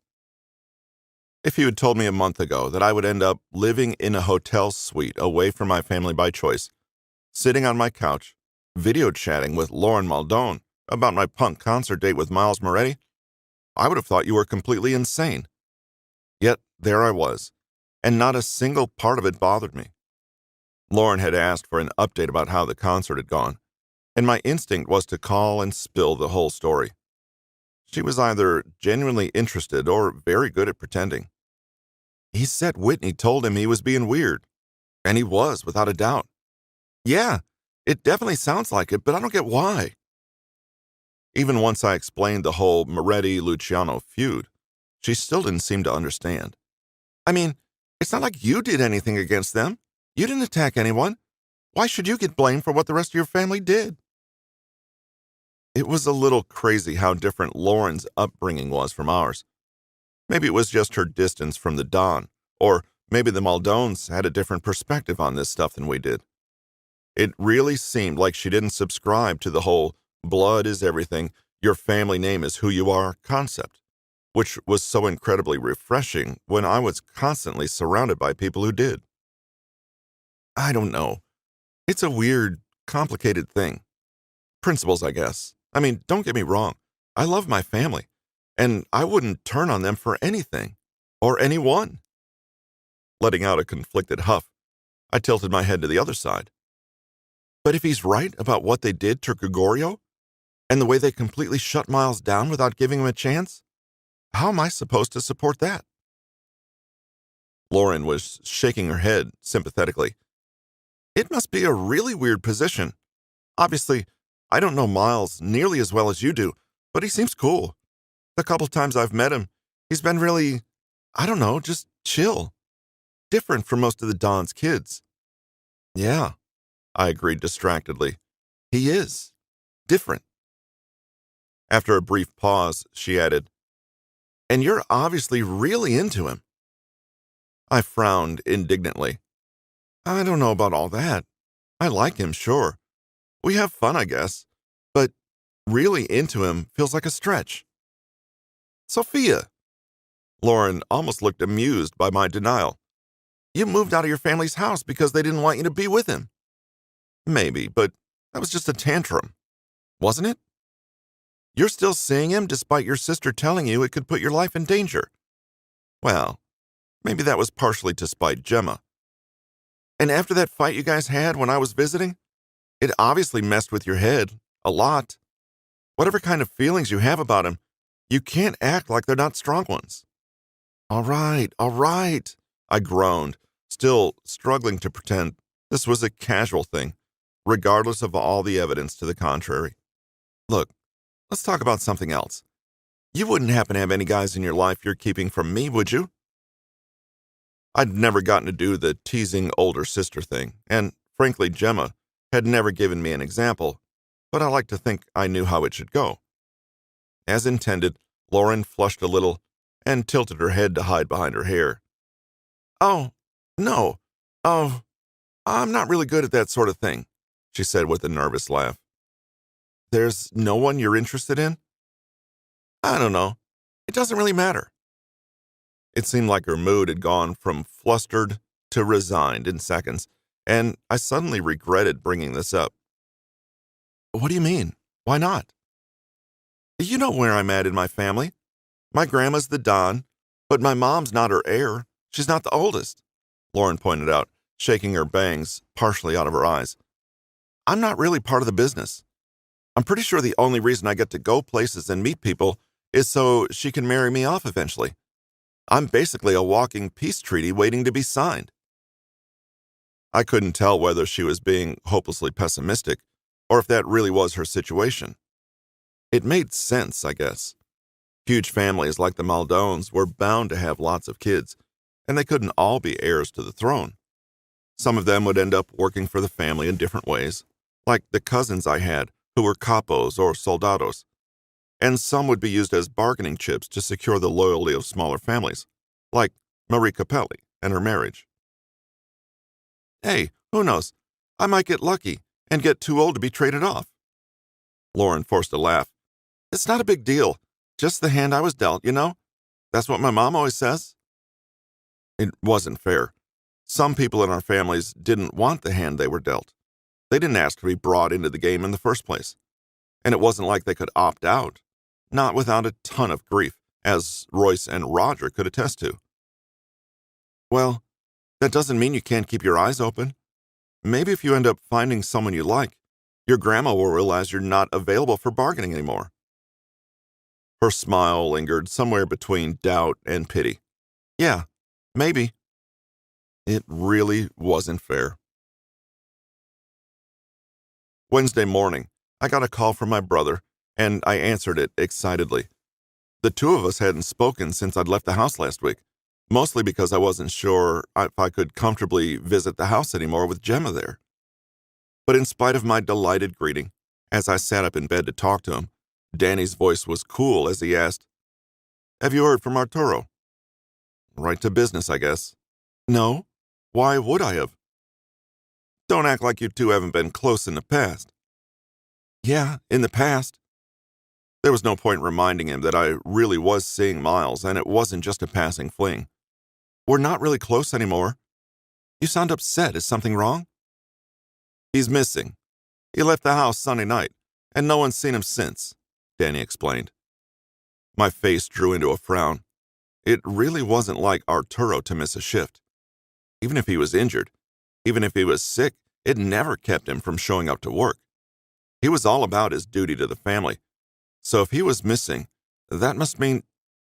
Suddenly, my blood ran cold, and I nearly dropped my phone. What was it Miles had said?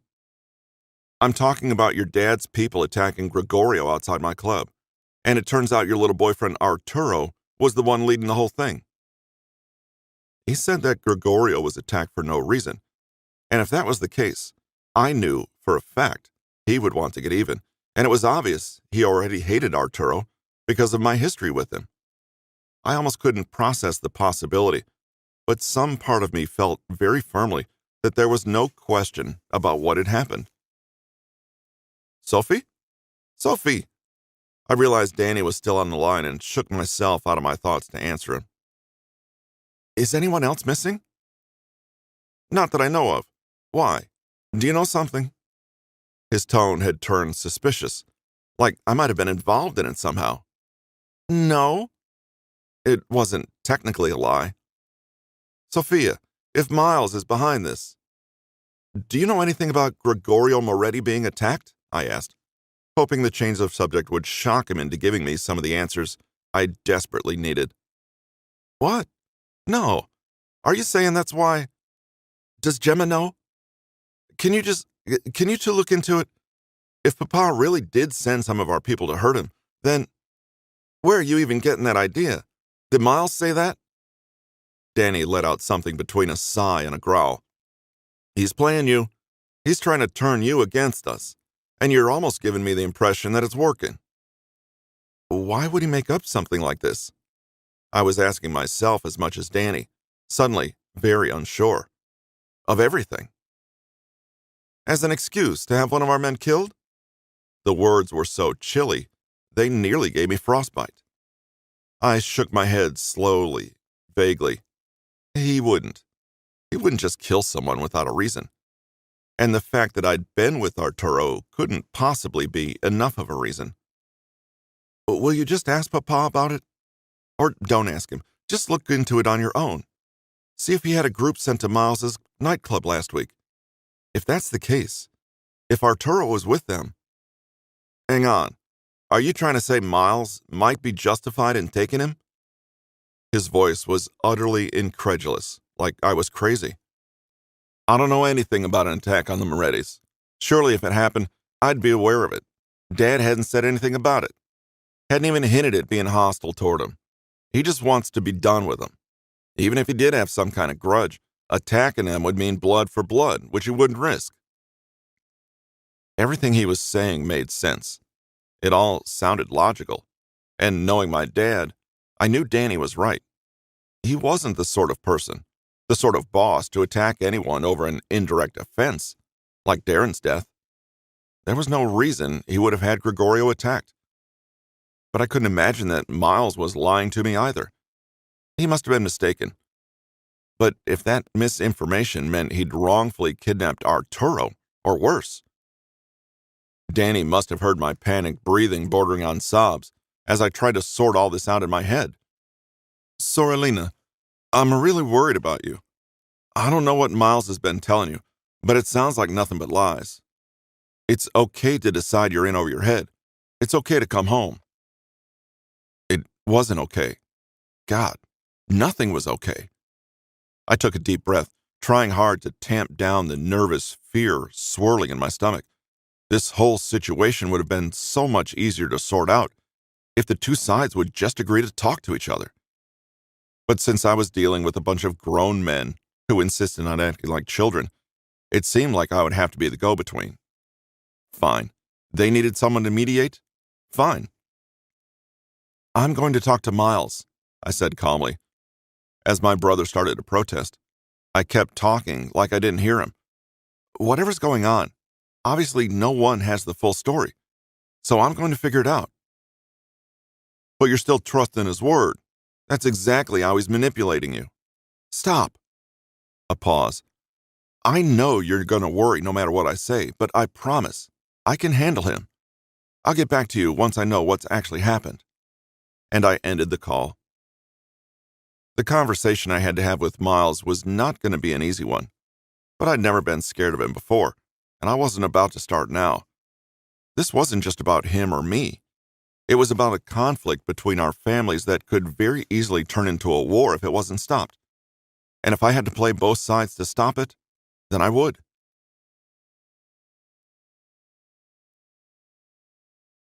I spent the rest of the day planning out exactly what I would say to Miles, including the questions I needed answered and the counter questions I needed to ask if his answers didn't check out. I didn't think he would lie to me outright, but he had a nasty habit of withholding information, even when he knew I should have it.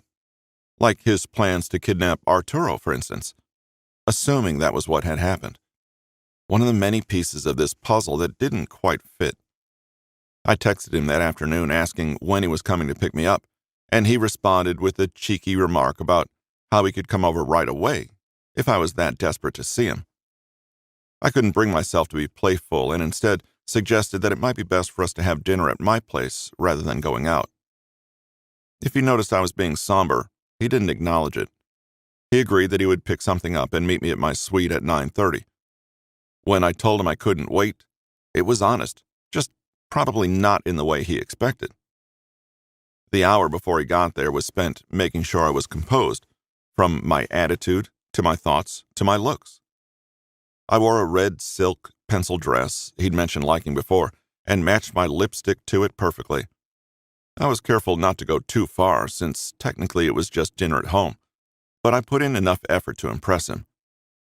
After critically observing every aspect in my closet mirror, I decided I was finally ready to do what I did best, look pretty and get information.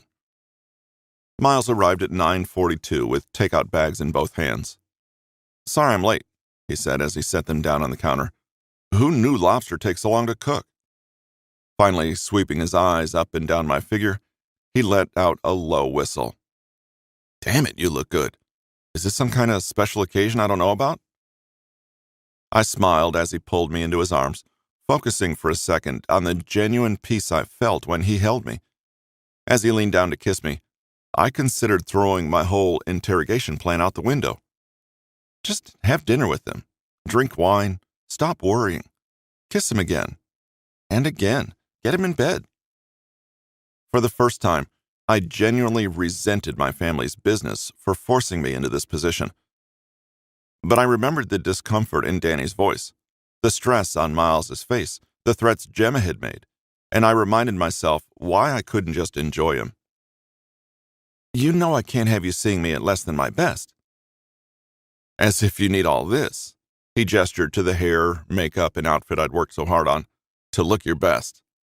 Damn it, stop making this difficult. Did you really bring lobster? I asked, peering at the bags he'd brought in. I figured why the hell not, he said, with a careless shrug. For the first hour or so, I let it be a mostly normal date. I poured wine but didn't drink much from my glass. We ate and chatted and bantered, but the normalcy was underscored with nervous anticipation the whole time. Once we'd finished dinner, I let myself get quiet and my uncertainty show on my face. Hey, Miles reached across the counter to rest his hand on mine. Something wrong? We need to talk. He swallowed hard as I got up and nodded toward the living room. Yeah, okay. I sat in the corner of the couch with him at my side, holding his hand and absently fidgeting with it. What's up? I went by the house today. I lied, trying to keep it as neutral sounding as possible, so he wouldn't jump to the conclusion that I was asking on behalf of my family, even if I was. To have lunch with my brother and his son. Anthony, right? I forced a smile. Yeah. I had mentioned Anthony to him before, of course. Talked about his recent "dad doesn't have time for me" moment. Anyway, while I was there, I noticed that Arturo wasn't around. Miles's smile immediately disappeared, replaced with suspicion and irritation. I asked around if anyone had seen him, and they said he went missing on Sunday. Hasn't been back to the house since. He took his hand out of mine and leaned away from me slightly on the couch, his eyes wandering away from mine. I persisted. And then I remembered you saying something about him being involved in Gregorio's attack. So I wanted to ask if you know anything about him going missing. Even now that I'd put the ball in his court, Miles didn't answer me right away. And when he did, it wasn't really an answer. What do you care? How can I not care? No family likes to lose one of their own, and when they do, they usually want payback. This wasn't anything he didn't already know. So if you were involved in one of my dad's guys disappearing, I feel like that's something I should know. Is that what this is about? You getting payback for whatever happened to him? He could keep trying to make this about me and Arturo as much as he wanted. I wasn't biting. Besides, I know it makes you assume it was deliberate. Gli incidenti accadono. Accidents happen. In any other situation, I would have thought it was cute to hear him speak Italian. But that particular phrase was something he'd taken from his dad. It wasn't an explicit confession, but the way Darren used it, it might as well have been. You're not giving me a straight answer. All I want is to know the truth because it involves my family, because it involves you, because both of those parties are pretty damn significant to me. What? So you should know everything that involves either of us? You sure you want all that information? He asked, draping his arms over the back of the couch. Can you please just answer me? You didn't see what the guy did to Gregorio. It would have made you fucking sick. You wouldn't be defending him if you were there. Miles? Yes, all right? He snapped. Yes, I know exactly what happened to him, and I know it wasn't fucking pretty. I also know he's not going to be showing back up at the house anytime soon. I know, because I'm the one who made it happen. Because I wanted payback too. Happy? I took a deep breath to keep myself calm and followed up with my next question. How do you know it was him? Gregorio recognized his fucking face, said he was the one in charge, and he thought the whole thing was just hilarious. I couldn't imagine Arturo enjoying hurting anyone, even someone he thought was an enemy. Gregorio was only 23, and as far as I knew, he hadn't done anything wrong. How could anyone take pleasure in that? But then, there was the darker possibility that Miles had made up the attack altogether. Do you? I knew he wouldn't like this question. Do you have any pictures of what happened? Videos from the club, maybe? Miles stared at me in disbelief. Are you serious right now? You want proof? No, I don't have any goddamn pictures. Maybe I can get you some x-rays if you really want. Would that be good enough to convince you that Arturo fucking deserved what he got? I hated it when he got this way, angry and defensive, and eager to take out his frustration on anyone who tried to talk to him about it. I just don't understand, I told him plainly. You know my dad. You know he wouldn't have ordered something like this. I thought I did, sure. That was before he completely sold me out to the council. And if he didn't order it, I went on, then he'll think of what you did to Arturo as an unprovoked attack.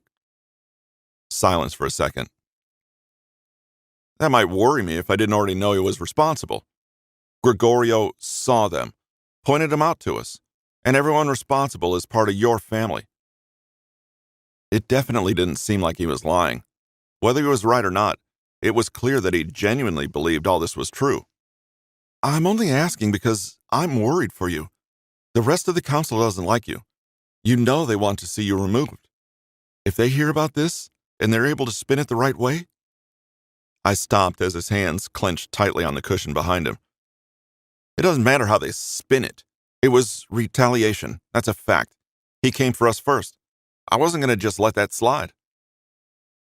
Sensing a segue into the next unpleasant topic, I asked quietly, like, what happened with your dad? Miles's eyes went wide for a split second, but his expression quickly went back to drawn and hard. He shoved to his feet and started pacing the living room. So that's what all this is? Just a warm-up for the "why'd you kill your dad" question? He scoffed out a mirthless laugh. This is really not the conversation I thought we were about to have. I don't know what happened with your dad, I admitted, keeping my spine straight, hands folded in my lap. But I want to, if you're willing to tell me. What happened is he crossed a line, and I did something about it, Miles said, casually slipping a butterfly knife out of his pocket and starting to play with it, trading it back and forth between his hands, tossing it and catching it now and again.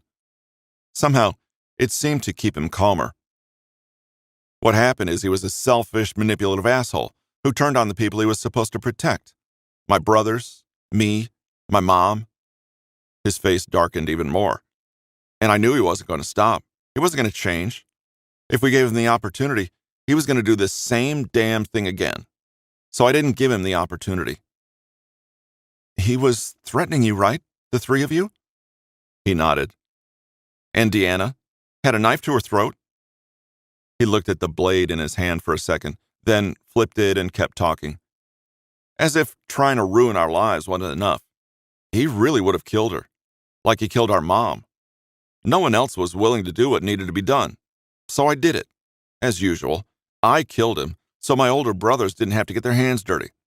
So my younger brothers wouldn't have to go through the same thing in 10 years. So my niece wouldn't have to worry about her mom being used as leverage. He stopped pacing and flipped the knife closed again, not looking even remotely in my direction. Nobody fucks with my family, he said finally, no matter where it comes from. I won't stand for it.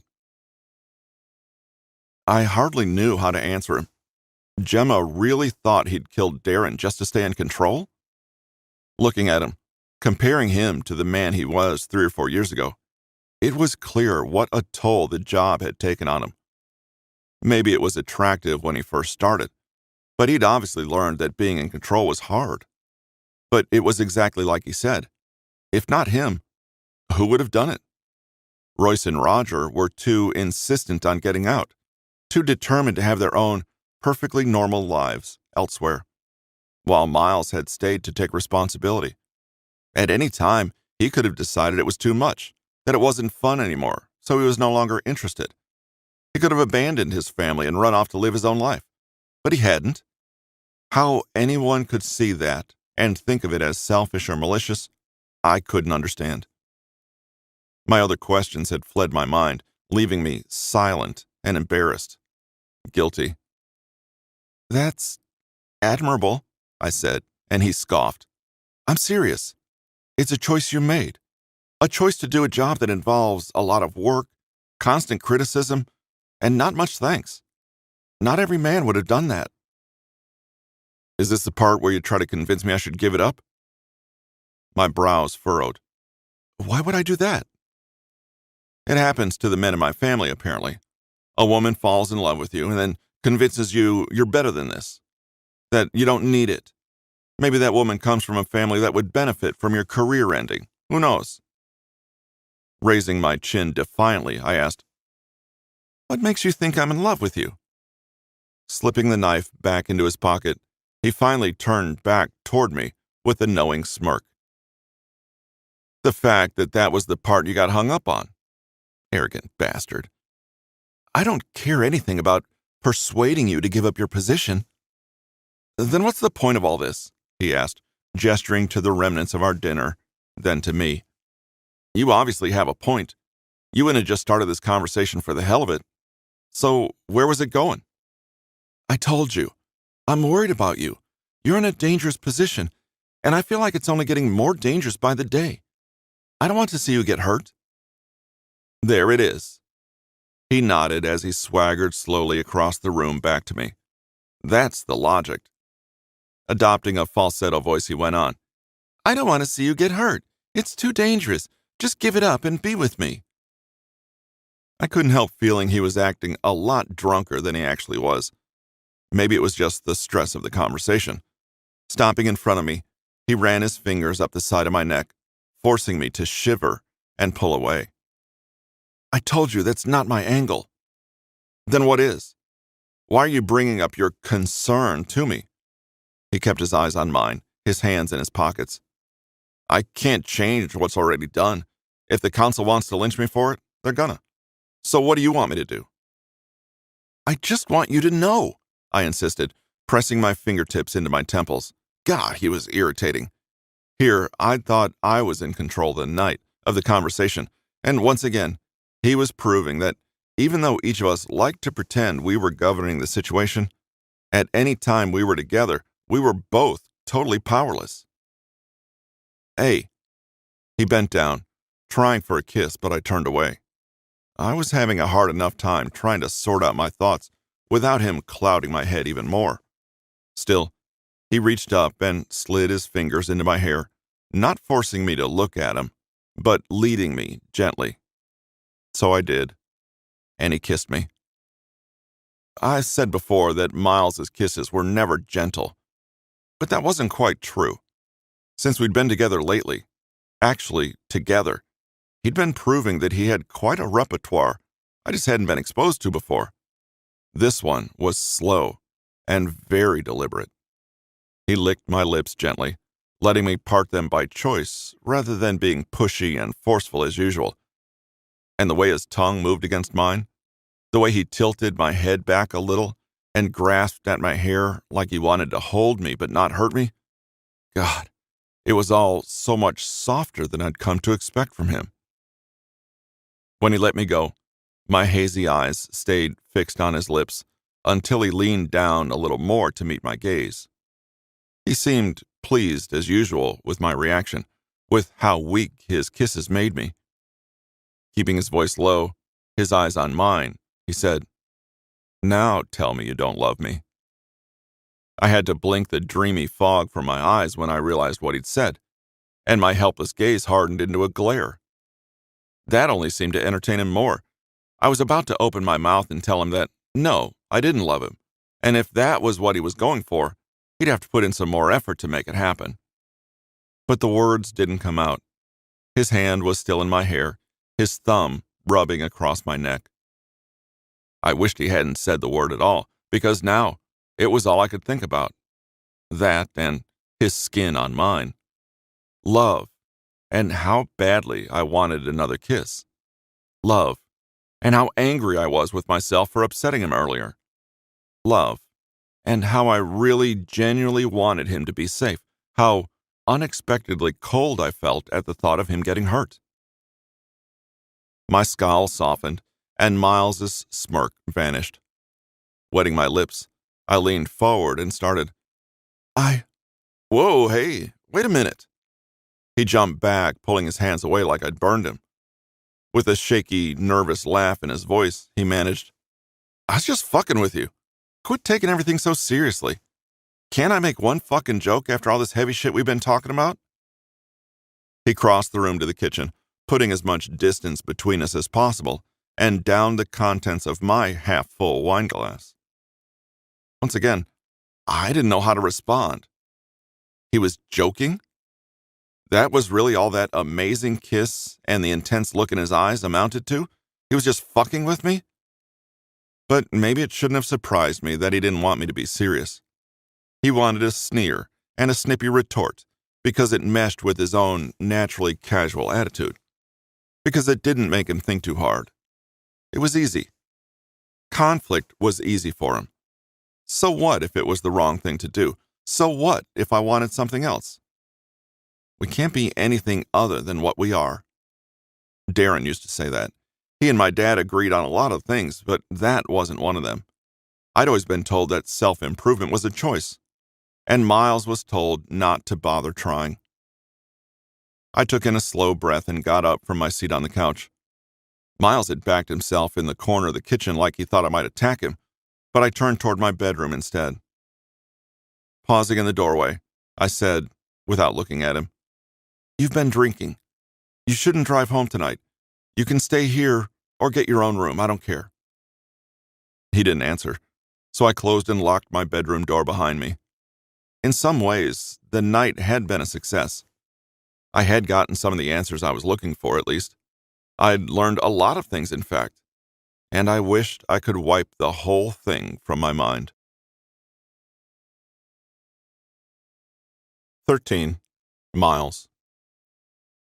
The ice in Sophia's voice could have frozen over the whole West Coast. I don't care. No plainer way of saying it than that. And I still stood in the corner of her kitchen, cowering like a fucking child, shell-shocked over the look I'd seen in her eyes. Why did it scare me so much? Why was I afraid? The whole night had thrown me completely off whatever I was expecting. Honestly, when she gave me that big, serious, we need to talk speech, I thought that was about to lead to the I love you conversation. And then it absolutely didn't. I still had no idea why she was so insistent on talking about business, about Arturo and the council and my dad. I didn't know it all, but it definitely put me on the defensive. And then I was determined to be a prick the rest of the time. Bringing up that shit about my brothers and their wives, comparing her to them. I really didn't expect her to take that stupid love line seriously. I thought she'd make a face at me and tell me she couldn't believe how full of myself I was. Her actual response was, I didn't know how to handle it. Standing alone in her kitchen, staring at her bedroom door, I wondered if she was planning to come back out, if she would hear me out if I tried to talk to her. Did it matter? I wouldn't have known what to say. Sorry for baiting you about your feelings and then turning chicken shit when you actually had them? Fuck. She was right about one thing. I knew I shouldn't drive home after, 3, 4 glasses of wine? But I couldn't force myself to stay there either. In fact, I felt like a trespasser at this point, so I grabbed my keys and my jacket and went to book a separate room so I could pass out and let sober me handle it in the morning. Unfortunately, I was still at a loss when I was sober. I knew I should go back to Sophia's place and talk to her. That was the only solution, the only way I could fix what I'd fucked up. But I didn't. I couldn't. I still don't know how to explain myself to her, and what good would it do anyone for me to go there and just trip all over myself trying? Normally, thinking on my feet and talking about pretty much anything was one of my biggest strengths. But not in this case. This time, I needed to think, to figure out how to approach it. So I drove back to San Diego without saying a word to her. When I got to the house, for once, no one was waiting to greet me. No Whitney trying to drag me away from work. No Nathan trying to drag me to it. No Gregorio in the living room to nod when I walked in, or Rena with a hesitant smile. Nothing to take my mind off what a shithead I'd been. Maybe I deserved to stew over it for a while. I locked myself in my bedroom to shower and change clothes. Might as well be productive while I'm brooding. It wasn't like I didn't care about Sophia. I couldn't even pretend that was the case. I'd had it bad for her since we were freshmen in high school, and it had only gotten worse over the years. But it was always in those words. I crushed on her, or liked her, or was into her. Love never came into the equation, and I hated to have the typical mafioso attitude of love is a weakness. I especially hated thinking of my dad's love is a weapon ideology, but if I was honest, yeah, it was pretty damn inconvenient. From what I could tell, at least. After all, before Royce met Margot, he was the perfect Moretti scion without a single flaw. 2 wives later, he wouldn't go anywhere near the business. And Rena? For whatever reason, she genuinely loved our dad. And what good had it done her? It just wasn't good for business. Why couldn't I just be with Sophia without making it into some kind of official commitment? I wanted to be with her. Sure, I loved how I felt when I was around her. Why couldn't that be enough? Days passed, and for the most part, it was business as usual at the house. Gregorio seemed to be in a better mood since Arturo was out of the picture. Nathan was still keeping an eye on the other council families, but none of them had made any moves. Whitney still went to her judo classes, but now she flinched any time someone got close to touching her without warning her first. No, scratch that. She flinched any time a man got close to touching her without warning. We hadn't talked about what happened again since the night of the concert, but it was obviously still on her mind, subconsciously if nothing else.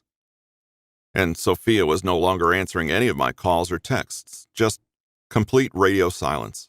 Nothing worked. I tried provoking her. I tried being sincere. I tried telling her that ghosting me like this was childish and not going to solve anything. I tried asking if my one fuck-up that night was really enough for her to cut me off completely. Nothing. And my mood got worse with every day she ignored me. Everyone noticed it, but no one said anything. Most of them had no idea I was seeing her in the first place, so they probably just thought I was being pissy for no reason. Then, out of the blue, not in response to any of my many messages, I got an email from Sophia. "Can we talk? I want to see you. Sophia." That was it. No demands, no apologies, no indication of whether she was still pissed.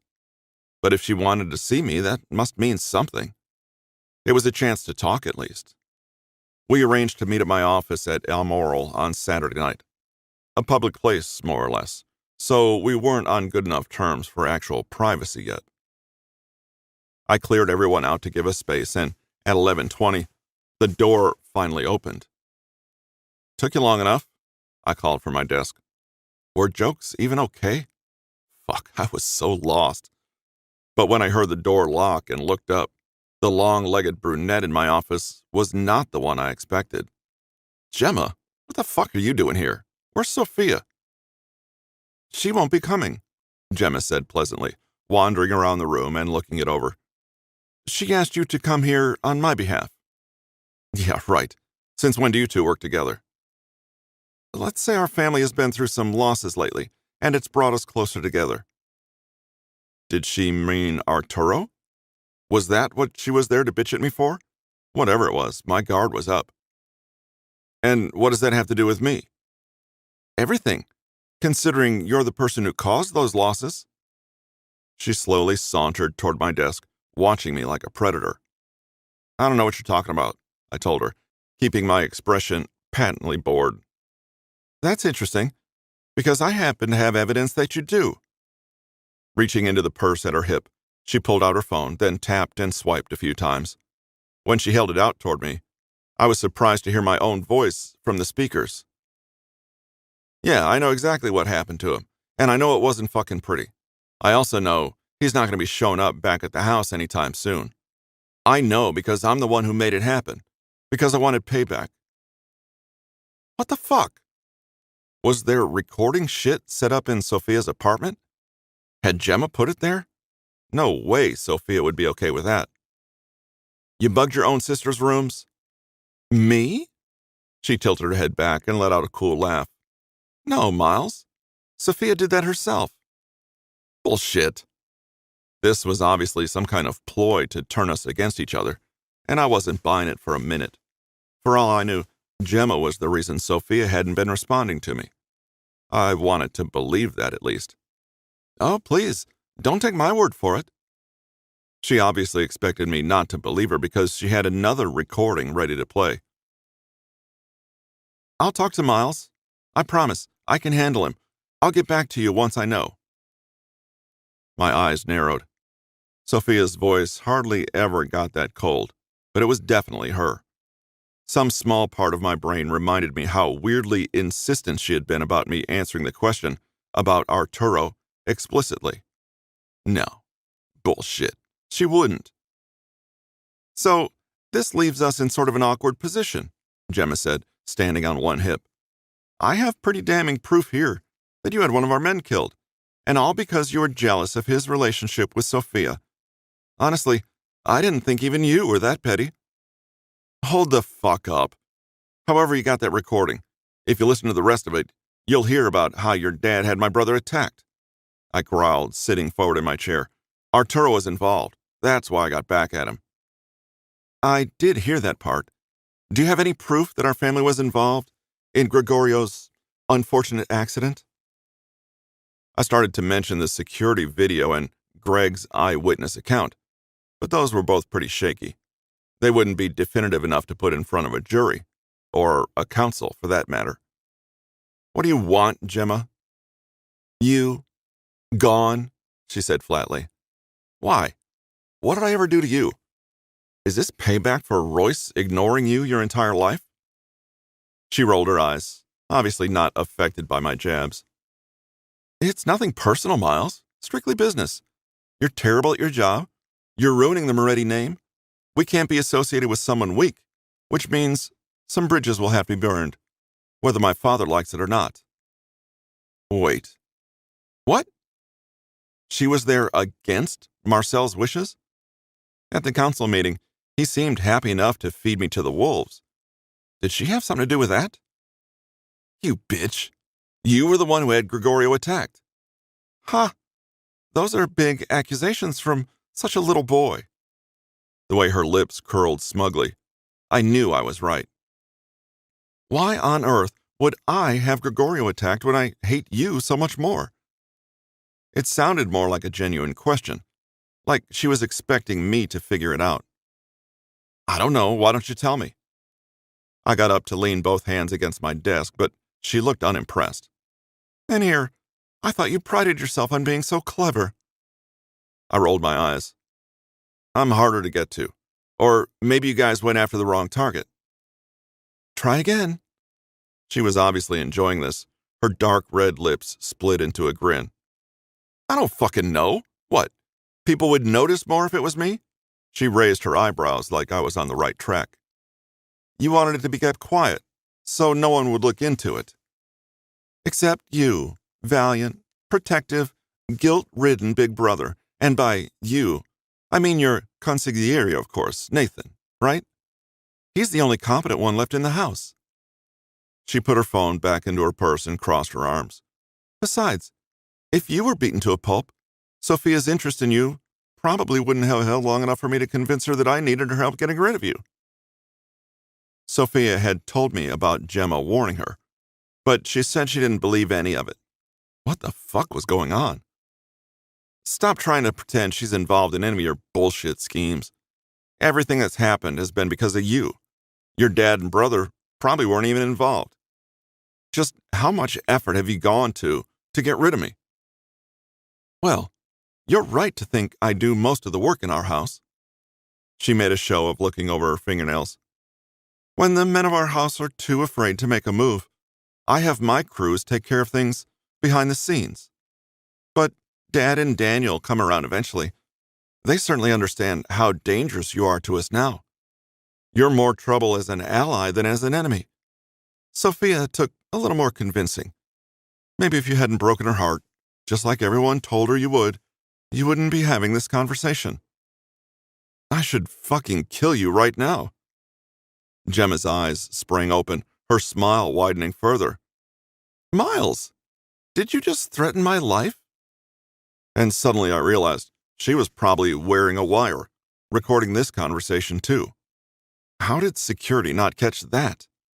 Well, if that's not enough to convince the other council members you've outstayed your welcome, I don't know what will be. "Get out of my building," I snapped, forcing down the urge to pull my gun on her. As much reason as I had to take her out, it would only make the situation 10 times worse. I'm going, she said on her way to the door, but you should really think about doing the same. I give it a day or two at the most, before the rest of the council gets here in force. They can't just let a mad dog like you run free, after all. Her self-satisfied laughter echoed back up the stairs as she left. Fuck. Sophia wasn't part of this. Sophia wasn't part of this. Sophia wasn't part of this. No matter how many times I said it to myself, there was still some part of me that was drowning in doubt. She wouldn't have turned on me because I hurt her. She wouldn't have sold me out to Gemma, of all people. But why was she asking all those weird questions in the first place? Why did she make me say what happened to Arturo? She hardly ever wanted to talk about work in detail like that. Could Gemma have gotten to her earlier on? And what was with that recording? Her promising she could handle me. Fuck, fuck, fuck. Desperate to break something, I shoved everything off my desk and threw my chair to the floor. Miles! I reached for my gun by reflex when the door opened again. But it was just Nathan, looking over all the shit I'd just thrown to the floor with concern and confusion all over his face. Is everything okay? No, it's fucking not.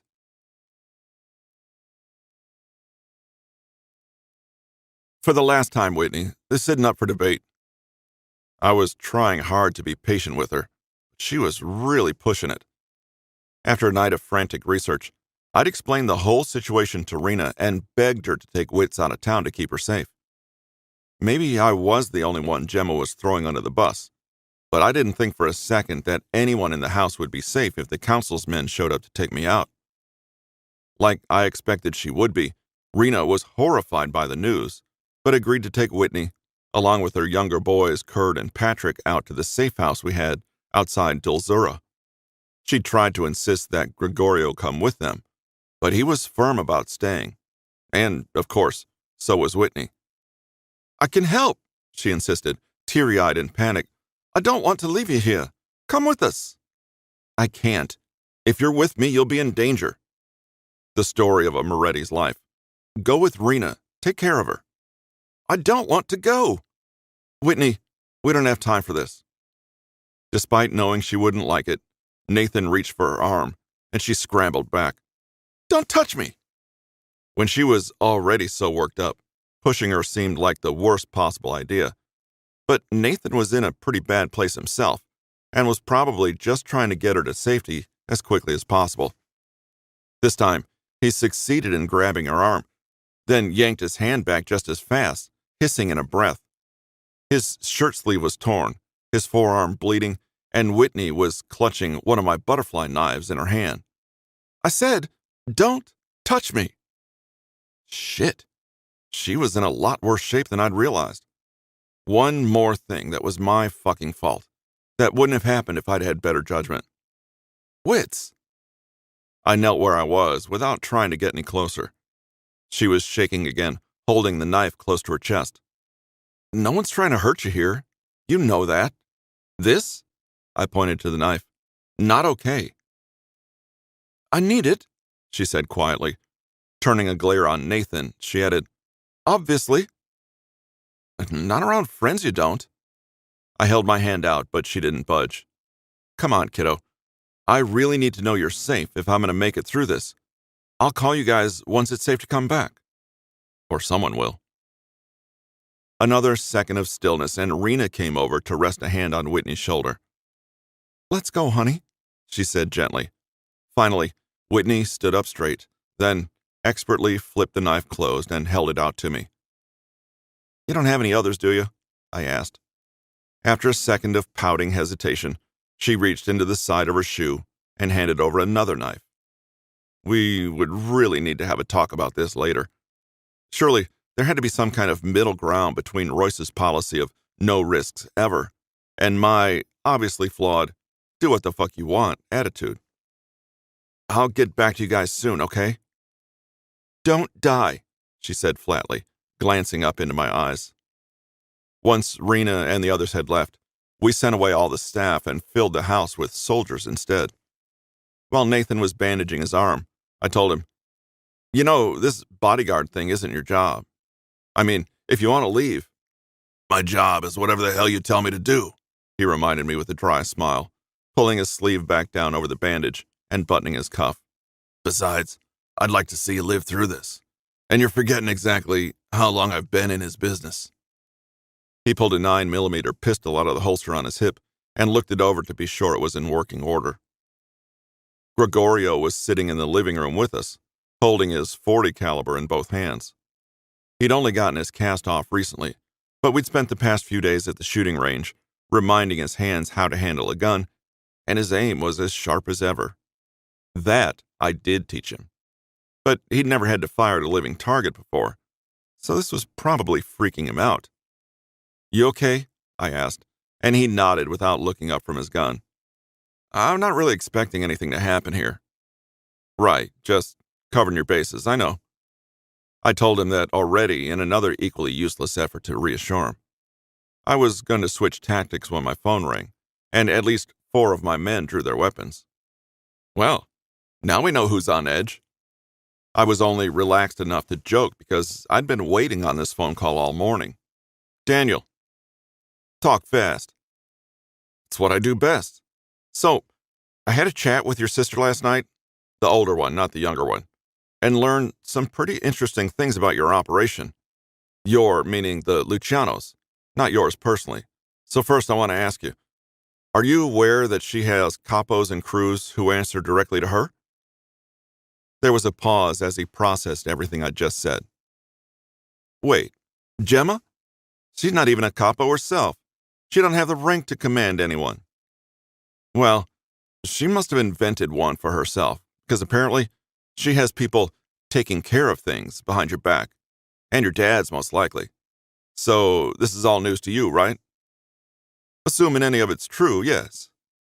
"Look, why don't I give you a few names, and you can look into it yourself?" I listed off the names of all the guys involved in Gregorio's attack.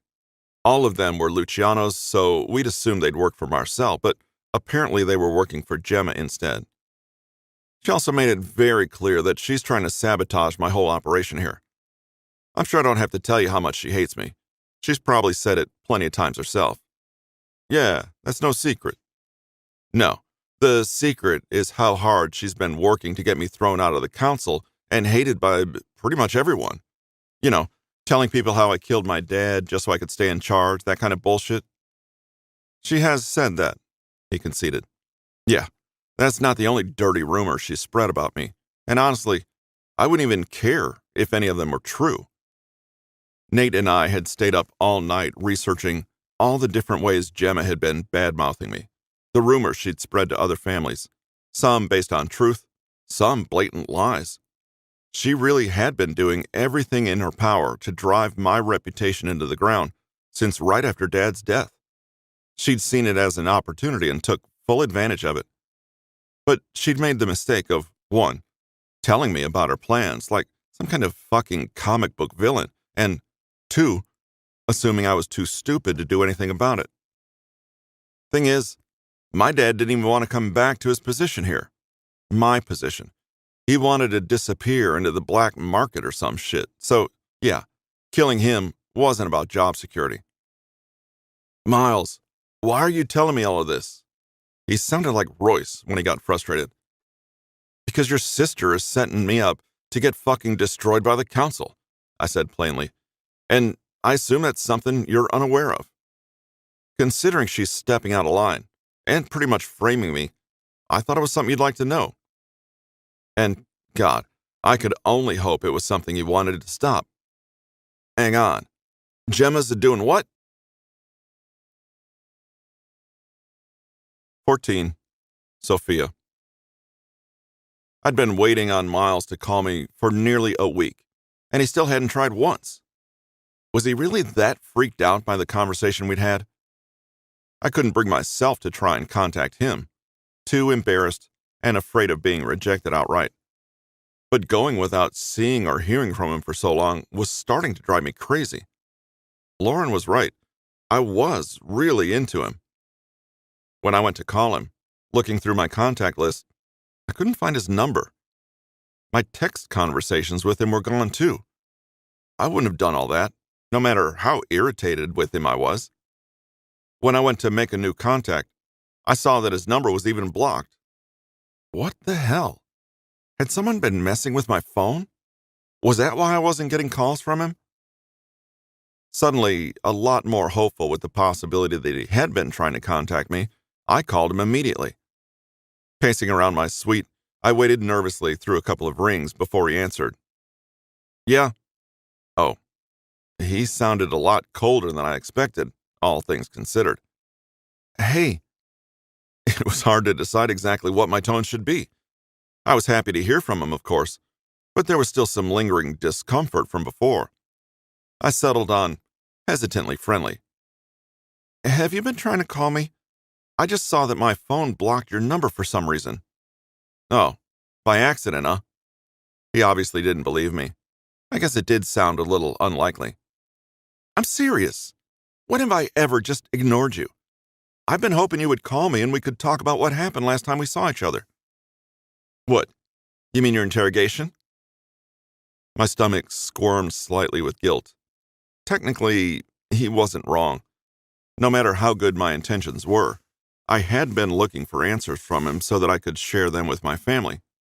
Of course, after what I'd learned that night, I knew that confirming Danny's fears about Miles taking Arturo wouldn't do anyone any good. So I'd kept the information to myself, but deceiving him in the first place still made me feel awful. I didn't really think of it that way. Even that was a lie. And I'm sorry if it came across that way. Cut the bullshit, Sophia. I know you're getting information for Gemma. What? Why would you even think that? He knew as well as anyone how bad my relationship with my sister was, especially lately. If he'd been talking to Gemma, then things between us were even more complicated than I thought. I don't work with Gemma. Even when I do gather information, it's for my dad or Danny. I don't know what she does for the family, and I don't want to. It doesn't have anything to do with me. Yeah?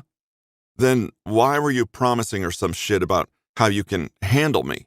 He demanded. I was totally lost. What was he? I had said that to Danny during our phone call. But how would Miles know anything about that? That wasn't... Have you been talking to Gemma or something? It sounds like she's screwing with both of us. This conversation would have been a lot easier in person.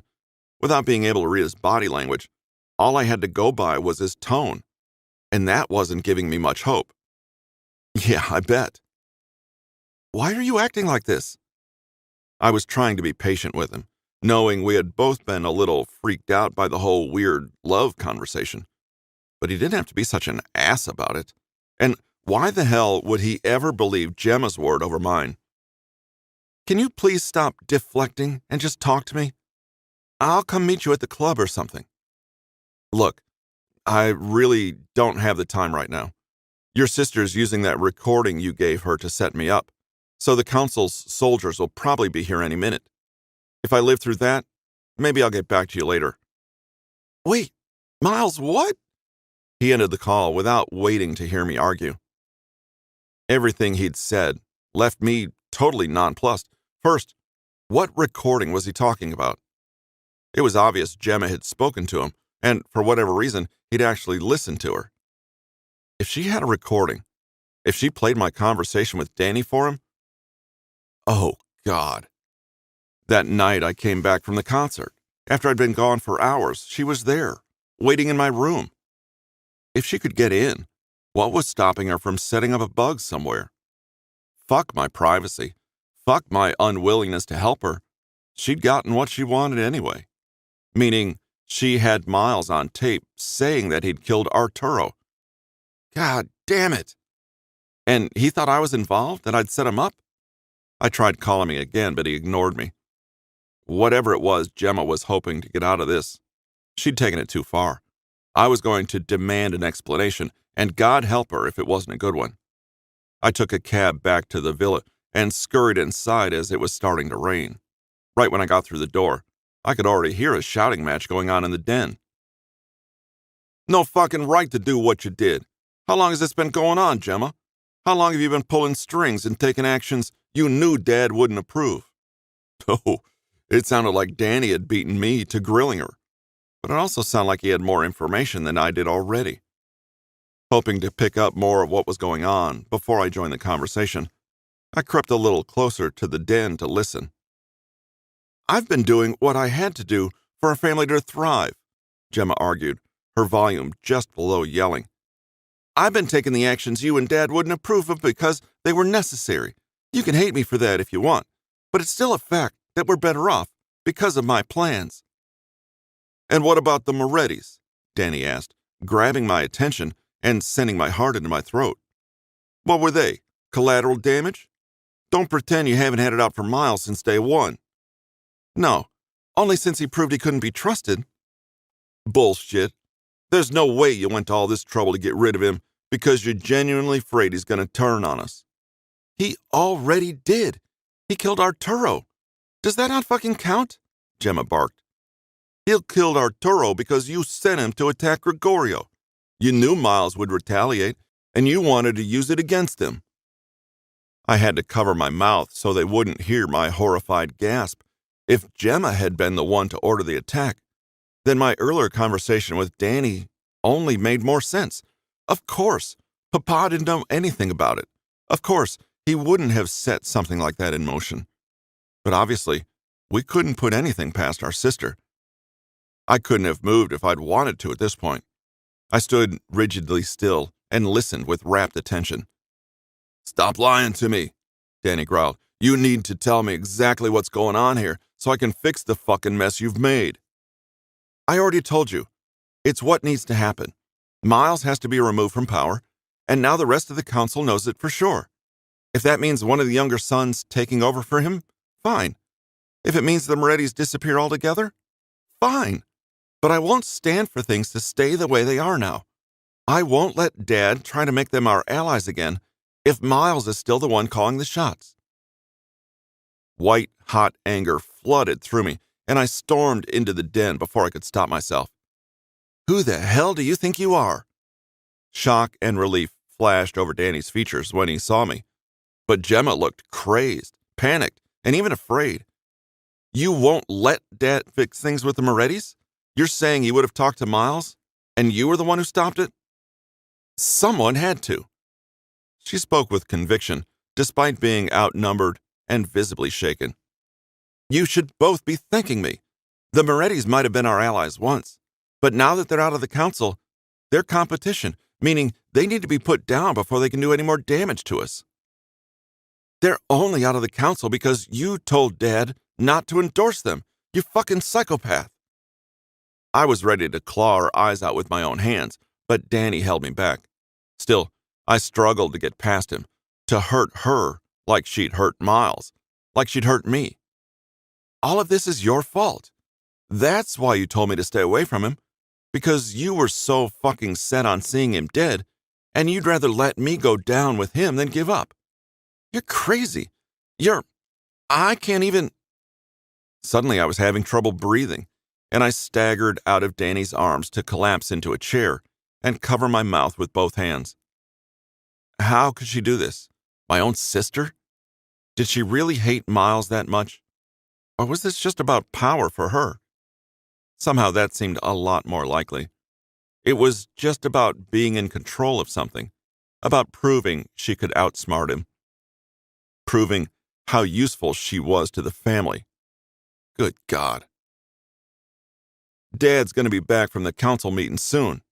Danny was addressing Gemma, his voice much more controlled, as if to contrast my screaming. "And he's going to hear all about this, everything. If you have even a shred of respect for him or for a family, you'll stay right here and wait." "Daniel," she said as he started to walk away, "please don't do this. Whatever you think about me, however Miles has managed to mess with your head, don't just take him at his word. He is dangerous. Trying to work with him won't turn out the way you want." "Why?" I asked, shooting her a glare. "Because you won't let it?" "I don't have a choice," Danny said. "My family was responsible for half the criticism and difficulty he's gone through over the past 3 years, even if I didn't know about it. And if he's going to get anywhere near the council safely, he'll need our support. He's going to come back with me, and we're all going to have a chat with Dad. Kneeling in front of me, he touched my arm to get my attention. You were right, apparently. I didn't have the whole story. I know you must want to hear everything, and I know Gemma probably won't explain it to you, but I can't right now. I need to get in touch with Miles and— It's fine, I said tersely, shaking my head. Just go. After a brief hesitation, he got back up and told Gemma on his way out, Don't make this worse than it already is. The front door slammed behind him, leaving Gemma and me frozen in tense silence. I had no idea where to even start. There was so much going on in my head that I was almost numb. Did you bug my rooms? I asked finally. Yes. Did you tell Miles that I knew about it? That I helped you? Yes. My sister's voice was as low and flat as mine, as if neither of us really knew how to have this conversation. Or maybe we were exhausted from shouting. Why? So he would cut you off? If you thought you'd betrayed him, he'd refuse to see you. And if you aren't around him, you can't be part of what's going to happen to him. I absolutely do not believe that you did it out of concern for me, I said, finally looking at her again. That you were doing some kind of big sister duty, trying to keep me safe. She smiled at me coldly. You've always been so clever. Her voice dripped with sarcasm. I was keeping you safe. I am keeping you safe, but no, it's not because you're my precious little sister or because I feel some kind of instinct to protect you. We both know you're Dad's favorite. You always have been. If something happened to you, his sweet little Sophina, Dad would be devastated. If he were depressed and sullen all the time, he'd start looking weak. Oh, right, I forgot. You only ever do anything for the sake of the family, right? You know best how to take care of us and keep us strong? I don't expect you to understand. You're a child. That's all you'll ever be. Pampered and pretty and spoiled. And what else matters, really? She took a seat in a chair across from me, crossing her legs and resting her hands regally on the chair's arms, looking like she was playing at being a boss herself. With that cold look in her eyes and the firm set of her jaw, it wasn't hard to imagine. You don't know anything about doing things for the good of others. You certainly don't know anything about making sacrifices. What sacrifices have you made, Gemma? I sat to straighten my posture, folding my hands in my lap and crossing my ankles primly. If she was doing the evil queen villain act, I could match her in dignity at least. What have you given up for the sake of the family? My entire life. Do you know why I started pursuing Royce in the first place? It wasn't really a question. Because Dad told me to. He always talked about how nice it would be if I wound up with Royce, if I could marry us into the Moretti family. He made it sound like such a big accomplishment, like he would have been proud of me for snagging a big fish like Royce Moretti. So what? That's why you became obsessed with him? It was never about him, she said, shaking her head. Yes, he was capable and competent. More than that, he was proficient. He was perfect for the job he was supposed to be doing. She must have realized she'd gotten a little wistful as she cleared her throat and turned her gaze cold again. But it was more the fact that he was Darren's son, his heir, and if he would have just cooperated, that could have been the end of it. The end of what? I'd never cared much about her fixation on Royce. I still didn't. But if she was sharing things freely, it was very possible I could learn something useful by keeping her talking.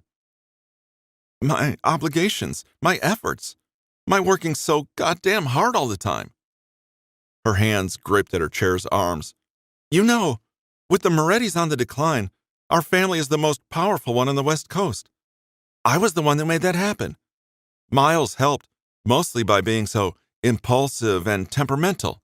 A child, just like you. So, that's what this whole hostile takeover is about? Us? No, you winning against them.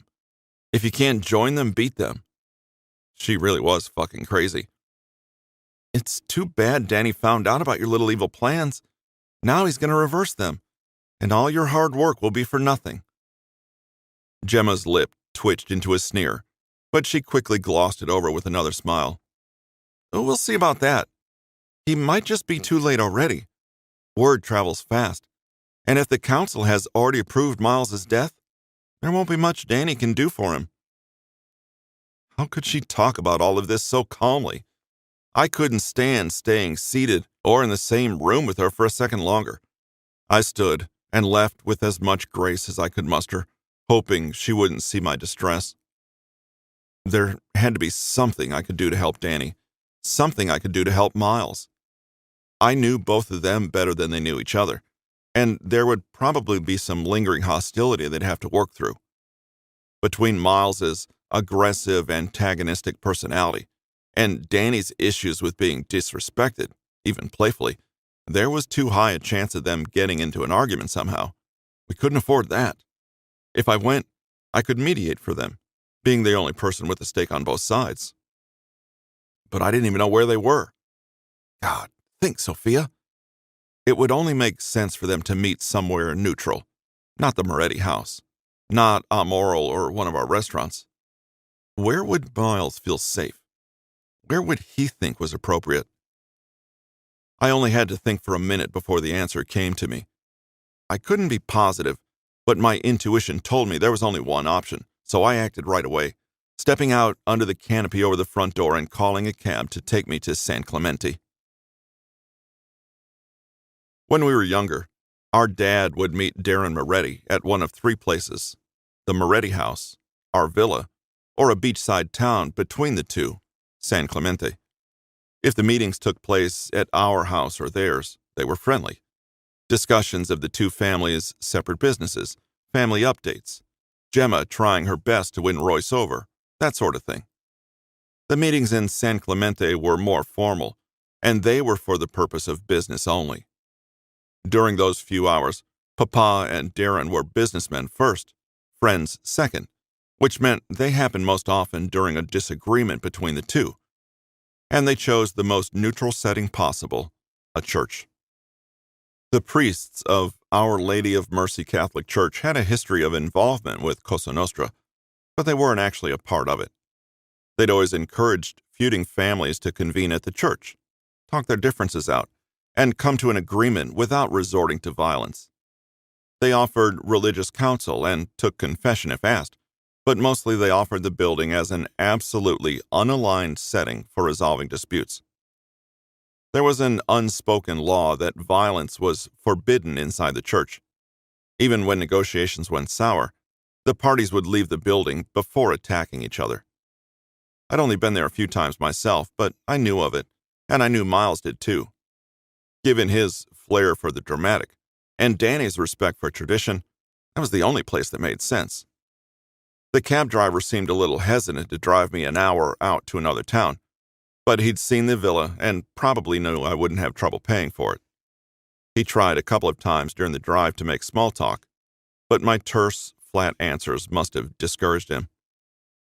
The church was toward the edge of town, conveniently, partially isolated. I recognized the little building from a distance once we got close, and asked the driver to drop me off a few 100 feet away. Everyone was probably on edge enough without seeing an unexpected, unfamiliar car pull up to the door. Although he seemed a little unsure about leaving me, I assured him it was fine and gave him a generous tip for having driven me so far. I started briskly toward the church as the cab made a U-turn and went back the way he came. I was too far away to see anything through the narrow windows, and it was almost eerily quiet on the road. If it weren't for both cars sitting outside, Miles's limo and ours, I wouldn't have known anyone was there. Then, when I was within about 100 feet of the church, I heard the unmistakable pop of gunfire. A single shot followed seconds later by a burst of others. Oh, God! I broke into a sprint as fast as I could manage, thankful to be wearing flats and pants. I got close enough to recognize Miles, Nathan, and Gregorio rushing out of the building to their car, along with two others, guns drawn, and my heart clenched at the sight of a dark red stain spreading down Miles's shoulder. This was supposed to be peaceful. It was supposed to be helpful. What could have gone so wrong? By the time I reached the church, Miles's car was disappearing down the road. Struggling to catch my breath, I met one of Danny's soldados, Sergio, at the door. "Sophia, what are you doing here?" When I tried to step past him, he blocked my way. "You shouldn't go in there." "I need to talk to my brother," I said, trying and failing to shove him out of my way, so I shouted past him instead. "Danny, what's going on? Tell your men to let me in." "Sophia, please, he doesn't need—" Another soldado appeared in the doorway behind him. "Let her in, Serge." Although he looked conflicted, Sergio stepped out of my way and allowed me to rush inside to find my brother. When I did, I let out a horrified scream. Danny was sitting on the floor, propped up against one of the pews, sitting in a pool of blood that I could see growing every second, blood flowing out of a gunshot wound just below his heart. I barely managed to force his name out before I dropped to the ground next to him, shaking him gently, trying to get him to look at me. "Why are you here?" he asked through shallow breaths, glaring at me weakly. "I came to help. Why are you all just standing there?" I shouted at the surrounding soldados. 7 men, half his crew, and they weren't doing a single thing to stop him from bleeding out. "Help him!" "I told you to stay at home," Danny muttered. "You told Gemma to stay at home." The breath he let out was almost a laugh, and he smiled very slightly. "You're so difficult. You shouldn't have to see this." "You can gripe at me later. We need to make sure you're safe first." I told him past the painful lump in my throat. Looking at the others, I begged, "Get him in the car. He needs to get to a hospital." "Sophia," one of his older guys, Martin, who I knew for a fact had medical experience, shook his head at me. "There's no time. He has minutes at the most." "You're not even going to try?" "Listen." Danny rested a hand on mine where they were clenched on his shirt. I tried to disregard the cold wetness of blood against my skin and focus on his words. "You need to tell Dad about Miles. It has to come from you." Miles? That was what he wanted to talk about right now? Suddenly, I felt sick, either from the overpowering scent of blood or the realization that Miles must have done this.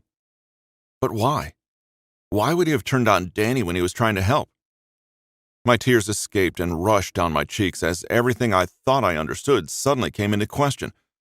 Why could nothing go the way it was supposed to? "I'll tell him." My voice was choked, my throat tight. Even if I didn't understand any of it, I would tell our dad what had happened. Maybe he could make sense of it. "Don't worry about that." Danny's grip on my hand tightened a little. "You should stay and help Nadine with Anthony." It seemed like every breath was harder for him, like every word took more energy to get out. His brows furrowed, somewhere between pain and guilt. "Tell her I'm sorry. It didn't mean... This wasn't supposed to..." He was having trouble keeping his eyes open, and my fingers dug into his arm, as if holding on tightly enough might keep him with me longer. "You don't need to apologize. You were trying to do the right thing." Now, I could barely get words out myself, my vision blurring, my face burning. "I'm so sorry, Danny. If I'd gotten here sooner..." I expected him to laugh at me, tell me it wasn't his fault, maybe that I would have just distracted him more. He didn't. "Danny?" I shook him gently, but he didn't look up. I listened as hard as I could for his weak, labored breathing. Nothing. My voice pitched into a shrill cry. "Danny?" One of the soldados tried to pull me away, but I pushed him away and shrieked for them to leave me alone, clinging to my brother's arm and sobbing into his shoulder. 15 miles. The meeting had been going so well, better than I'd let myself hope for. Danny actually apologized to me for Gemma's bullshit. He said not to think we were best pals or anything just yet, but that he was aware now how much of his dislike for me had come from her. He planned to testify to the council in my defense, my family's defense, and explain the full situation to me. "If they see that you're there with me, they'll think twice before attacking you," he said. Even smiling a little, he added, "But even once you deal with them, you'll still have to answer to Sophia. That I can't help you with." I was still fighting with myself over whether or not to believe that Sophia wasn't working with Gemma, but I didn't bother telling him that. We needed this to go well, and I wasn't about to fuck it up by questioning his other sister's loyalties. Then he went to shake my hand. I couldn't follow what happened. It went so fast. Someone fired a shot with no warning, and then the whole room was chaos, everyone drawing weapons and finding cover, myself included. But even though I had my gun out by reflex, I knew better than to use it. "Hold your fire!" I shouted to my men over the quick, irregular beat of gunfire filling the room. This meeting was our last chance to get through to the council before they signed my death warrant and effectively destroyed my family. If we took even a single shot at the Lucianos, the whole plan went down the drain. "Miles," Nathan gripped my arm, ducking behind a mahogany pew with me. He didn't flinch once from the noise. "Daniel is down. His men aren't going to let us." He jerked back as a bullet zipped over our heads, too close for comfort. "We need to go, now." He was right. If Daniel was hit, if he couldn't order his men to back down, they weren't going to be interested in peace talks anymore. Shit.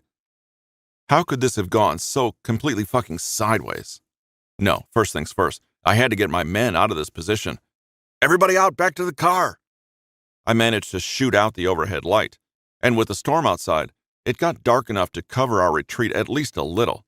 It's probably the only reason I got away with a shot to my shoulder instead of my skull. It was like someone took a hammer to me. One very specific spot of solid impact and pain shot through my arm. It was bad enough that I jerked and dropped my gun, but there was no time to go back for it. We all piled into the car, and after a quick head count, I snapped at Jerome to get us back to the house. "Who fucking shot at them?"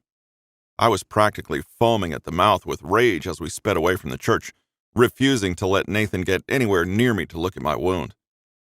"Which one of you was such a goddamn moron that—" "Miles, no one on our side fired a shot," Nathan told me calmly.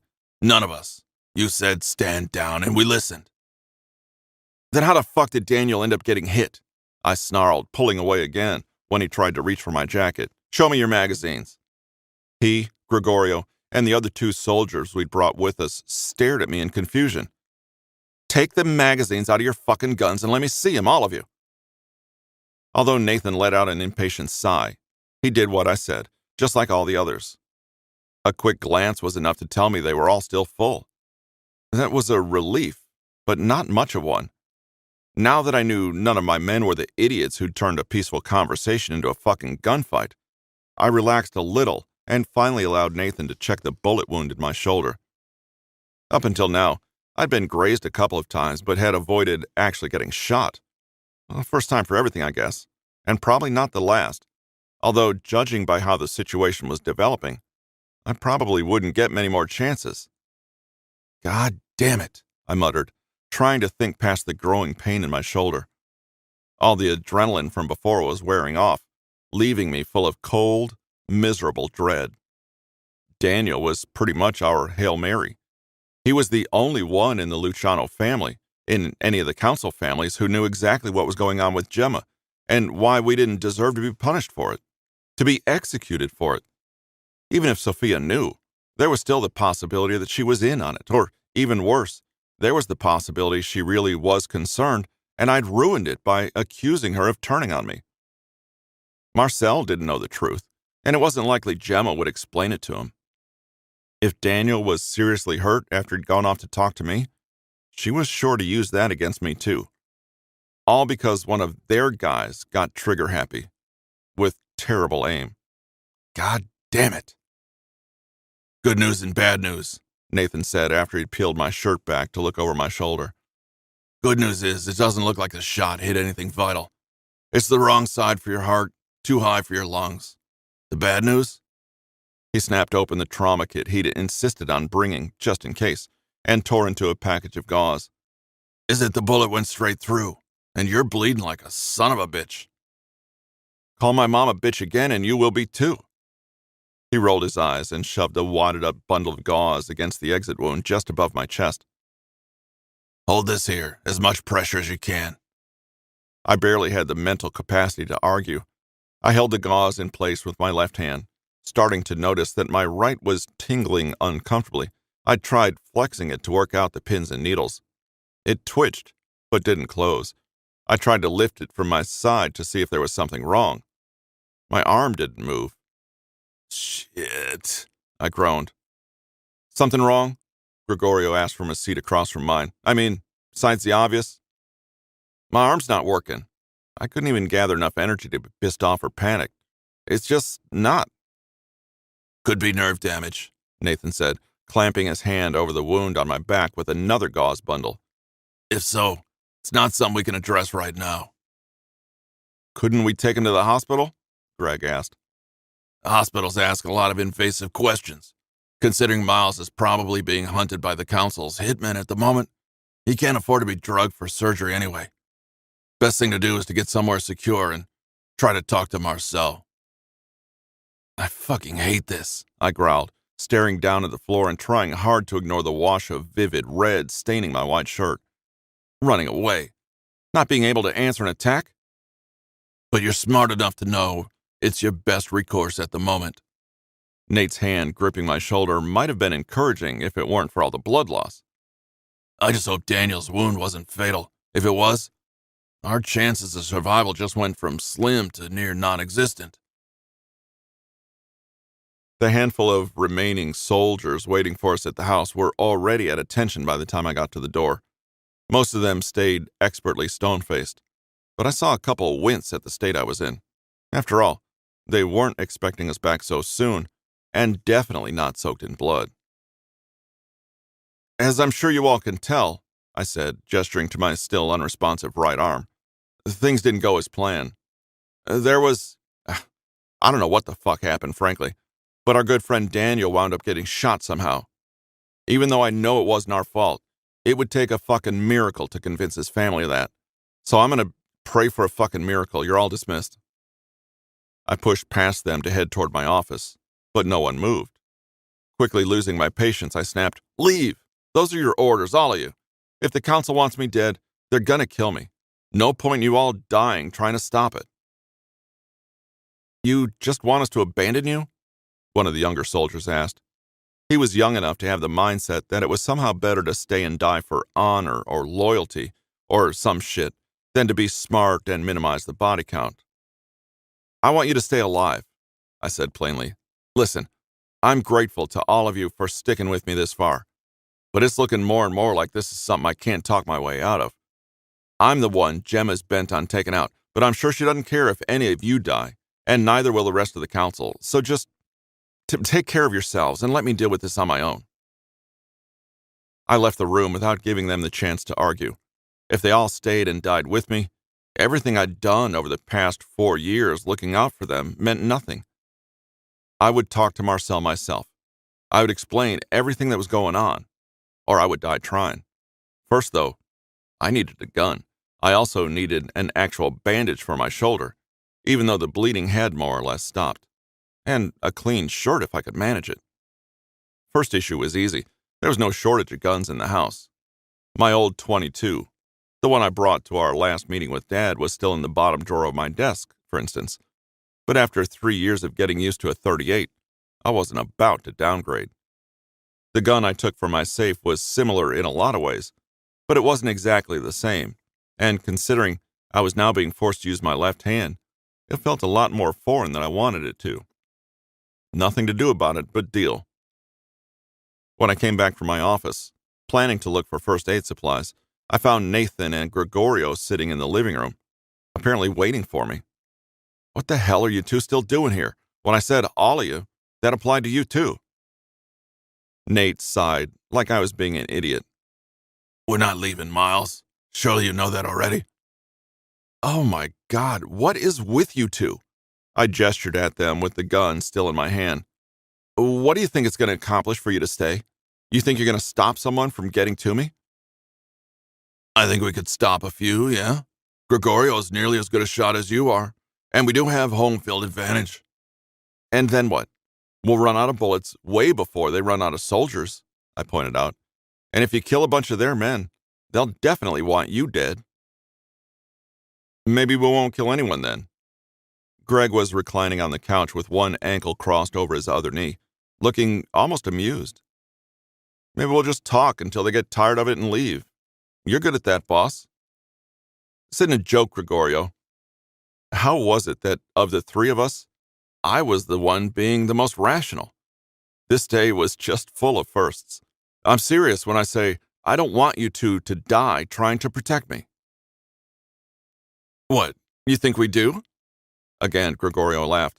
I know you don't like hearing this, but you can't do everything by yourself. You don't even know the council wants you dead. You haven't talked to Marcel. You don't know what he'll say. So quit being a fucking defeatist, and let's keep working on this until we're officially out of options. Silence for a second. I think that's the most you've said in the past 3 weeks, I said. Yeah, well, I hope you heard it. He was rubbing one side of his jaw. Because I'm not saying it again. You know, I might be crazy. I wasn't going to admit that there was any kind of comfort in not facing this completely alone. The hint of a slick smile on my lips would have to be enough. But I think you two are just stupid. With all due respect, sir, fuck you. Nathan was smirking too. I'll see if I can find something to cover that wound. I imagine you'll want to change clothes. At least look halfway presentable for the assassins. Asshole, I muttered as I headed to my room. 16. Sophia.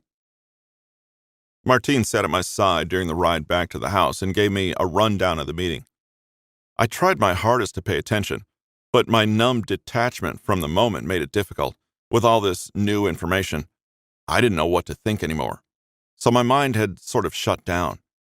And my eyes stayed tightly shut the entire time so I could pretend my brother's body wasn't in the car with us. When we got back to the house, I stood by and watched them bring him inside, wondering vaguely where they would take him. Was there some designated place he would wait? I had no idea. Following them inside, I found Nadine standing in the hall watching the procession, and I froze. Danny's crew had wrapped him up in a length of black canvas that I suspected existed for that exact purpose, so she wouldn't have seen that it was him. Turning toward me with worry etched into her features, she asked, "Did we lose someone? I thought the meeting was supposed to be a peaceful one. Has Daniel already gone to talk with your father?" Seeing her, remembering how he'd asked me to help her, thinking about how much his death would affect her and Anthony, I couldn't stay detached from the situation anymore. My eyes started welling up with tears as I struggled to find my voice. What could I possibly say to her? How could I tell her gently? But based on my expression and the blood on my clothes, she must have figured it out on her own. Her eyes went wide, her hand flying up to cover her mouth. No! Nadine! My voice broke along with my heart. I'm so sorry. No! She shook her head hopelessly as tears spilled from her eyes. Then, all at once, she collapsed to the floor, sobbing into her hands. I went to her side right away and wrapped my arms tightly around her. The small comfort wouldn't do much for the pain she was feeling, but it was the best I could offer. The knowledge that she wasn't alone, that someone was there to cry with her. Gemma soon came in from the next room, and I couldn't bring myself to look at her. She'd had some fault in Danny's death, too. If it weren't for her campaign against Miles, their meeting wouldn't have been necessary. It wouldn't have gone wrong, and he would still be with us. After several seconds, she asked quietly, "He's dead, isn't he?" Nadine sobbed harder from her words, and I shot her a glare as I nodded. Gemma's face was blank, looking sort of lost. I didn't think... God... She covered her eyes with one hand, wrapping her other arm around herself. She didn't cry out loud the way I had, the way Nadine did, but I could hear her sniffle and gasp softly. Who did it? Nadine demanded, suddenly sitting up to look me in the eye. Her face was an absolute mess. Mascara streaked from her reddened eyes, but her gaze was hard. You were there, weren't you? Who's responsible? Oh, I wasn't there when it happened. I got there just before he... I took a deep breath, trying to calm myself so that I could deliver the horrible news I had. There was already a gunfight going on when I showed up. Miles and his people left in a hurry, and when I got there, he'd been shot. Don't tell me I have to explain to you what that means, Gemma said coolly. I know what it sounds like, I sniped back at her, but I don't know why he would have. For God's sake, Sophia, my sister shouted, incredulous. What is it going to take for you to believe that he's dangerous? Are you going to keep advocating for him while he kills off our entire family one by one? Are you going to keep making excuses because you just can't imagine he would do that? Don't pretend you're saying all this in the name of justice. You're always looking for another reason to hate him. Despite my argument, I couldn't deny she had a point. All signs pointed to Miles being guilty, even if just by association. There was a lot I was willing to forgive when it came to him, probably more than he deserved. But this? How could I possibly forgive him for this? And he keeps supplying them. Do you really plan to lie to yourself and pretend there's any way he didn't do this, when every part of the situation makes it so obvious that he did? She spoke to me like I was a traitor, like wanting to see any good in Miles meant spitting on our family. Or are you acknowledging that he did it, but saying that doesn't matter to you?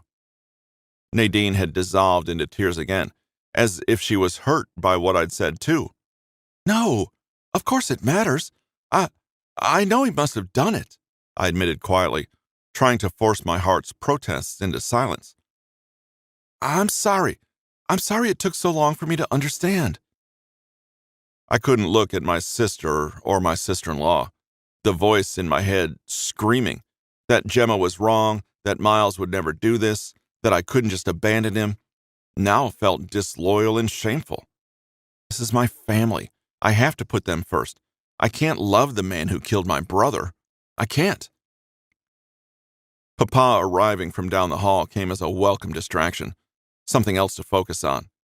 He looked weary, exhausted, heartbroken, and a pang of guilt shot through me as I realized how little time I'd actually spent with him since I came home. I got to my feet as he came over and offered Nadine his hands to help her up.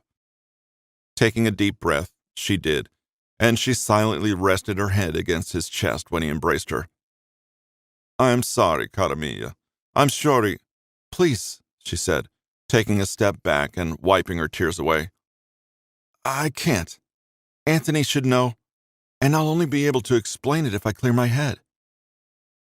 Gemma, Papa said, glancing in her direction. You should go with your sister to support her. No, Nadine argued before Gemma could answer. I'll do it alone. And she headed up the stairs, probably to Anthony's room.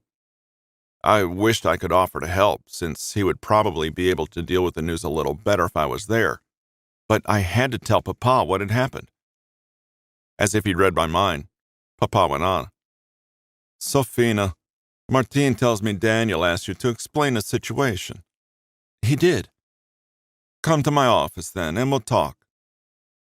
He led me down the hall, and I didn't miss Gemma's glare as she was ignored. She wasn't wrong when she said he favored me over her and Danny. Just her now. I shook that thought out of my head as I sat on the sofa in the window of Papa's office. The usually sunny room was dark enough at the moment from the storm and night falling that he had to switch on 2 lamps before coming to sit with me. I can't imagine this will be easy to talk about, he started. So take your time. What happened? I told him what I knew about the situation, that Danny had gone to talk to Miles, hoping to bring him back to the council to plead his case, that I got there as the Morettis were leaving and found Danny bleeding out. When Papa asked what had possessed him to go, to think Miles deserved the chance to explain himself, I explained about Gemma's vendetta against the Morettis, and Miles specifically, why he had taken revenge on Arturo, and why it shouldn't have been used as evidence to get him killed. But that doesn't matter anymore, I said, shaking my head as more silent tears left streaks down my face. He's responsible for Danny's death. There's no way we can excuse that. If I said it enough times, maybe I would believe it eventually. I am sorry it's come to this, cuore mio, my dad said, touching my shoulder gently. I know how much you cared for him. I know you wanted to believe he was better than he is. But you're right. We can't ignore this. After planting a kiss on my forehead, he got up and tugged his cuffs down. The others agreed that he needs to be stopped. This only shows me how urgently it has to happen, before he can harm anyone else. You're going to send a crew to their house? I didn't know why I asked. The knowledge wasn't going to make me feel any better.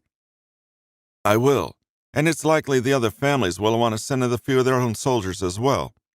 He probably has plenty of his own there ready to defend him. Walking over to his desk, he added, Please, excuse me, Sofina. I have some phone calls to make. I nodded silently and got up to leave the room. What was I supposed to do with myself now? All I could do was wait for the news that Miles was dead. The end of the Morettis altogether. Was I supposed to be happy about that? Was I supposed to feel satisfied? That wasn't likely. Wandering distractedly down the hall, I could hear broken sobs coming from one of the doors, the one that led to the basement stairs. It sounded like Nadine again. As I came down the stairs, I found her and Gemma on either side of a long metal table where, my heart jumped into my throat, Danny was laid out on top of the canvas they'd wrapped him in earlier. He looked horribly pale and was still covered in blood. Couldn't they have cleaned him up before Nadine saw him? Sure that Gemma wasn't the most comforting company, I came to stand at Nadine's side, not to touch her, but standing by in solidarity. It's wrong, she said softly, sounding a little breathless. It's wrong that he went there to help, and this was his thanks.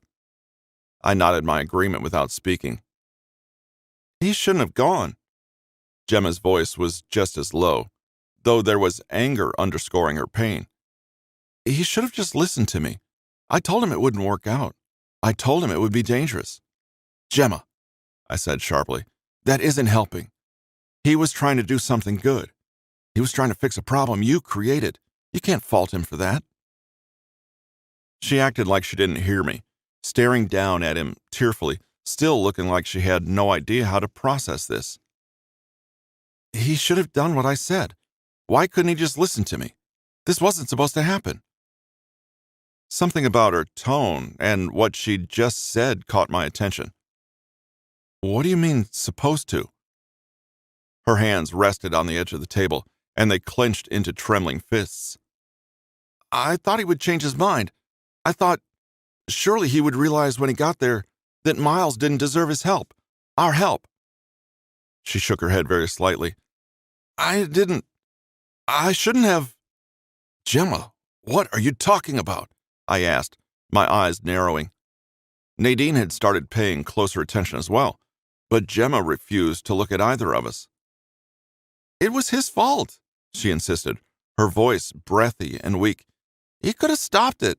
I didn't want this. If you don't start explaining, and fast, Nadine growled. The Morettis didn't do this. Gemma had dropped her head, but her voice came out stronger than before. One of our people did. I didn't think he would have to. Are you saying? I swallowed hard, dry mouth. You ordered one of his soldados to do this? As a last resort. But she didn't have much passion in defending herself. 2 of the men on his crew have been reporting to me for months, so I told them to go with him. And if Daniel didn't change his mind, if he really was going to help Miles, to put an end to it. He would have reversed everything I've worked at for years. He would have ruined us. I couldn't let him. You had my husband killed? Nadine sounded like she could hardly get the words out, and she was visibly shaking with rage. Because he was going to undo your work? When Gemma nodded, Nadine marched around to the other side of the table and slapped her across the face with so much force, the sound echoed in the open room. Gemma stumbled, and Nadine shoved her to the floor, dropping to her knees to slap her, claw at her face, and tear at her hair. As much as some part of me felt she deserved it, I couldn't stand by and watch it happen. Nadine! I managed to get my arms around her and drag her away while she kicked and screamed and fought. No, she killed him! You killed him! She shrieked raggedly at Gemma, still fighting viciously to get at her. I'd never seen her like this before.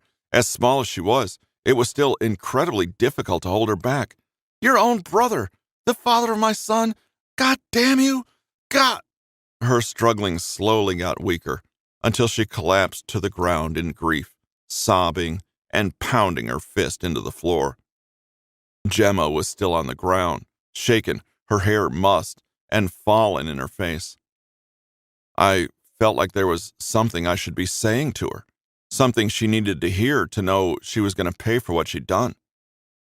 But the words wouldn't come. I was still in such shock that she would go that far. Even her, as cruel as she could be, as controlling as she was, she really had lost it that afternoon.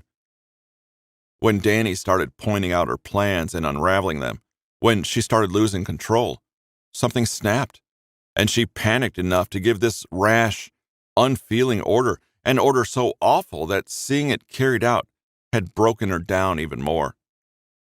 I couldn't see how I could still call her my sister after this.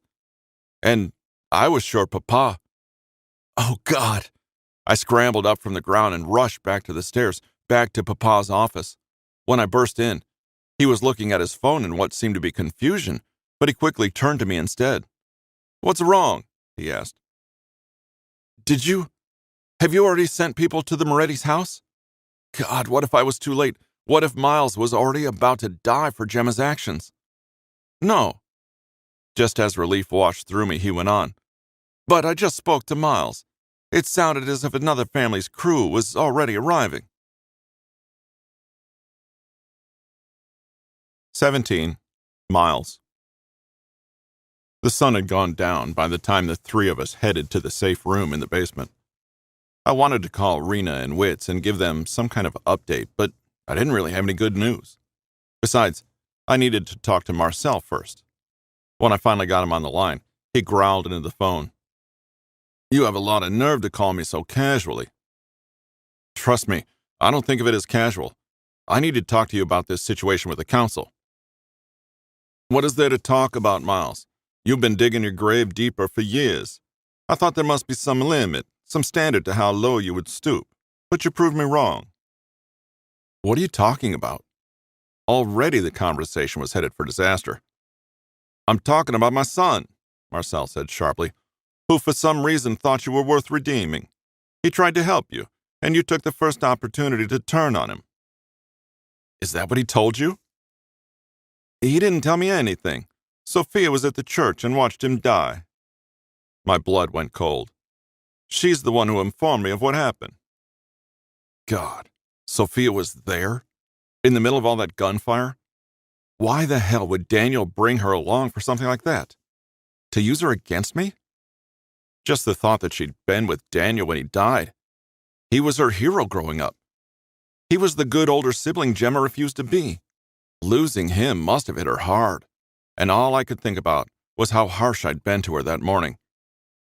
I swallowed hard, my mouth dry, while Nathan and Gregorio looked on nervously. I'm sorry for what happened to Daniel, but I swear to God, Marcel, I wasn't the one who did it. One of your men, then.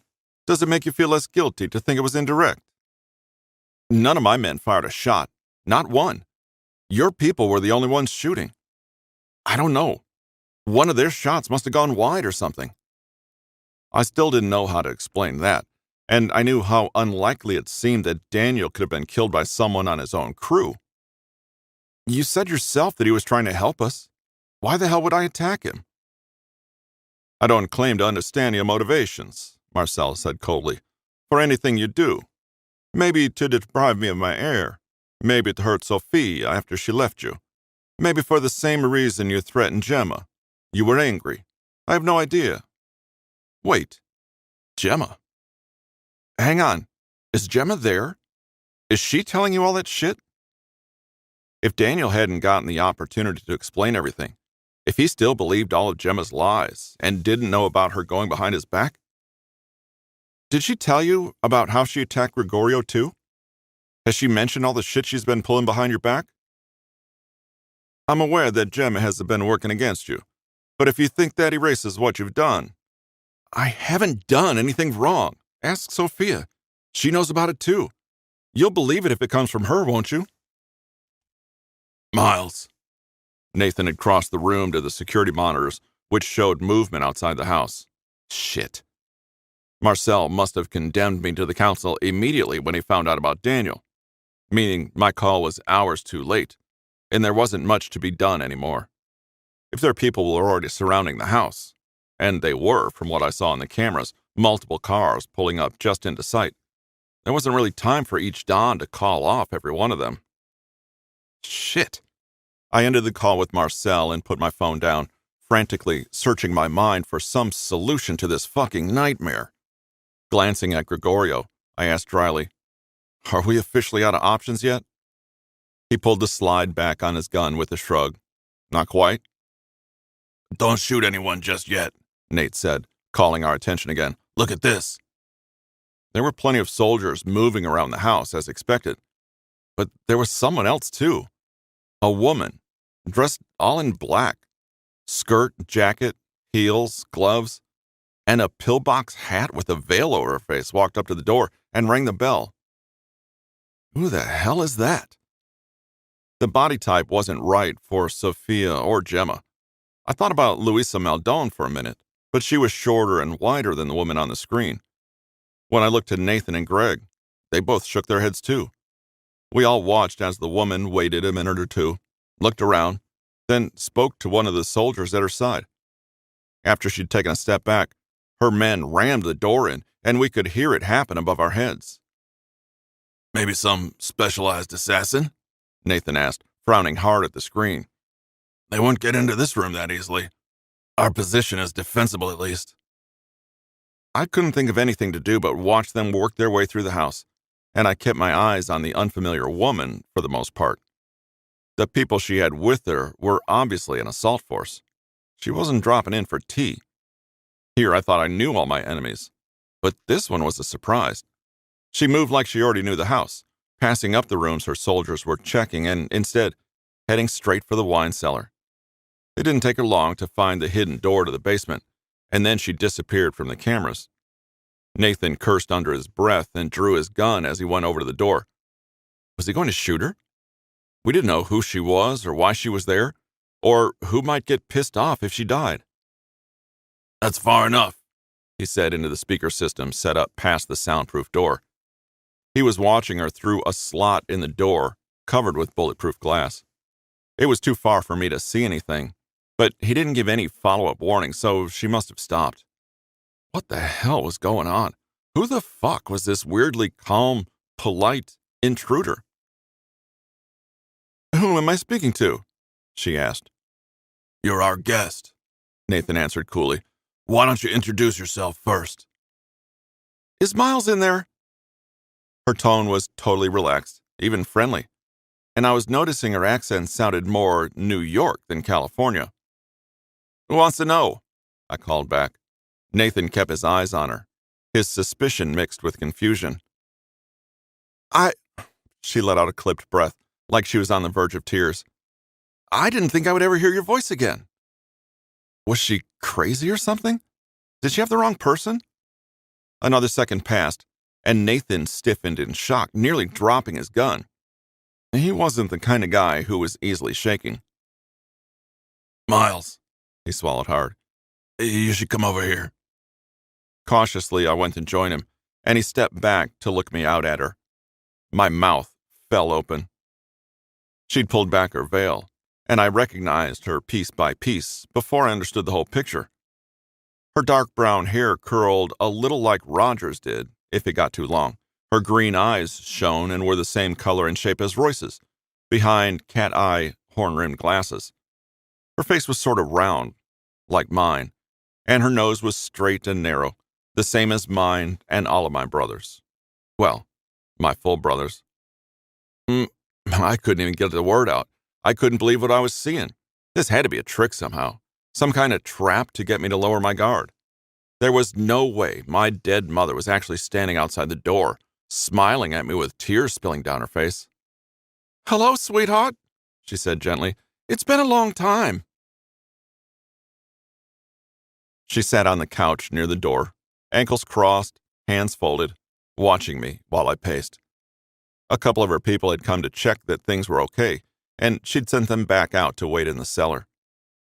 I didn't know what to say to her. I don't know how or why she was there.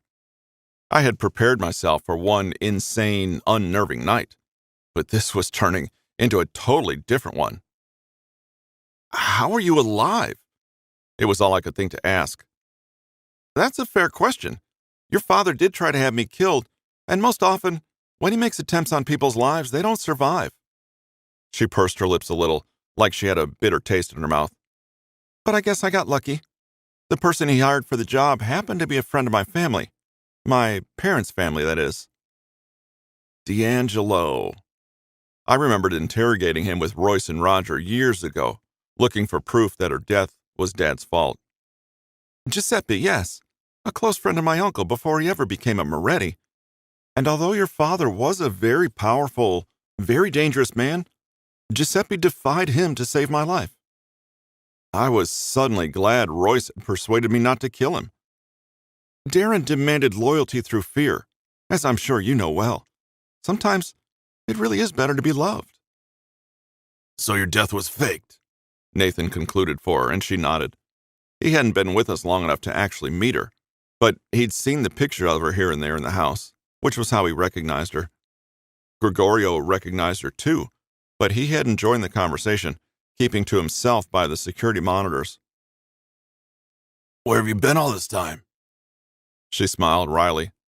"That would be telling. My family kept me safe, outside Darren's realm of influence. We're very practiced at discretion.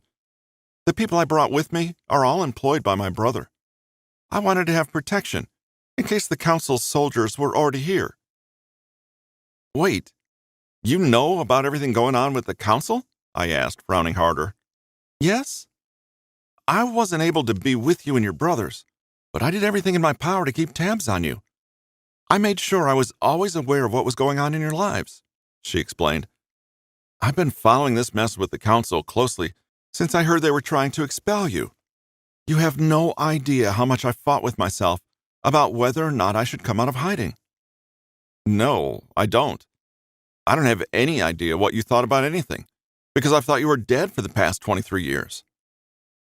Maybe I was being colder than necessary, but what did she expect? After throwing me for such a loop like this, how was I supposed to respond? She sighed, but didn't seem like she was getting offended or upset. "I know this must be hard to deal with, sweetheart." "Stop that. Don't call me that." I stopped pacing and shut my eyes tightly, like if I could just stop seeing and hearing her, I wouldn't have to face this along with all the other shit crowding my head. "I don't know you, okay? I was a fucking toddler when you disappeared. I don't know. Maybe this would be different for Roger or Royce. Maybe they have more memories of growing up with you, but I barely remember any of it." I stopped myself before the rest came out. "You might have given birth to me, but you're not my mom.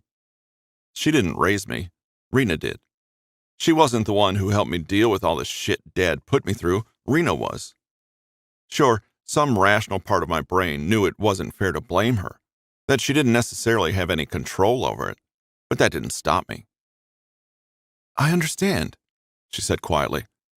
I couldn't look at her and hoped she wouldn't start crying again. Knowing I caused that would have fucked me up even more. "I know it isn't quite the same, but I promise that being away from you hurt me too. I watched the three of you grow up from such a distance, and no matter how much I wanted to, I couldn't involve myself in your lives again. If I had, your father would have found out and made sure I was dead, if for no other reason than I interfered with his plans. As long as he was around, it wasn't safe for me to come out." "He's been dead for 3 years, I pointed out. "More than that. Why didn't you show up then?" "Because I assumed this would be your reaction." She looked up at me over the rim of her glasses, and I was forcibly reminded of all the times Royce had given me the exact same look. Dad had always said the two of them were a lot alike, but the visual similarities were still freaking me out. I thought it had been too long. I thought if I showed up after 20 years, asking to be part of your lives again, it would only complicate things for you. Maybe even hurt you more, which was the last thing I wanted. So why are you here now? Why did you decide this was the right time? We hadn't been interrupted by the council's people rushing in to cut my throat just yet, but I still wasn't counting out the possibility. This was a huge distraction, one I really didn't need at the moment. Smoothing her skirt in her lap, she explained, My family isn't part of the council, but we have friends who are. Friends who found out your life was in danger and brought the news to us because they thought I deserved to know. I know your relationship with the other council families hasn't been the best lately, but I think it was only today that they actually gave the order to have you killed.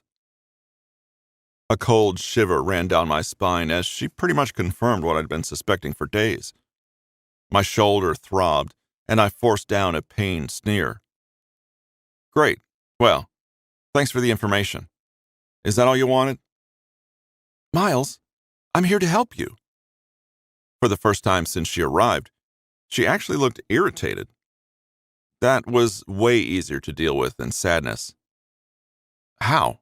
What are you going to do? I mean, correct me if I'm wrong, but you don't look like you could take on a crew of trained killers by yourself.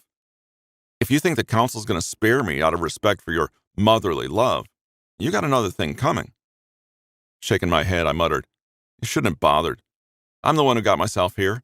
If I can't fix it from the driver's seat, how in the hell are you going to do something from the outside? She took a deep, slow breath, then let it out just as slowly, and looked at Nathan and Greg. Could we have a moment, please? Oh, great. I was in trouble now. The two of them looked at me for an answer, and I waved my still working hand to let them know it was fine. They stepped out into the hall and pulled the door shut behind them while my mother, what the hell else was I supposed to call her, got to her feet. She was so composed it made me want to scream, to shake her. How could she be so calm while our world, the family's world, was completely falling apart? I know you have a hard time accepting help, Miles. You've always been that way. And before you say I don't know you, keep in mind, I've been keeping track of your life all these years, even if I wasn't here. Whatever. With a sympathetic smile, she went on. And I know you don't like admitting to needing it in the first place. Darren raised you and your brothers to think that needing other people in any way is a weakness. Yes, value your family, but only insofar as they're useful to you. Your interests have to come first, etc. What's your point? Like she needed to tell me all that about him. Like I didn't know it just as well as she did. My point is that it's been a long time since this family has had leadership that wasn't entirely self-centered. Darren was the way he was because it's how he was taught. It's how his father was taught, how his grandfather was taught, and so on. So what? It's how I was taught too? I asked defensively. You're saying I'm just like him, right? Royce says that shit too. And you know what's funny? No one ever says it unless they mean it as an insult. I didn't get any of his positive qualities, apparently, just the terrible ones. Miles, your father had no positive qualities. Her voice had turned a lot colder than I expected. He knew how to run a business. He knew how to run a dictatorship, she snapped. His business was built on the lives of people who were too afraid to question him, and he knew very well he was taking advantage of them. It's the reason he was so quick to silence anyone who publicly disagreed with him. He wanted to keep the lesser members of the family in line. Your father was not a leader. He wasn't a patriarch. He was a monster. But you think I'm different somehow? I know you are. Being raised by your father without anyone opposing his twisted mandates and morals, it would have been so easy for you to turn out just like him. Selfish, cold, pitiless. She took a few steps closer, clasping her hands tightly, like she was desperate for me to hear her. But you didn't. Do you know how many members of this family have been killed within the past 3 years? I looked away. God damn it, my shoulder hurt. Not off the top of my head. None. Not one. You've kept it from happening. You've certainly never intentionally sent one of your loyal soldiers to his death because it was convenient. If you have difficulties, if the business isn't profitable, it's because of the way you treat people. I know, all right? I'm a prick sometimes, but I'm talking about your people, she said, shaking her head firmly. You treat them with respect. You value their lives. Maybe that costs money sometimes, but you do it regardless. And if anyone in the family is willing to complain, it means they know you care about improving things for them. I don't know if you realize how remarkable that is in this business.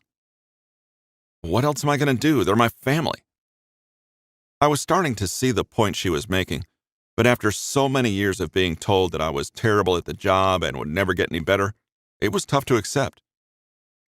If not getting them killed left and right is impressive, then the bar is pretty damn low. And you're modest too, she said with a teasing smile. I had to force myself not to return it, not to let myself have fun with this moment. This job isn't easy, not for anyone, but you've risen to the challenge so spectacularly. Every piece of intelligence I received when you first started said that you wouldn't be able to handle it. They said you were too young and you would crack under the pressure. You didn't. I had help. Royce basically taught me everything I know. He's the one who was supposed to be doing this. She looked sort of reserved, her eyes wandering somewhere to her right. I'm sure Royce would have made an exceptional replacement for your father, she agreed evenly. But the family didn't need someone who operated like Darren. If Royce had stayed and taken the job, I'm sure nothing would have changed. You're something else. You don't do things the way either of them would, and I think that's an attribute, not a flaw. That statement hit me a lot harder than I wanted to admit. Royce had always been the golden child of the family, the one with all the confidence and authority, the one everybody else relied on, and, of course, the absolute ideal Moretti heir.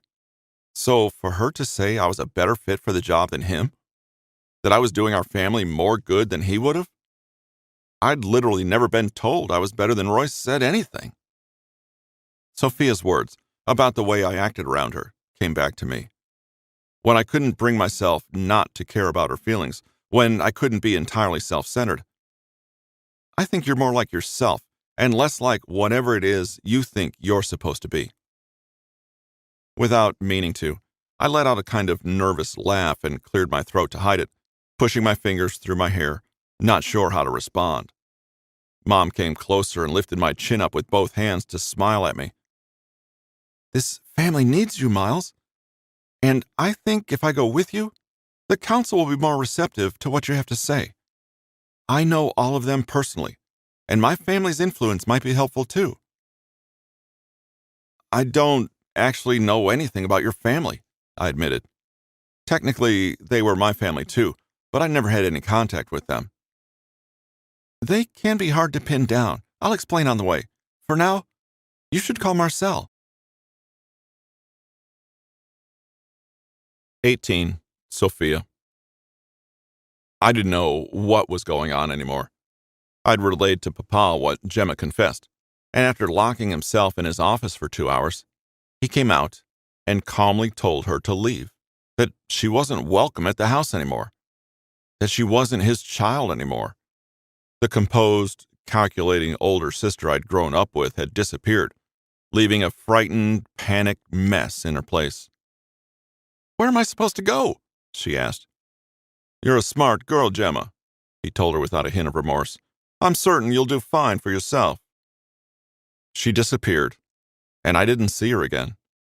She was lucky not to have been put in jail, or killed because of what she did to Danny. And he was right, she probably would find a way to be stable again, financially at least. I wasn't sure she'd ever be mentally stable. Only a few hours later, around midnight, all the council dons convened at the villa again.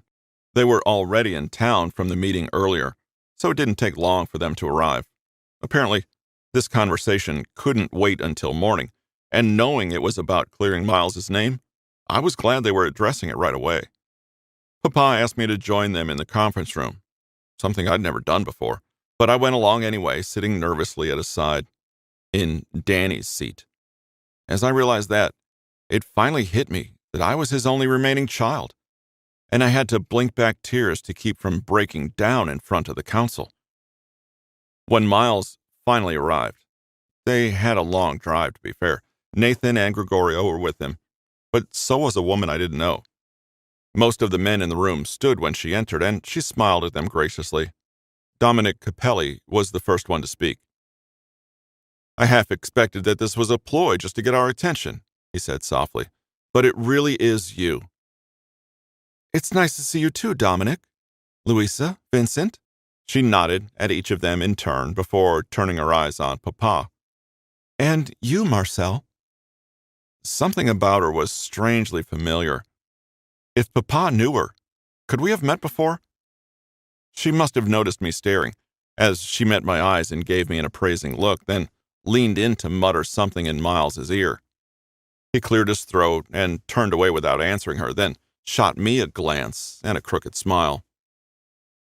"Gentlemen," the woman said, taking her seat so they all did the same, "and ladies, I want to thank you all for agreeing to meet with us.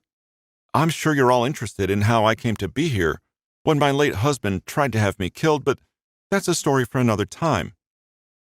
Suddenly, I realized who this woman was, though I could hardly believe it. "I didn't come here to speak for my son, but I will say, on behalf of my brother Francisco, that the Morettis and their Don have the Romeos' full support." The Romeos? I almost thought that family was a myth, they were so discreet. Even the people who were part of Cosa Nostra hardly knew anything about them. From what I'd heard, they were somehow involved in a little bit of everything, with connections and informants everywhere. People used to say the Romeos heard everything, since you could never tell when you were speaking to one, meaning Miles basically had a legend at his back. "Well, personally," Vincent said, leaning back in his chair and nodding to Miles, "I'm awfully interested in how you're going to explain this all as a big misunderstanding." "Not a misunderstanding," Nathan said, shaking his head. "A deliberate smear campaign." He and Miles then went into explaining all the ways Gemma had been turning people against them over the years. Some blatant, some shockingly subtle. I listened with rapt attention. Half of this I'd never even heard. Danny never got the chance to explain it to me. When Miles got to the part about the attack on Gregorio, Dominic interrupted. "And do you have any proof that this attack was orchestrated by the Lucianos?" "Not all of them. Gemma told me herself that she was the one who ordered it," Miles explained. "One of the many, many unauthorized actions she took behind her dad's back." "And where is Gemma herself? Could she not answer these accusations?" "Gemma is no longer a member of my family," Papa announced clearly, shocking pretty much everyone in the room. "In addition to going against my wishes on many occasions, she confessed earlier this evening to arranging the death of my son." The words sucked the air out of the room, leaving us sitting in tense silence.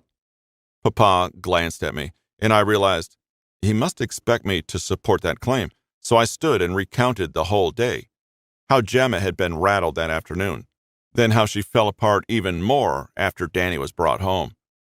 Keeping my voice level, despite the tears in my eyes, I explained being with him when he died, and then the shock of her confession. "The men who attended the meeting this afternoon were interrogated," I finished, "and the two who confessed to being on her payroll were dismissed.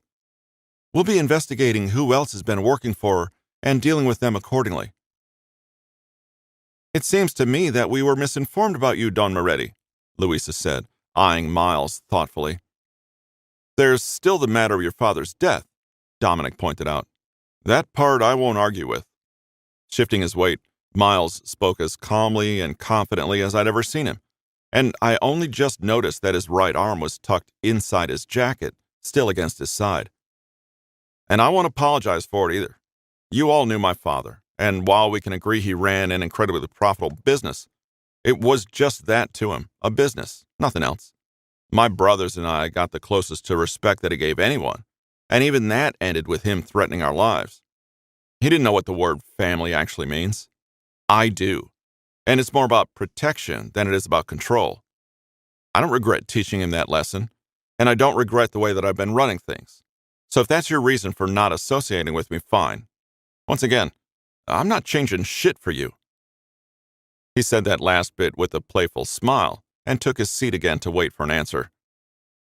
God, I wanted to kiss him, not only because I loved his attitude, not only because watching him run his fingers through his hair, swept to the side again, not straight back like his dad's, gave me shivers, but the things he said, I think admirable is exactly the right word. "I say fair enough," Vincent said with a shrug, sweeping his gaze around the table. "Cards on the table? I never liked Darren much to begin with. Don't act like the man wasn't a mean old cuss. Stingy, too, and that ain't good for business however you look at it." He talked like these were things he'd been meaning to say for a while, and Miles's little speech had given him the opportunity to do so. "You're suggesting we bring the Morettis back into the council?" Louisa asked. He seemed a little cowed by her severe stare, but cleared his throat and agreed. "Yes, ma'am. We could take a vote on it at least?" Louisa folded her hands on the table and tilted her head to one side. "I'm certainly in favor, particularly since it means a connection to the Romeos." She inclined her head to Miles's mom, who returned the gesture with a smile. "Well, when you phrase it that way," Dominic muttered. After a few seconds of reluctant consideration, he sighed and threw his hands up. "Fine. I—" All eyes turned to Papa, who smiled. "It's unanimous, then. You and your family are welcome to rejoin the council, Don Moretti, and entirely of your own merit. It's not something your father ever accomplished, I can promise you." "Okay, Marcel, don't butter me up too much," Miles said with a roll of his eyes, but he was still grinning ear to ear. When I managed to catch his eye, his smile softened a little, and all I could think about was getting him alone. "Now that that's all resolved," Dominic said, pushing away from the table, "can we all get back to bed?" It was around 2 in the morning by then, so the meeting disbanded, sending everyone to their respective rooms and hotels, and I hurried to catch up to Miles after wishing Papa good night. "Excuse me, Don Moretti?" I called while he and his family were talking at the door. When I reached him, I had to force myself not to pounce on him immediately, and instead settled for holding onto his arm. "Could I have a word?" Yeah, I was hoping for that, actually." As I took a step back toward the staircase, Miles hesitated and looked to his companions. Nathan rolled his eyes. "We'll pick you up tomorrow, sir." "And I do hope you and I will get a chance to talk," his mom told me pleasantly as they were leaving. Once the door shut behind them, I grabbed Miles's hand, but he winced and pulled away. "What's wrong?" "Sorry, my arm's fucked up from earlier," he said, gesturing to his right side. "It should get better, but—" "Noted." Grabbing his left hand instead, I dragged him up the stairs, and he laughed at my impatience. Once we were in my bedroom, I closed the door behind him, and he started. "So I cut him off with my lips pressed against his, gripping his shirt to pull him down to meet me. After a split second of hesitation, he wrapped his arm around me and kissed me back, delving into my mouth as longingly as ever. Pressing my back against the door, I yanked him closer and worked at the buttons on his shirt. "Sophia, shouldn't we talk first?" "I can't yet," I told him plainly. I was too overwhelmed with relief after we'd finally resolved the feud between our families. He was safe. Our families were at peace, doing better than ever. We were together. And I needed to spend all this nervous, excited energy before I could focus on a conversation. "After, okay?" I paused to give him what I hoped was a meaningful look. Most of the time, I didn't think of sex as a need, but at this moment, I needed him. He must have seen it all over my face, since he smiled and leaned down to kiss me again, already pushing his hand underneath my shirt, up my stomach, to tease along the edge of my bra. It was a little strange to not have both of his hands exploring as much of my skin as possible, but I figured it was more frustrating for him. "Oh." I tilted my head back while he placed slow, open-mouthed kisses over my neck, his tongue gliding across my skin and making me shiver with desire. "I guess you can't hold me up against the door at the moment." Oh, don't remind me, he groaned, stealing a contemptuous glance at his right shoulder. Don't think that means you're off the hook. I made sure the door was locked before dragging him over to my bed to push him down on his back. After slipping my shoes off, I crawled up to straddle his hips, resting mine against him and grinding down roughly. Fuck, he muttered, digging his fingers into my thigh to keep me moving. Without stopping in my rhythm, I leaned down to kiss him again and pressed my chest into his. His breath faltered a little as he tangled his hand into my hair to hold me closer and kiss me deeper. I could already feel him getting harder under me, which sent heat rushing between my legs, too. When his hips bucked up against mine for more, I let slip a little giggle. Did you miss me, baby? I asked as I reached down to unfasten his pants. The whole time.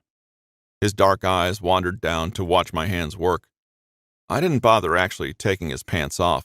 I just pulled him down enough so I could get to his cock.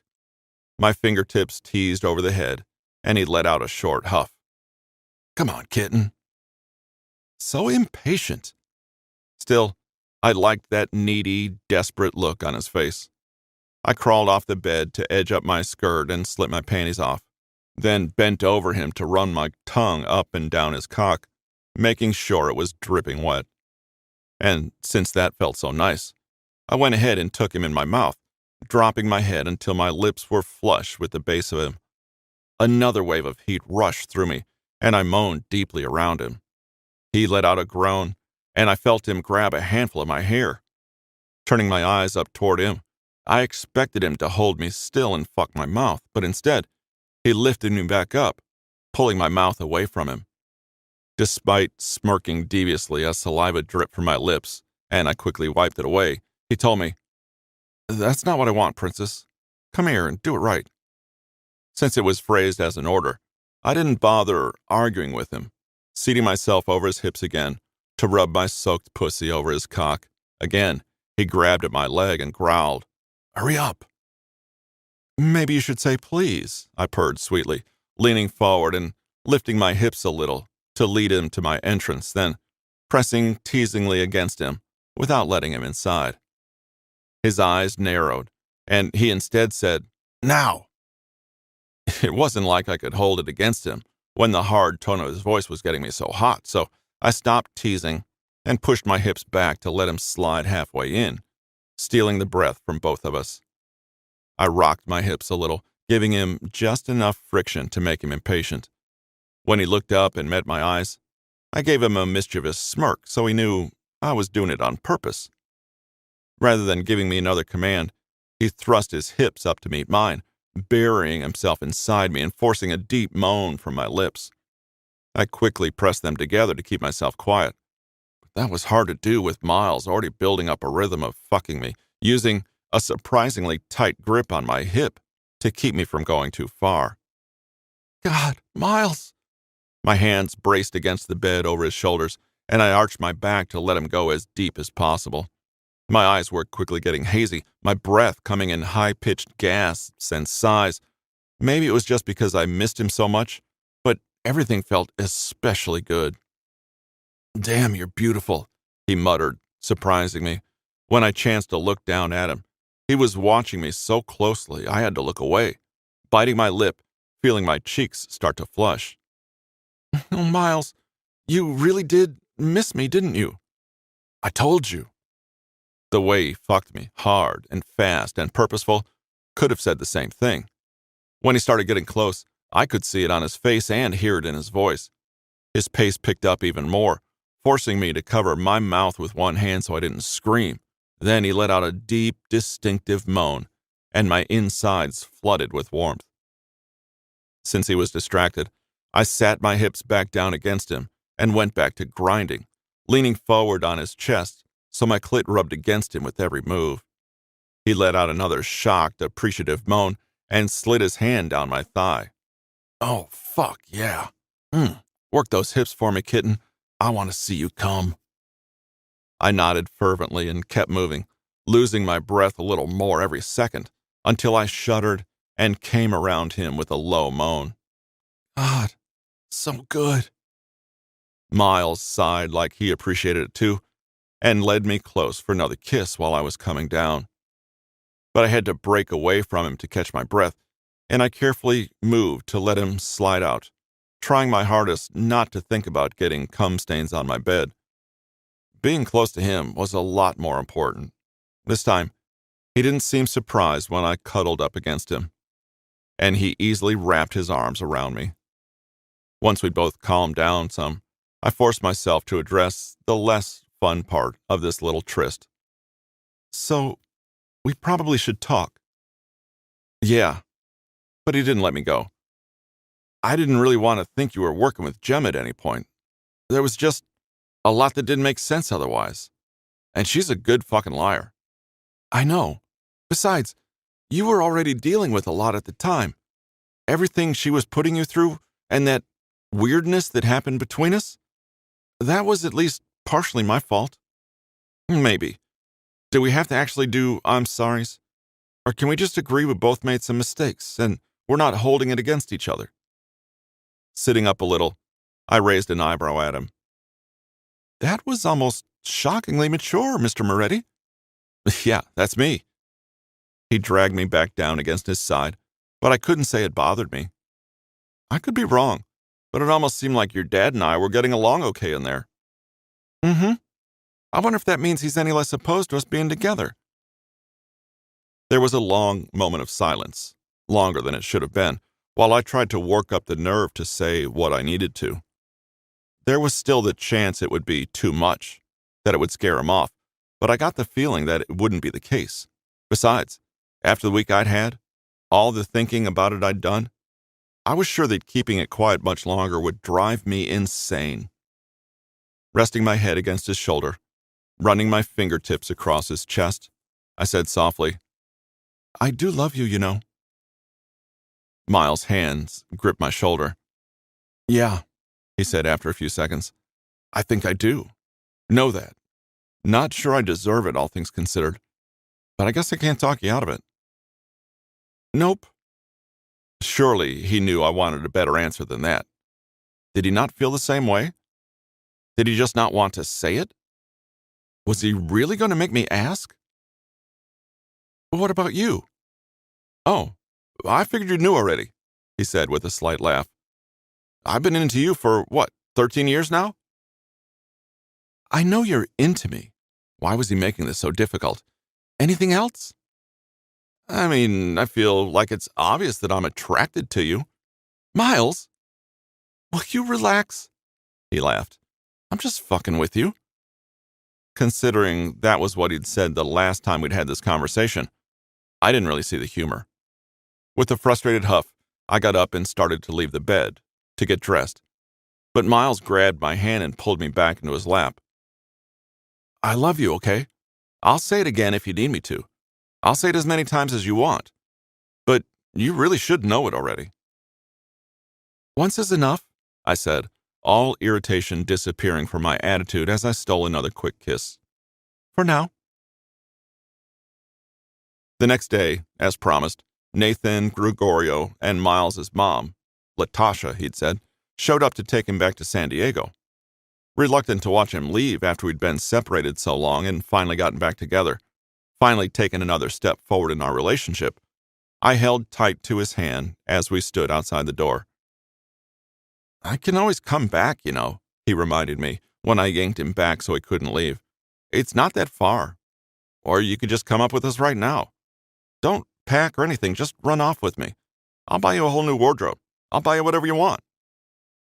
Even though it was presented as a joke, there was a note of pleading in his voice that said he really meant it.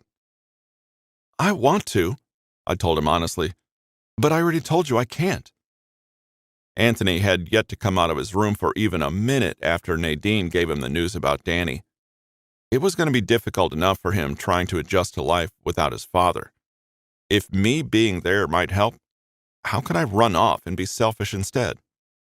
"I know. What about tomorrow? I know my mom." He cut himself off with a brief laugh. "It's so fucking weird saying my mom is anything.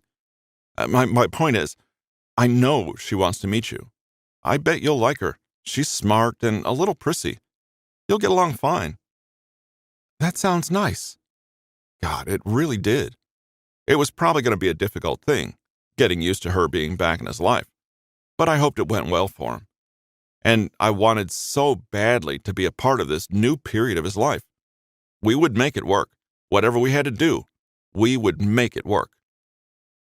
So, you coming or what? Gregorio called from the car. With us, I mean.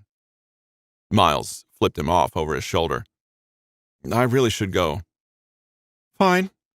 I stepped in close to him and stood up on my toes for one more deep, perfect kiss. I love you, he muttered when he let me go, refusing to meet my eyes as he said it. Despite the urge to tease him, I kissed his cheek and answered, I love you too, and I'll see you tomorrow. You're damn right you will.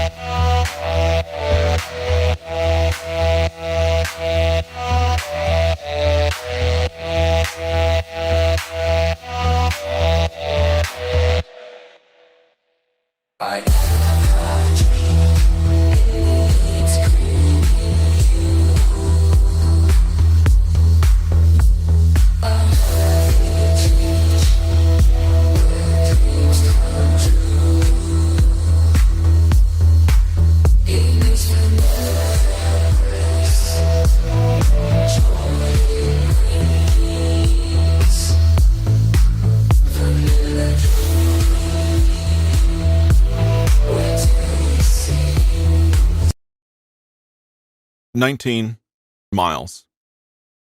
We wound up taking Wits home earlier than intended, and we brought a certain surprise guest along with us.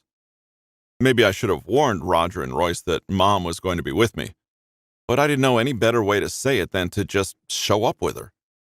In the week before we headed to London, she stayed in the house, and I'll admit, it was weird. Rena seemed terrified of her, like she was an actual ghost, but Mom was apparently good at settling pretty much anyone's nerves. She quickly made it clear that she didn't hold anything against Rena and had no plans to chase her or her boys out of the house.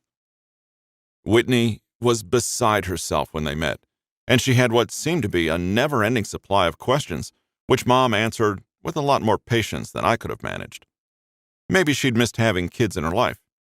In return for her own answers, she started asking Whitney questions about Royce, Roger, and me. They would trade back and forth for hours, enough that by the time we were headed to London, I felt like Whitney knew her better than I did. About 10 hours into our flight, Mom started getting antsy, probably realizing just how soon she was going to see her other kids again. It was probably easier with me since I was alone, but having us all there at once, that was bound to be a lot for her. You okay? I asked, watching her bite her lip and pick at one of her cuffs. I am fantastic, she said with a smile. Just nervous. I don't know how Royce or Roger will react to seeing me. What if it's traumatic for them? What if it dredges up some horrible memories about your father?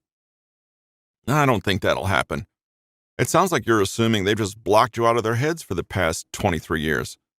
As far as I know, they think about you all the time. She took a deep breath, holding her eyes closed for a few seconds, probably to keep from tearing up. Is it too cliché to say I thought of you three every day? Every single day. I spent so long waiting and, hey, relax, I said, leaning back in my seat to lead by example. You're here now. They're going to be insanely glad you're here. I'm glad you're here, and not just because you saved my ass. She rolled her eyes. You did that yourself, sweetheart. I don't know. That Romeo endorsement was pretty persuasive. I still barely knew anything about the Romeos, but Mom had said she would introduce us to some of them at some point, and maybe we could work together more closely. She liked the idea of the Morettis being able to claim an alliance with the Romeos. It was a surprisingly big statement when talking to people who knew what was what about the Mafia, or Cosa Nostra, as Sophia and her family insisted on calling it. At the moment, she was sitting with Whitney across the cabin, sharing a pair of earbuds and rocking along with the beat of whatever they were listening to, probably Tar and Sugar. Sophia had decided that when it wasn't loud enough to burst her eardrums, the music itself actually wasn't so bad. I'd persuaded her to come along for this trip, just a few days away from home, partially because I wanted her there, partially because she obviously needed a break from being a half-parent to a grieving 7-year-old. After spending so much of her life being the one others took care of, it must have been difficult figuring out how to take care of someone else. When we landed, Whitney didn't bother waiting for any of us before rushing out of the gate to go find her parents. But that made finding them easier on us, since we could just look for the streak of black and hot pink dashing through the crowds. When we caught up, she was already wrapped in an embrace between her dad, her mom, and Deanna, and she actually looked happy there. Mom hesitated, stopping behind a pillar by the escalators before anyone could see her. I waved to my brothers and sisters-in-law, hoping they weren't pissed at me for letting anything dangerous happen in Whitney's vicinity. They were about to have a whole new reason to be pissed at me anyway. Roger had cut his hair shorter than usual, and Jill's was dyed kind of blonde. Royce looked the same as ever, not that I expected him to change, including the appraising, slightly judgmental way he looked at me. "Ah, hey, long time no see." "No kiddin'," Roger agreed, eyeing Sophia where she stood at my side, holding onto my hand with both of hers. With a nod at her, he said, "You're a surprise." "Am I? I feel like we've been headed in this direction for years," she said, shooting me a little smirk. "Good," Jill said plainly. "I hope you make him a little less reckless." "I am standing right here." Is your arm all right?" Deanna asked, finally noticing that my right arm hadn't moved. "You know what? There's actually a lot of shit you guys need to get caught up on. First things first, though." I stepped back until I was in Mom's line of sight, and she looked at me with wide, nervous eyes. Again, I told her, "Relax," and I nodded toward the others. After a deep breath in and out, she followed me back to meet them, and the looks on Royce and Roger's faces were priceless. Roger's mouth fell open, and I thought for a second he might collapse. Royce went stone still, not even breathing. Both of them stared, wide-eyed. "Hello, boys?" Mom's voice shook a little, and so did her smile. "I suppose I have some explaining to do, but I was hoping that—" She paused as Royce strode over to her and immediately pulled her into a tight hug. After a split second of frozen shock, she wrapped her arms around him too, and Roger came over to hug her as well. "And you were worried," I said with a smirk. We all gathered up at Royce's apartment, all 10 of us, including Jonathan and Whitney, so Mom, Sophia, and I could explain everything that had been going on at home. It took hours, but we finally managed to get through the whole thing, from Mom's faked death to Gregorio's attack to the big council meeting and their decision to reinstate us. "Holy shit," Roger said once we'd finished the story, and pretty much everyone nodded in agreement. "The way I see it," Mom continued, "the family is much better off now. Better off than we've been in years." "We?" Royce repeated. "You mean you're staying?" She almost looked like he had insulted her. "Of course I am. You think after all this time away, I would come back just to say hello and then disappear again?" Folding her hands in her lap and sitting up fully straight, she really was a little prissy, she said firmly, "Absolutely not. In fact, I'm going to be taking a much more active role in operations this time around." "We're going to give the whole underboss thing a try," I explained. "I've never had one, but I doubt anyone else in our family is as qualified for the position as her." Jill hesitantly started, "I don't mean to sound rude or anything, but exactly how are you qualified?" If the question bothered her, Mom didn't show it. "Keep in mind, I grew up in the same sort of environment as these 4 did," she said, gesturing to me, my brothers, and Sophia. "And I've been studying the entire business for the past 23 years or so. I would say I'm more than qualified. What? Wait, so you're actually handing over some power to someone who isn't you? Roger asked, looking me over warily. Who are you? And what have you done with my little brother? Ha ha, I rolled my eyes. I think the two of you don't know your younger brother as well as you might assume, Mom said pleasantly. I had to admit, it was nice having someone else to back me up when my brothers made cracks like that. He's done a lot of growing up over the past few years. Maybe you should spend some more time together and reacquaint yourselves. It's a little hard to do when we're halfway across the world, Royce said. Well, maybe you shouldn't be so far away then, she continued innocently. The room was silent for a few seconds. You want us to move back to San Diego? Deanna asked, and Mom nodded. Darren isn't there anymore to hurt you. The business is very different these days than it was under his rule. Hold on. Margot was finally speaking up, like I knew she would when this idea was presented. You can't be serious.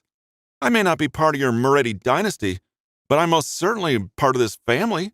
She gestured to Royce, Deanna, and Whitney. And you're trying to take them from me again? That's not what I want at all, Mom said, shaking her head. But you don't mind if it happens?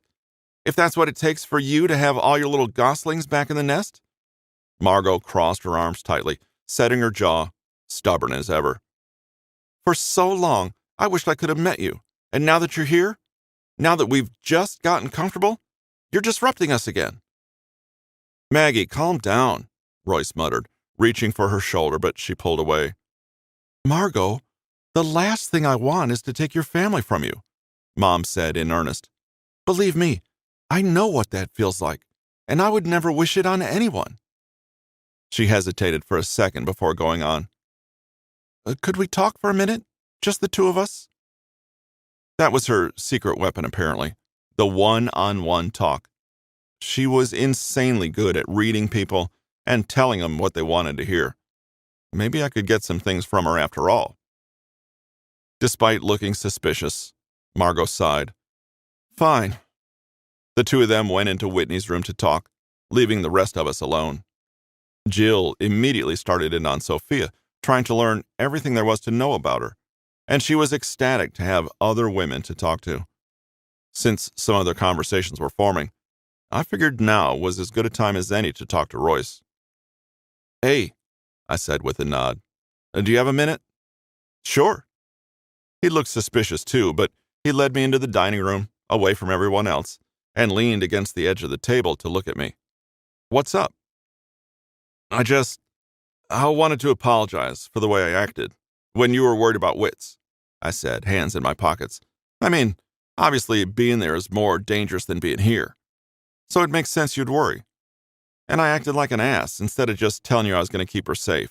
And then this whole fucking war thing happened with Gemma. If she'd been in the house with me, she could have gotten hurt. So I pretty much put my foot in my mouth there. Well? He seemed surprised that I was saying all this. She is okay, right? Not missing any parts I don't know about or anything? I thought about the deal at the concert, the way she still flinched just a little whenever a man tried to touch her. She'd been getting better, and we'd been talking about it pretty much every day for the past week. She still reacted pretty badly to being grabbed or pushed, but most of the time she was okay. So that wasn't worth mentioning, right? No, all in one piece. Then it's fine. Once you realized she might be in danger, you sent her away, and you got her back to me, so we're okay. He offered his hand to shake mine, then suppressed a snort of laughter at the glare I gave him. Oh, right, that's not happening. You're lucky I only have one arm right now, or I'd kick your ass, I muttered, which only made him laugh again. I think Mom may be right, he said after a few seconds. Maybe we should be around more. Assuming Margot's not going to tie us to the couch. Deanna would like to be near her grandpa again, and I'm sure Jill would be happy to see her mom and sister more. I mean, I'd be happy to have you, all of you around, I admitted, going for casual, but not sure if it was coming across. Yeah? I guess I'll talk to them about it then. The way I understood it, Margot did take some convincing. Even after Mom talked to her, she and Royce and Deanna spent another few days talking it over after we'd left. But with Whitney so strongly for it, and Royce being the great debater he is, they eventually managed to convince her. Within 2 months, the house was chock full of Morettis again, so full that we started planning some expansions to the place, including a mini dojo, along with the gym where Whitney assured me she would drop me as soon as my arm healed. It took a couple of surgeries and more than a few different painkillers, but I eventually got back most of the use of my arm. It still hurt like a bitch sometimes, and got numb at others, but it was functional at least, meaning I could hold Sophia up against the wall anytime she wanted with only minimal complaining. So, fuck what I said about love before, because having a house full of it, and then some, was so much better than the past 3 years of quiet rooms and brief, awkward interactions. Holidays that used to be somber became huge celebrations. Successes for the business were something everyone shared in enjoying, and even the low points were easier to deal with. And color me fucking shocked that my brothers were actually relaxed and happy working under me. Even Royce, who'd wanted nothing more than to get out of the house and away from the family for years, was a hell of a lot more laid back than I'd ever seen him before. For the first time in who knows how long, maybe ever, we felt like an actual family. The only thing I could find that wasn't perfect was the fact that Sophia still lived at her dad's place. Sure, I saw her 4 or 5 times a week, but it wasn't the same as what Roger and Jill had, what Royce and Deanna had, and part of my family was missing, and eventually I had to fix that. A little after my 28th birthday was my 6-month anniversary with Sophia. It shouldn't have been a big deal, but she took any excuse to get dressed up and go out to dinner. I made a point of showing up a little early to chat with Marcel. Someone must have told Sophia I was there because she eventually came into his office all dolled up with a frustrated pout on her face. "I'm sorry, was this a business call for you?" she asked, her red lips all pursed. I'd be lucky to get her out the door before the urge to kiss her overpowered me. "Sorry, we can go." I paused to shake Marcel's hand, and he smiled. "Thank you for coming by. Let me know how it turns out. Have fun, Sophina." "What were you two talking about?" Sophia asked me as we got outside, and I had to take a moment to kiss her hard before I could answer. "Business," I said simply, leading her to the car. Damn, she looked good in red. Throughout the drive, and the whole time we were at dinner, I was only 75% there. I paid attention to her, obviously, as if I had a choice, but in the back of my mind, there was always this anxiety about the end of the night. "But I'm really proud of his progress," she was saying, sitting in the booth beside me, talking about Anthony like she did pretty often. "He studies so hard, and he's such a quick learner.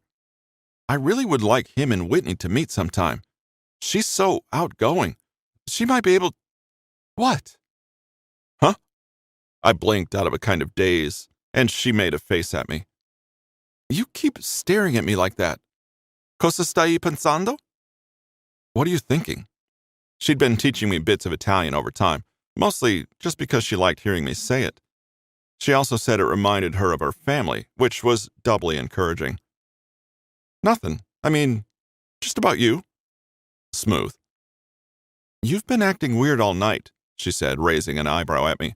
"I mean, it's cute seeing you trip over yourself now and then, but is something wrong?" "It's this dress, isn't it? I knew it would be too much for you." She smirked and brushed her hair back over her shoulder, so I had a better view of the low-cut neckline. As if this wasn't hard enough already. "No, it's not that. Don't get me wrong. The dress is amazing. I can't wait to get you out of it, but there's something I wanted to talk to you about." I tried to make it sound casual, like a business proposition.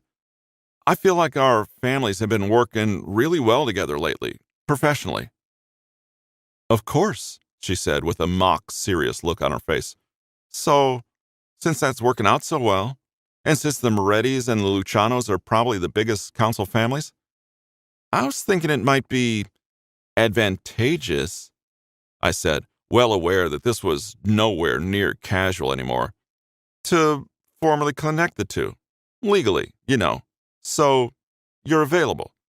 And I'm the oldest Moretti's son who isn't already spoken for. Maybe. This sounds an awful lot like a proposal, Miles. Sophia sounded a little breathless, and she was watching me even more intently now. Is that what I'm hearing? I mean, sheesh, if you want to make it into a big official thing.